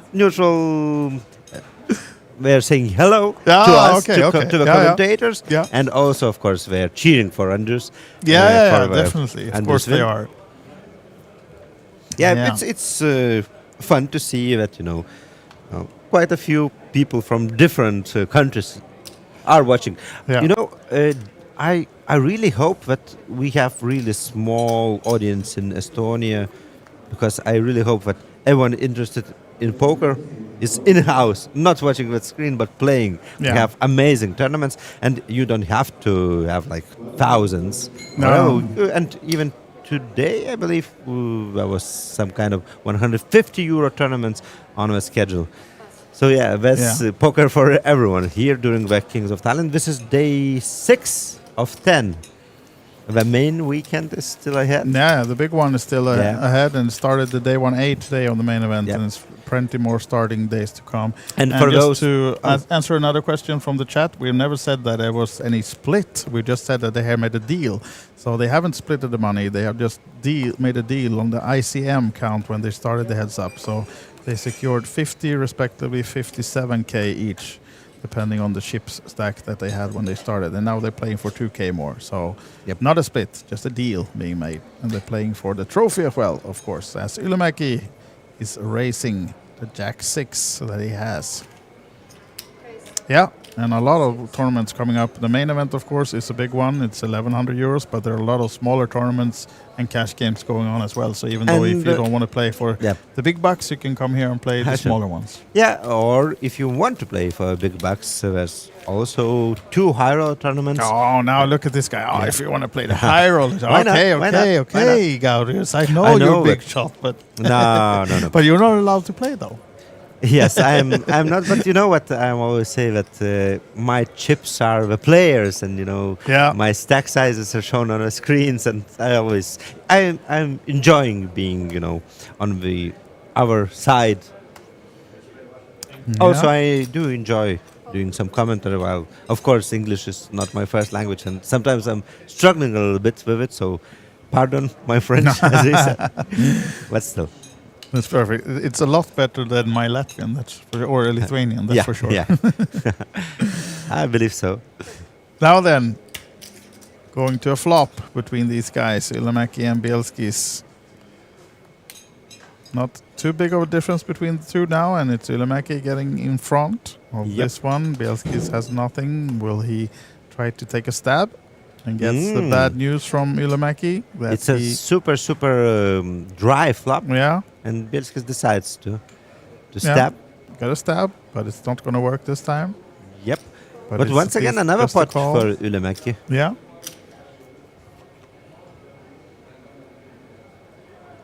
I believe that Bielskis had just one stab in his arsenal for this hand. Yeah, I think it's going to...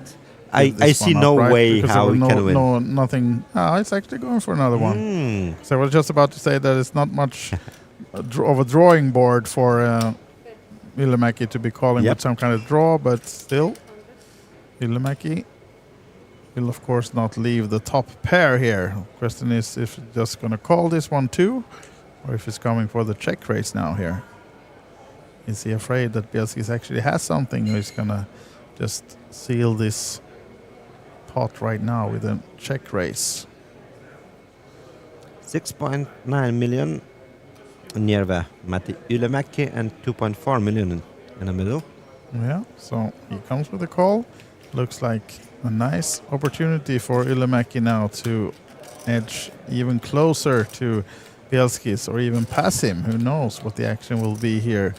If Ylimäki goes for another check, no third stab. Quick call, check as he gives up and sees the king of Ylimäki, who's now up to 9.3. So almost even, I'll assume. So I'd say, but of course, 12 for Bielskis and 9.3 for but basically Ylimäki. It's both guys have 30 bigs or more. It's playable stacks and full arsenal of various actions. Now in play for Ylimäki. Well, just 15 minutes ago maybe he was super limited with 10 bigs only. Now he's totally different position. And also I believe he has a psychological advantage a little bit now after coming back from this whole chip wise. Yeah. I'm really interested to have these two guys met before, because both of them are regularly visiting Kings of Tallinn and other Tallinn festivals. Yeah. I don't think that they are skipping those often, so there's quite a chance that they met at the tables already. I don't know if anyone remembers each other. Yeah. Might just be the case. See, seem to be relaxed, sitting back in their chairs now, as we prepare for a bit of a longer heads up. We've been all in and called 2 times, but it's been the shorter stack who's double up both. So right now, still a lot to play for, a lot of chips in play. And Bielskis with the 5 high. Doesn't want to fold though. Unsuited connector. Yeah. And just limps. Actually dominating Ylimäki with the 5 deuce. Do we have a 3, 4, 6 board or something? No, high cards. And let's see who first takes a stab at this one. Probably going to take the small pot down. Bielskis has a position, of course, which is, might be a significant advantage here. And once again, he's taking a stab on a comparably dry board. Yeah. This time, of course, 5 high is not enough for Ylimäki. while if they would played it differently, there was a huge chance for a chop with it. Yeah. Now then. But this heads up is going on for quite some time already, and you can't say that guys, chopped and don't care. They are really playing their best. They're really trying to get this title trophy and 2K, which is also left for a winner. Yeah. I can remind that Andrius Bielski secured almost 50K, almost 57K secured for Matti Ylimäki, who was a chip leader at the start of this duel. Yes. And 2 more. So we can say one thing for sure, that Matti Ylimäki will be the biggest winner money-wise at the end of this tournament. Doesn't matter how it will end up. No, that's true. But still it's a super nice payday for any of those guys. And even Andrius Bielski, he secured almost 100 buy-ins. A bit less, but still, 85, yeah? I guess something around 85 buy-ins. It's a super, super nice payday.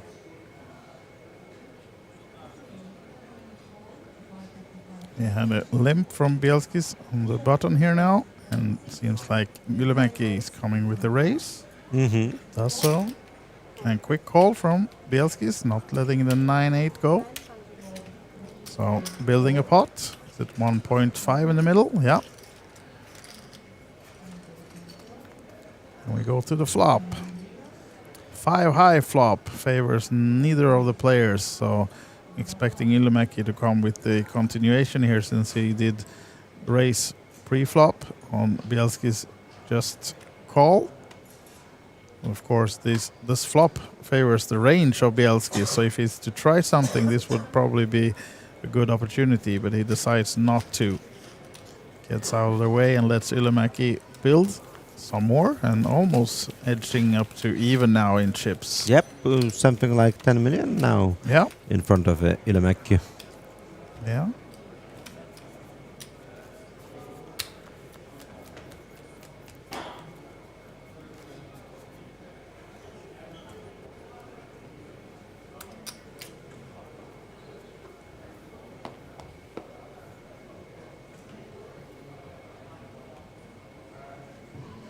Five two. No, This not is, the best thing you can see looking down. Heads but up, actually, right? like it's one of the few folded hands. I would say that it's like third time in last 6-7 hands when Ylimäki got 5 high. Yeah, but still I think he so, is rising. His stack becomes bigger and bigger. So True. it's not necessarily always very bad.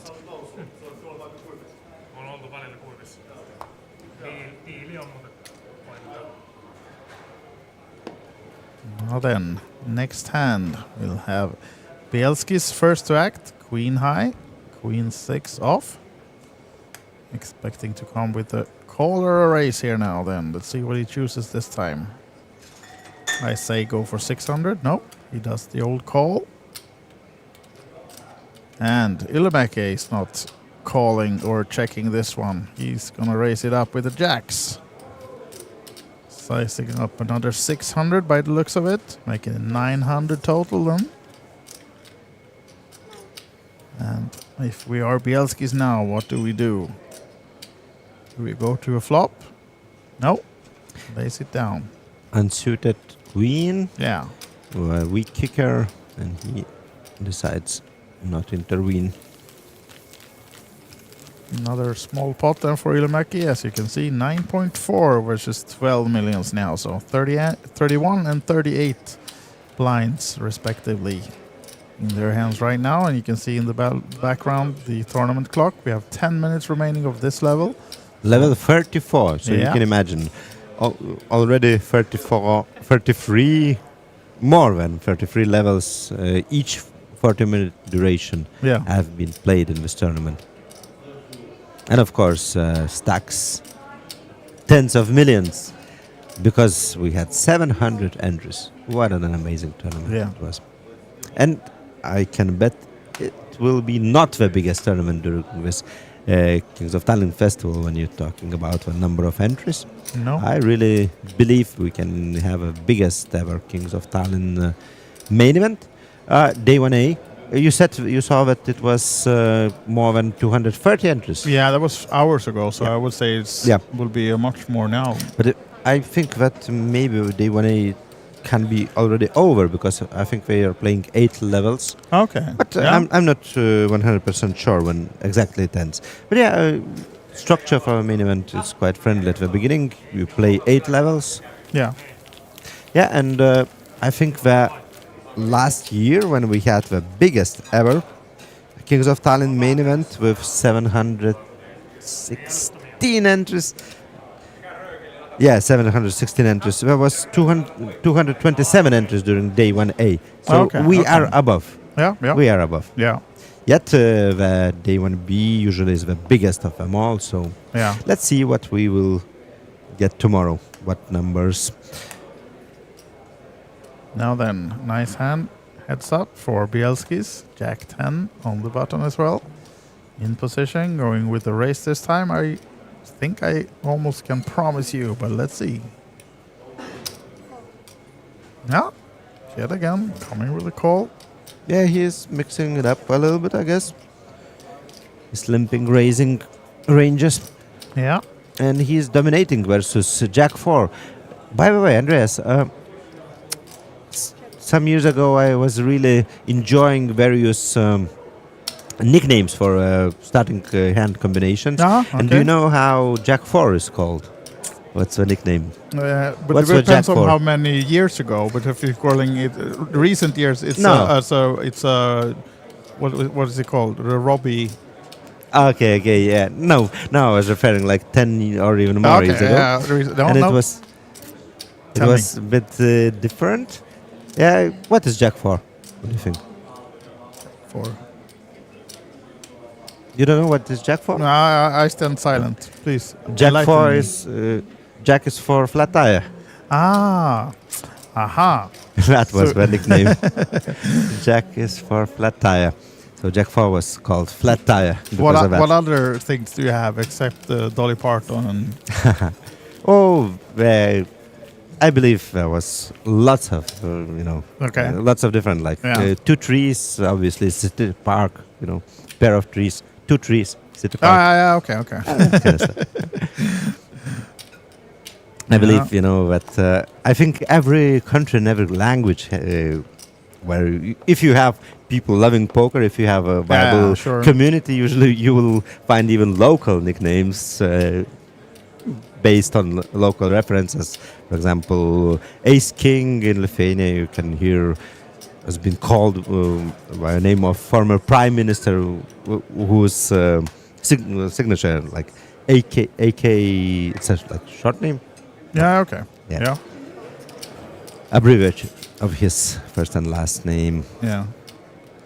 Now then, just trying to restart this thing here as we go to another flop between these guys, and it's a bit of for both actually, middle and top pair, but still no action.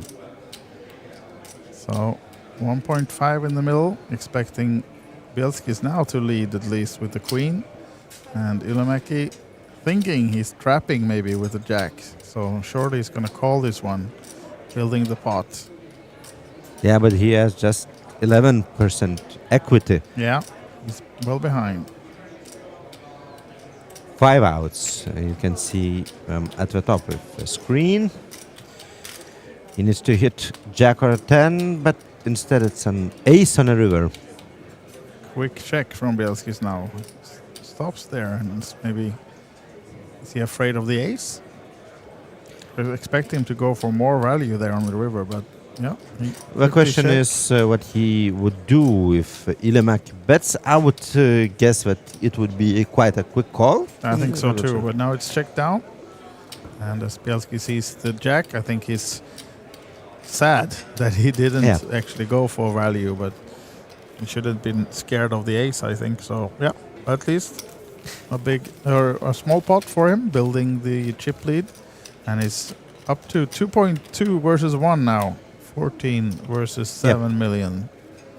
I believe Bielski's not necessarily was scared of an ace, no, but he wasn't willing to go to a value town to bet and get involved in something bigger on that board.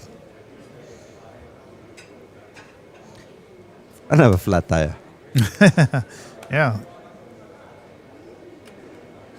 Let's see if he can fix it. And Andreas, I know that you also enjoy American football as I do. I do. Also a Krister and It's Jason. funny that you mentioned this up, and now it might risking that I ask you about the Super Bowl. But okay, I'm not going to mention the elephant. So please continue. Yeah, as a 49ers fan, I'm already in peace with it. Let's say. Yeah, but when I play poker, sometimes because of that, because I'm a San Francisco 49ers fan, I can sometimes I'm playing with 4 and 9. Oh, that's red, not the best. Okay, red, of course. Suited. Yeah, okay. Red and suited. It can be both diamonds or both hearts, but yeah. Yeah.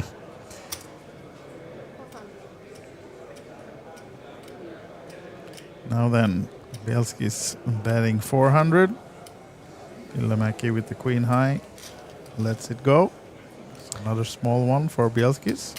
And Bielski's extends the lead, and I'm interested how many minutes left in this level. Soon enough, those 6 millions will decrease in value because of level going up. Yeah, it should only be a couple of minutes left, I think, of this one before we raise the blinds. Let's see if we can see the tournament clock in the background. But right now, almost 7 million for Illamäki and 14 plus for Bielski's. Actually 6 only now. 6 million for Illamäki as he has the King 6. Expecting a small raise from him. And by the way, King 6 in Lithuania also has a nickname. It's like just the last name of a guy. But it was named like this because he won the very first Lithuanian Sports Poker Federation championship. Oh, okay. And his heads-up opponent was Andrius Bielskis, actually. So of course, he's finished everywhere, second. right? Yeah, it was in 2010, I believe, before Bielski's big wins. And he lost to King 6 with some decent hand. I don't remember his hand, but his opponent held King 6 and managed to win it all. Yeah. Then we'll see. We'll see. Now then, new hand coming up between these guys. Let's see. 8-6 for Andrius. Let's see.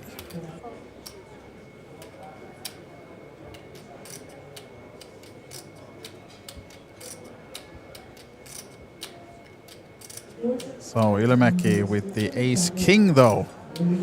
Surely not gonna come for just a check this time in the big blind.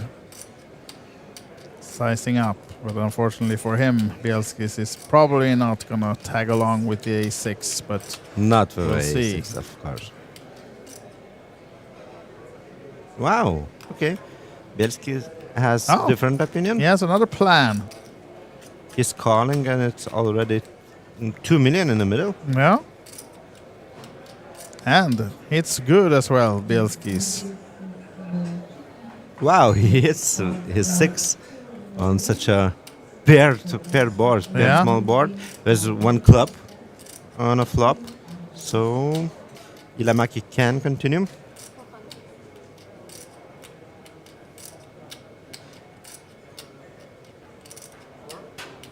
Just a small 400 bet, field bet from Illamäki. Now then, Bielski's.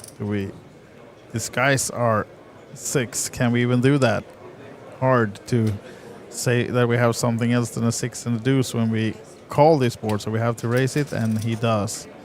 Comes with a 1.2 mil by the looks of it. So now then, Illamäki, ace king, just one club on the board.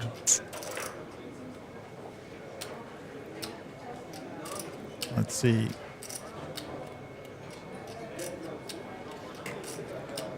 I'm actually thinking about doing something here. Still, of course, nice hand with the ace king, but way behind right now, needs help. See if we can find an ace or a king or maybe a club for the draw. Does not. High card though on the board. That might scare Bielskis a little bit, but maybe not too much, but he checks behind, and let's see, no ace or king for Ilomäki, but another card over 6, which favors, of course, the range of Ilomäki as well, and might scare Bielski's. Just check behind. Or does he go for any value? No, checks it and sees that the 6 is good. So building a nice big pot though for Bielski's, and down to 4 million plus now, Ilomäki. Once again, we've seen, actually I think already a few times, that kind of difference, and Ilomäki managed to bounce back. Yeah, we'll absolutely. see. We'll see the third comeback. Not unlikely at all. I think this is not ending somewhere near soon. I think we'll see. You think so? I think so. I don't know. That's the feeling I got, that it's going to make another double up for this one. We'll I see. don't know. We'll see. Like he is becoming really short. Look, 11 yeah, bigs. That's true. Only 11 bigs 11 now. bigs. As we It just can raised the end any blinds. moment. So I mean, he's in a little bit of a hurry, but my prediction is that he's gonna do another double up. We'll see. We'll see. But of course, the Wanna number make of that hands. bet? Okay. What are we betting for? I don't know. We can bet on the duration, or the duration of this. For one. example. Yeah. True. That's true. But that. Yeah. Let's see. I think we'll be going for. I think at least. I think let's say it like this. I'm betting the dog here. I'm not saying Ilomäki will win, but I think he at least will get back to even before this is done. Okay. I'll accept that. I'll say that. You think your friend Bielski's takes? Oh, look! It can be already this hand actually. Yeah. That we have it can then the all-in and call. And you know what? But even if we have the showdown, the all-in and the call, and it is Bielski's actually the slight favorite. But this, okay. So now I think that Ilomäki is going to win this one. That's my prediction, because I This just one. said, this one. I'm not saying the tournament. Yeah, of course. I definitely think I'm rooting for Ilomäki on this one. But let's see if it's going to be all over or not, because Bielski's actually is in front. He has the chance to take this tournament already now. Flippity flip. Yep, we are flipping. Is this going to be the final hand? 3 to jack. There's a jack.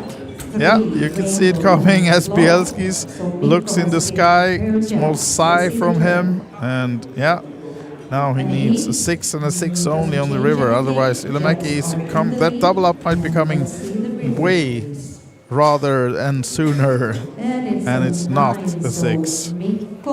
Is going to double up here. Yes, as you hear Teresa in the background. Mikko is going to double up. That And is Mikko Ilomäki. right about time, because now I'm not taking that bet you offered. I think we already did bet. I think, you owe me 3 mineral water in the bar. Okay. We can arrange that. We can arrange that later. Yeah. As we see this ship count, I'm actually going to rush away and leave you for just a minute, but I'm sure the viewers are in your hands for a minute, and I'll be back. And make sure that you don't close this before I'm back, though. You're not finished that soon. We will see. We'll see. We'll see. Matti Ilomäki and Andrius Bielskis. And once again, chip count is not that far away. Andrius is still in the lead. 450. So that's what he's doubling up. 4,450,000. Yep, 9.3 million for Matti Ilomäki. He's coming back for a third time. Well, we can remember that Andrius Bielskis was also down to a similar amount, yet he found his luck when he decided to push with ace-queen on a 10-high board, and his opponent had a 10 in his hand, pair of 10s, couldn't hold up as 2 queens came on a turn on a river. And Andrius Bielskis then equalized situation. Soon enough he took the lead, and he is holding the lead, yet he can't finish the deal.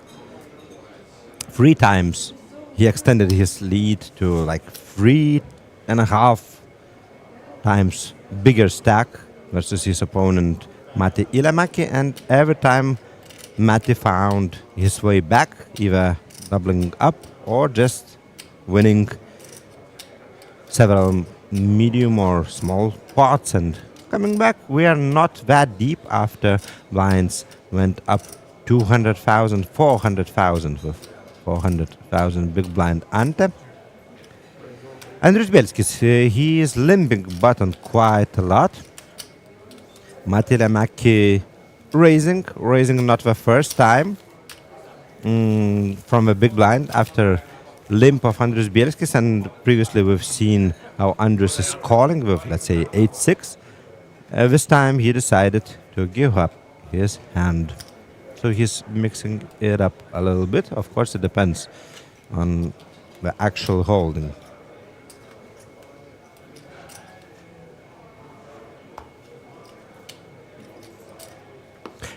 Almost equal stack sizes, yet totally different approach how both players are stacking their chips.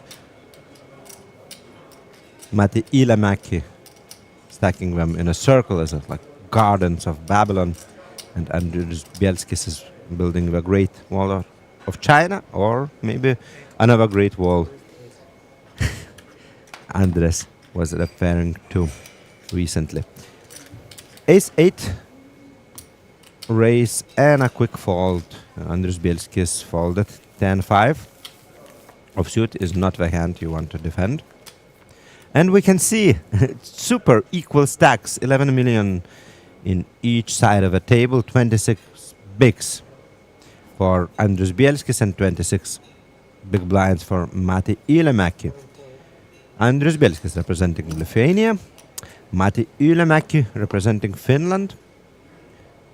Surprisingly enough, there was no Estonian players at this final table. Yet we can see a duel of Lithuanian and Finnish players. And that's not something super uncommon, because I believe that, of course, I know that the second biggest nation in the Kings of Tallinn is Finns, and I believe that the first biggest nation quite often are Lithuanians. Not sure how it is now. Here is Andrius Bielskis catching his free on his slap, and two pairs for Andrius. And Matti Iilämäki has a weak ace, so he might stay in the spot, even we'll after see. the bet. Still paired board, and aces might be good many times, so seems like he wants to see another card. And actually, Andres, the stacks were even. Yeah, 11 you can see million that each. actually almost exactly. Wow. Oh, that's a very good card Fully. for Bielskis. Now the ace Oh, high, yeah. of course, builds in value, and he checks. And But Bielskis- now he's checking with some confidence, and Andrius Bielskis setting up a trap. Yes, he setting up is. a trap. Hoping for Iilämäki to bet this one. When you have a position, that's how important position in poker. You can set traps like this. Yeah. And now, I don't know, a little bit of a Hollywood from Andrius. Pot is 2.4 million. What he gonna do? It's 2 million bet. 2 million bet, right? And after turn check, what Matti Iilämäki gonna do now? Yeah. Looking suspiciously on Bielskis. And what are you representing? I here? don't Are you know why, telling but me I think that you have a he full will house? end up calling. I have this feeling. But he can prove I me think wrong. he will- yeah, I'll take the other side then. I think he will fold. Let's It's see. super hard to fold an ace here. Yeah, it is. But the bet, of course, is such big sizing. Yeah. 75-80% of a pot. It's another polarizing bet from Andrius Bielskis. I don't know if Matti is getting any kind of information, but actually there was no break since the heads-up start. No. So, and players are not having their phones at the table, of course. Look, he's super close to folding. Yep, you were right, Andreas. Yeah, actually, I got that one. So, Oh. fold from Iilämäki then.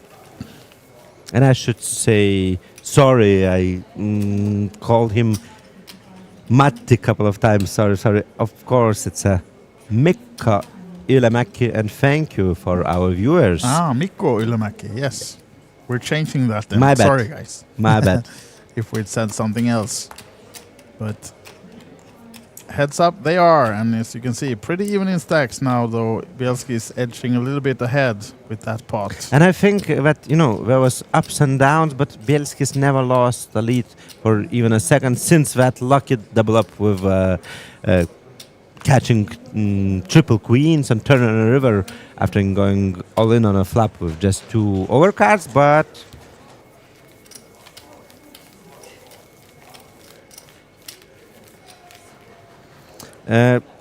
when he doubled up, he was still behind. When he went up, and since he has been in the lead, while many times Mikko Ylämäki was down to several times even to 10 bigs, yet he managed to find comebacks at least 3 times. Yeah. It's been the heads up of comebacks. Oh, yeah. Or even the final table of comebacks. We had a lot of short stacks doubling up throughout the day, and it's not been too long of a final day. We've just played for 5 hours or so for this final table, but there still had been room for many short stacks doubling up all the way through. And one of the big survivors, Oscar Peleg, I think he ended up in 4th place total, right? Yep. He was the short stack almost throughout the day, but he found, just when he needed it, he found that double up or someone else busting out before him. So yeah, he climbed the ladder of price pool really good. And now we have an all-in here now from Matti. No, I did it. Mikko Ylämäki. I thought you fooled me. Planted the Mikko, seed. nothing else. Planted the seed. Mikko Ylämäki is all in.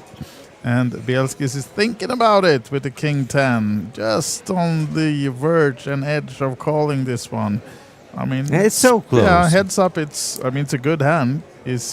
Might be up just as he is in this case up against many smaller pairs on the cards. Yep, but once again, Mikko Ylämäki has 20 bigs, 21 big blind in the middle, so the stacks is not small at all. No, exactly. They are so deep now, so I mean, this might be dumb. Wow. Oh, but he does call. He does call. Now the big pot misplayed, the biggest of the tournament so and far. And actually, now we will know the answer who wins our bet, because it's either Matti comes back into a lead, or Mikko, or thank you. And damn it, we need to clear it somehow. The person who can win this tournament, this hand, is Bielski's. He's in the lead with the number of chips, but it's Ylämäki who has the slight advantage in terms of heads up percent-wise. You can see 53-47, and Bielski's needs some help. Not to be on that flop. So looking good for a double up for Mikko now then, as the turn is the deuce, and no problem. And for Ylämäki on that one, king and a 10 only, and it's not to be, and it's a double up, full double up for Mikko Ylämäki, and he's way up in front now then, all of a sudden.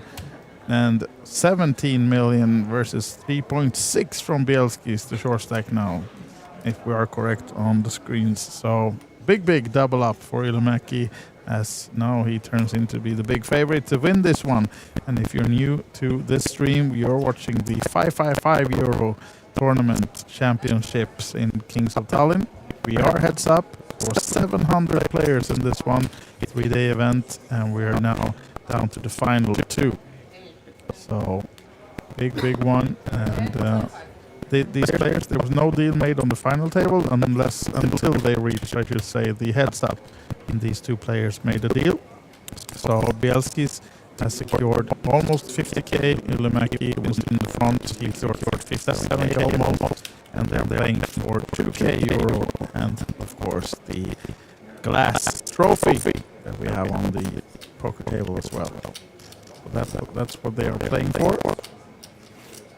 And of course the honor and glory of being the champion of this big tournament, beating 699 other players to become the champion. And right now it's looking good for Mikko Ylämäki. And we can see also that the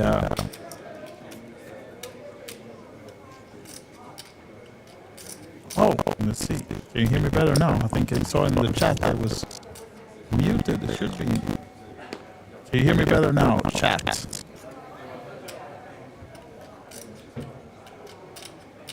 Let's see. I'll wait to see if that helps.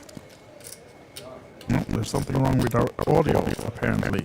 I'm not hearing what you are hearing, so I'm sorry for that if you have a bad audio. Let's see if our production team can look at this.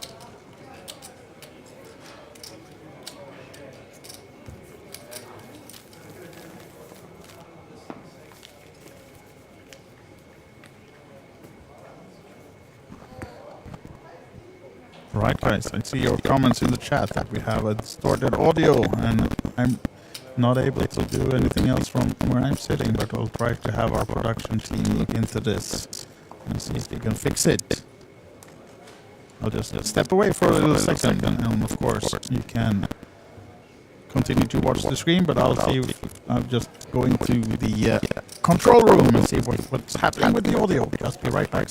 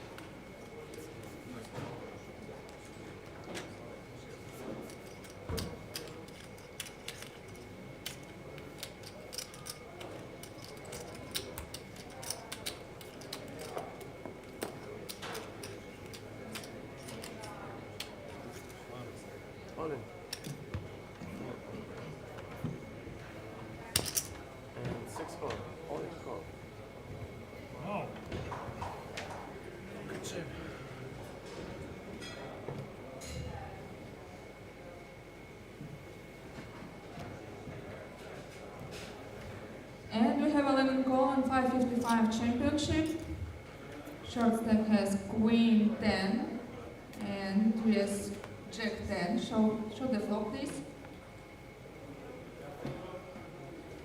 Flop king 8 king. Let's see the turn. 5 on the turn. And river 9. So this is double up.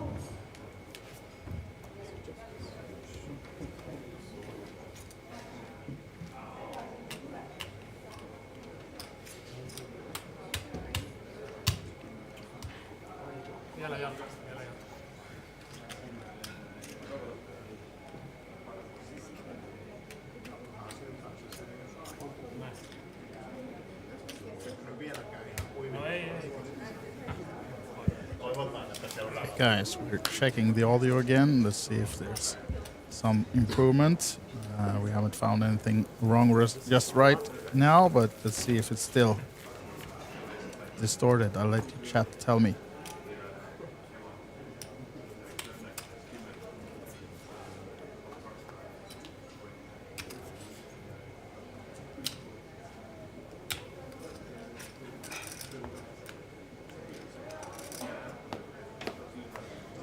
Right, first comment is good, so I guess we're back to normal then, as we just saw the small double up for Bielski's there. It's back up to 4 millions at least now, still in with a chance. Oh, it's perfect, says the next one in the chat, so thank you guys for helping me. We're not sure what happened, but just as Gaudio stepped out, the audio became terrible. Did you run away with the good sound? No. As I told at the very beginning of when I just joined the stream, I have some responsibilities also, not only to do commentary, and there was player needing some help with ticketing, and so I had to run away. I was hoping that I will run for just a minute or two, but sorry. No problem. But we actually have some audio problems while you were gone, so that's why. Oh, really? Okay. But now it seems to be working perfect again. So okay. Apologies for your listeners who might get in your ears. But where's the stack of Andrus He Bielskis? actually just doubles. He was down to less than 2 million. Okay, I missed some action. So he doubled to 4.2 now then, but let's see, as he's pushing all in again, if it's going to have another chance to double up, or if Ilomäki is going to let this one go. It might be dumb for him to take the risk to double up with the Queen 4. While we know that he is ahead a little bit. Yeah. Even the hand of Andrus is way more beautiful. Exactly, you like the 8-7 better, right? I mean, suited connectors is always a hand. Nice to play. Well, it's not necessarily best hand in a flipping. Well, but it's okay. It's okay. Yeah. All right then. So we go for another hand, but right as you just said, it's a big difference in chips now. But he's up to 5 millions now. Andrus is in that position where Mika Ilomäki was quite a few times before, absolutely. and Mika managed to come back at least 3 times. No, 4. I already lost count. So we will see if Andrus Bielskis can find a comeback when he needs it the most. Yeah. Now then, not low for Ilomäki. Deuce 3, but they are suited, they are connected. Yep. While, of course, the suited connector has a couple of problems because there's a limited number of cards lower than the deuce. It's only an ace, and of course, the suited connector equity depends on that kind of stuff.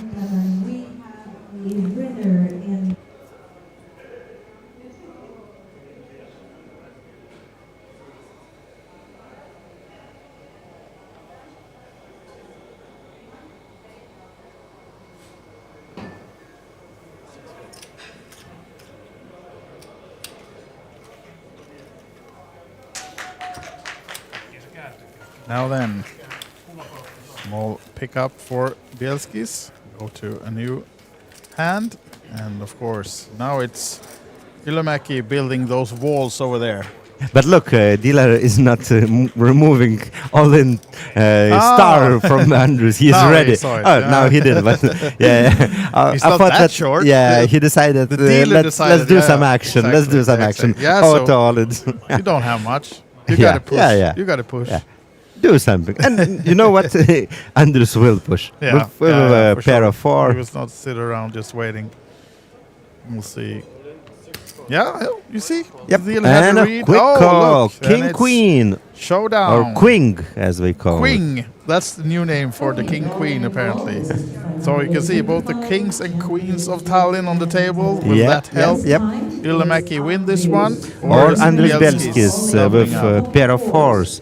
Will hold up or no? Versus Mikko's King Queen. Let's see the Yes, just as you heard, Teresa, it's Ilomäki for the win. Can he find it? Not on the yet. flop. Not yet. On the flop. Bielski is still leading, 72% now equity, and to double up and stay in the tournament, Ilomäki needs a king or a queen on the river, as the 5 on the turn doesn't change anything. 6 now outs. Then, can he seal this one? Is it to come?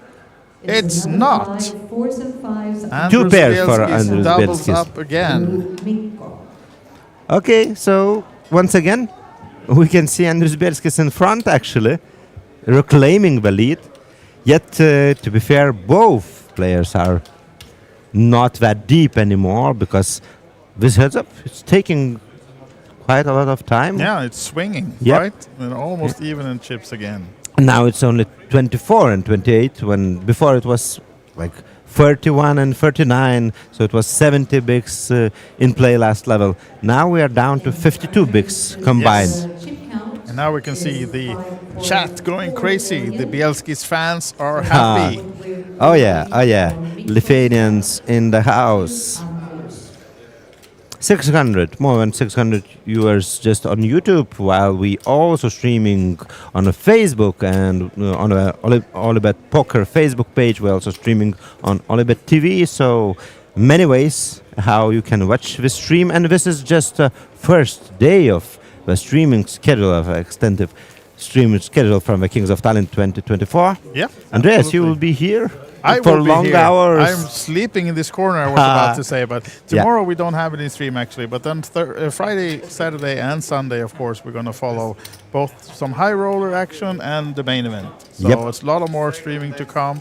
And make sure to stay tuned. And if you want to chat with us, the YouTube chat is open. And we're listening to you on the YouTube chat. So if you have anything to say, well, thank you for helping us with the sound issues, because we didn't notice that ourselves. And sorry for putting your ears through that pain. But now Ilomäki wakes up with 9s. And you know what? We were talking about nicknames for the poker starting hands. Do you know the nickname for 9s? I should know, but I don't remember now. I don't know. Can I tell it? It's too early. It's too early. Or too late. No, it's too early because I don't know Estonian laws. But anyway, the nickname was Estonian Virgins. But I'm not going to explain why it is so. As we see, if we get back to the poker now, we see actually it might be in for some action, because Bielski's has the top pair and Ilomäki has an overpair. So this one might be big, as Bielski's comes with the good old check raise. And this is not going to work for Ilomäki with the overpair, right? Yeah, and Bielski's also likes the diamond 7 8. or diamond draw here, so we're going to see a re-raise. I would assume he's going for a race here now with the 9s. I mean, the only thing beating him would be like a 2-pair or a set, but not likely, of course. And there's a lot of different flush draws or even a straight draws in Bielski's or exactly what he has now. He has a top pair, and I mean, all 7s would play the same, and even if he had pocket 8s, Bielski's not likely either, but still a possibility. And he's coming with another race. That's 2 million. 2.1, I think. He put one chip off, and those pink. Pink chips are. Yeah, we are agreed that it's pink. It's just it was Krister who said purple, so we agree this is. So pink chips, each of. We can look at the color coding later, see who's right. Each pink chip is worth 100,000. Yeah. So the total bet now is 2.4. Oh, okay. Oh yeah, it was already some chips invested. Yeah. And so it's 1.2 more for. And Andres Bielski is thinking. Yeah, and this, of course, showing some strength from Ilomäki, and he doesn't have any real draws or anything here now, Bielski's, but still, I mean, what is he to put Ilomäki on here now, coming with that 3-bet? Must maybe feel that he's beaten. Or is it Ilomäki drawing, perhaps? Bielski's thoughts as he comes with a call. So now we're playing a really big pot, 6.2 millions in the middle. And actually, both guys have just a little bit more than it's in a pot already, so it's hard to see. Oof, diamond, adding some outs for Bielski's, of course. And it's a small diamond, which is still under card to 9s. Yeah, but of course it also scares Bielski's, because that combined flush draw might have been something that Ilomäki would do the same thing with. So I'm not so sure. Do you think that Ilomäki will go on top with many flush draws? I mean, if he now the 4, of course, is on the board, but if he would have like a 5-4 of diamonds or some 6-5, I mean, yeah. Yeah, maybe like strong combos. Yeah, the combo draw, but yeah. Interesting to see now how they play this one. Mikko Ilomäki reaching out for pink chips. Has checked it, and he's coming for the 1.5, is it? Yeah. 1.5 into 7 6.2, I should say. Interesting. Very, very interesting. I don't see Bielski's feeling too well now, but he is still can't find so now the fault. 9.2 millions in the middle. But we know it. 14 outs for Andris Bielskis. For Bielskis. Is it to find it? Nope. No. He's not. The check mark is with Ylimäki, and of course the board pairing is good news for him as well. But And still, you know what? Even if we count bad all news red for- as a combination, Bielskis is losing with all red 8 high to all red 9 high. I mean, this is tough for Bielskis because he still has the 7. There's no card over 7 on the board, and the board pairs. So like 3-2 is It comes to now Philly he's if it would've beating that been- kind of hand. Yeah, he is.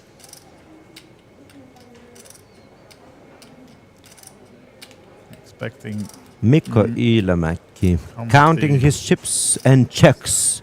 Strong check and very fast check back from Andris Bielskis, announcing his hand even before turning it. Yeah. And seeing the bad news, which means that Andris Bielskis once again down to 16 big blinds. But he's been there before and come back, so it's not over by far. But of course, looking It good now ain't for over Mikko till it's Ylimäki. over. As you can see, 16 bigs for Bielskis, and Mikko Ylimäki 36 bigs, equaling 15 million out of the 21.4 million then in play in this one. 2.5 So, if you times just- bigger stack Yeah. in front of a Finnish player. Mikko Ylimäki. Yes. Nothing else. Actually, if you want something else, I can find you a middle name because, Yeah, as you know, all Finns, or the vast majority of Finnish people, I should say, they have middle names. Yeah, at least one. At least one. And I think that Mikko has one, but I'm not sure. How about Lithuania? You don't use middle names? Not really. Like Well? you can meet some people who has those, but not necessarily. Yeah. Not that many, definitely. Not that many. From Sweden, where I'm from, you basically mostly have like 1 or 2 middle names. So 3 or 4 actually total is Yeah. common, but Yeah, but you question know. is why. But yeah. Yeah, still, when it comes to that kind of stuff, Spanish guys are beating everyone. Yeah, true. And I guess you know, but But they also use their names more. I mean, yeah. they call themselves by those two, Yeah, two or yeah, 3 yeah. or 4 names. Yeah. But for Swedish people, it's probably you use one surname and then it's the only other in the ones is documents. just in the passports. Yeah. Exactly, So exactly. I think it's a way maybe for people to honor, your grandparents and Mhm. stuff. You give your Yep. kids weird names that belongs to some other generation, and then we put grandma's name Yeah. somewhere in the tree. Yeah, I heard those stories. Definitely. Yeah, and it's always nice to see Spaniards in like Tallinn festivals, Kings of Tallinn, and you might remember that the winner of the WSOP Circuit Tallinn main event last September was also Spaniard. Yes. Do you know why there are so many Spanish players here? No, actually, because a lot of them are living here as well, as I understood, but I haven't really found out or been told why. It's because of a perfect tax situation. It's that would a be my haven first for, guess if you would- poker players. Yeah, and yeah. There's a community, from what I heard, like even more than 50 Spanish players who moved to Tallinn now to recently as play. well, since they got new rules in Spain as well, right? With the taxation of Well, the thing poker is, winners. I'm not sure Oops, about, now we oh. have to watch this one because it's Ah, all okay. in, but we don't expect Yeah. Ylimäki to call this one, but still. Yeah, it's an easy fall. Yeah. I don't know the exact tax rules in Spain, but I know that in Estonia, the tax rules are super, super good for poker. I don't think that Okay. they're paying any tax on poker. So, it's super good. When of course, I'm speaking about the players. Yeah. So I don't think they are paying anything on winnings. Yeah, okay. Sounds good. Sounds like a good setup. Yeah, that so explains it, though. Yeah. But the thing is, can you imagine a guy from, I don't know, Cadiz or Cordoba who used to live like at plus 25 in the winter time, moving to Tallinn? Yeah. Yet There's this some is reality. Good and bad. You have to weigh the sun versus the tax, right? Yeah, exactly. Yeah, can't have it all. Maybe if you go to Cyprus, I don't know. But on the still. other hand, the weather temperature is not everything, and while of course, I'm joking. It's like middle of winter, maybe, yet there are plenty of months where you can find super nice temperature in Tallinn. Now then, I'll just have to interrupt you because I think there might be some action. Because we have two rather big hands on a heads-up situation here, and the Bielskis has just limped with the King 9 suited, and Ylimäki is coming. Yeah, this is the push. This is the all-in, I think. Domination Nation. Let's see if Ylimäki will find the call. I don't really see him falling here. No, me neither, but let's see. Hasn't called yet. Especially when it was limp and a little bit a bigger race. Yeah. Still thinking about it though. But and we know Jack that heads up, that's a good hand. I mean, this time he's actually also dominating, but normally it's still a good hand. So, yeah. Let's see, Mikko Ylimäki thinking about it. Is this for the win? Of course, if he loses this one, it's a big chunk of the stack going over to Bielskis. But he does come with the call. We do have an all-in and a call for the tournament again. And this time it's Mikko Ylimäki up in front, both with the cards and the chips. So he is dominating the hand of Bielskis, and he is in lead in terms of chips. He might be 5 cards away from his win. He has 69% chance of this happening. Yes. So let's see the flop. Yes, here it comes. Will it help Bielskis? Or will it seal it? For no help at all. Neither player brick for both of them. Then we go to the turn. It's still Bielskis needing help. We find some more outs. He does find the gut shot. So a 9 or a 7 will save him's tournament life. Otherwise, we have the winner in Mikko Ylimäki. Is it going to be a 9 or a 7?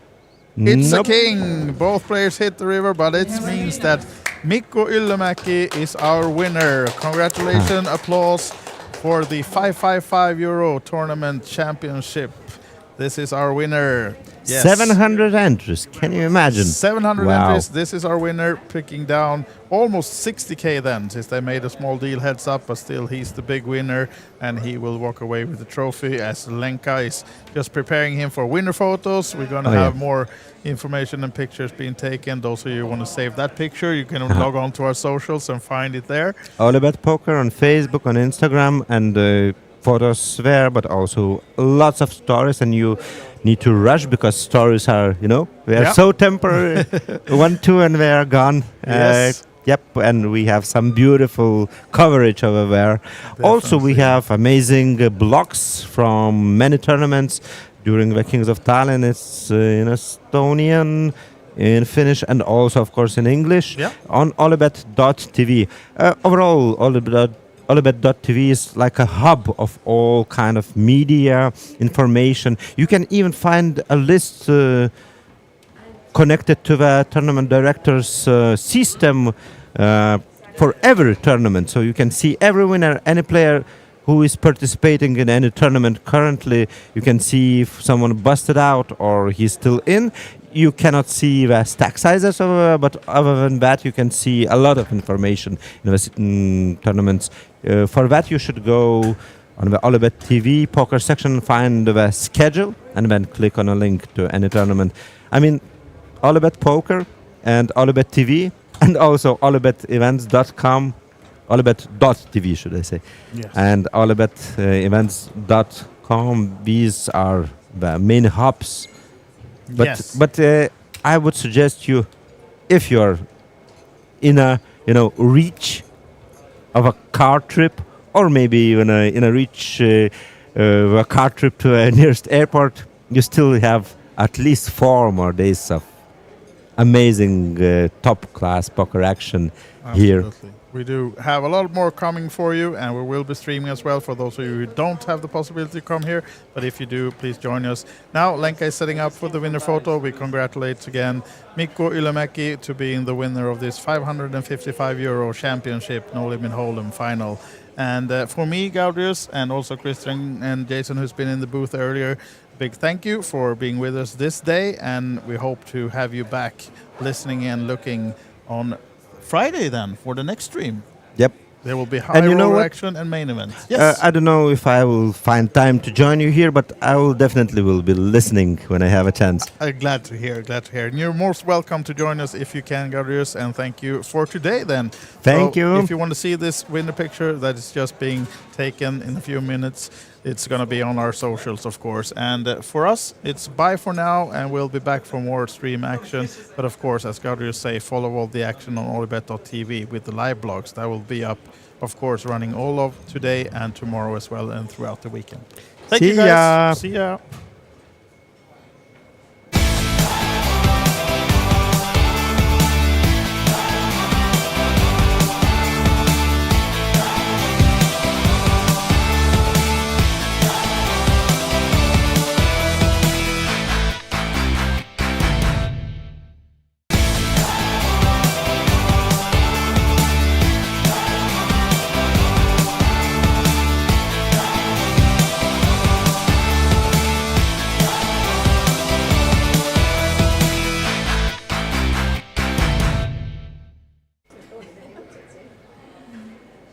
Okay, ladies and gentlemen, we have a winner in the 555 euro No Limit Hold'em Championship. May I present you to the winner out of 700 entries from Finland, Mikko Ylämäki.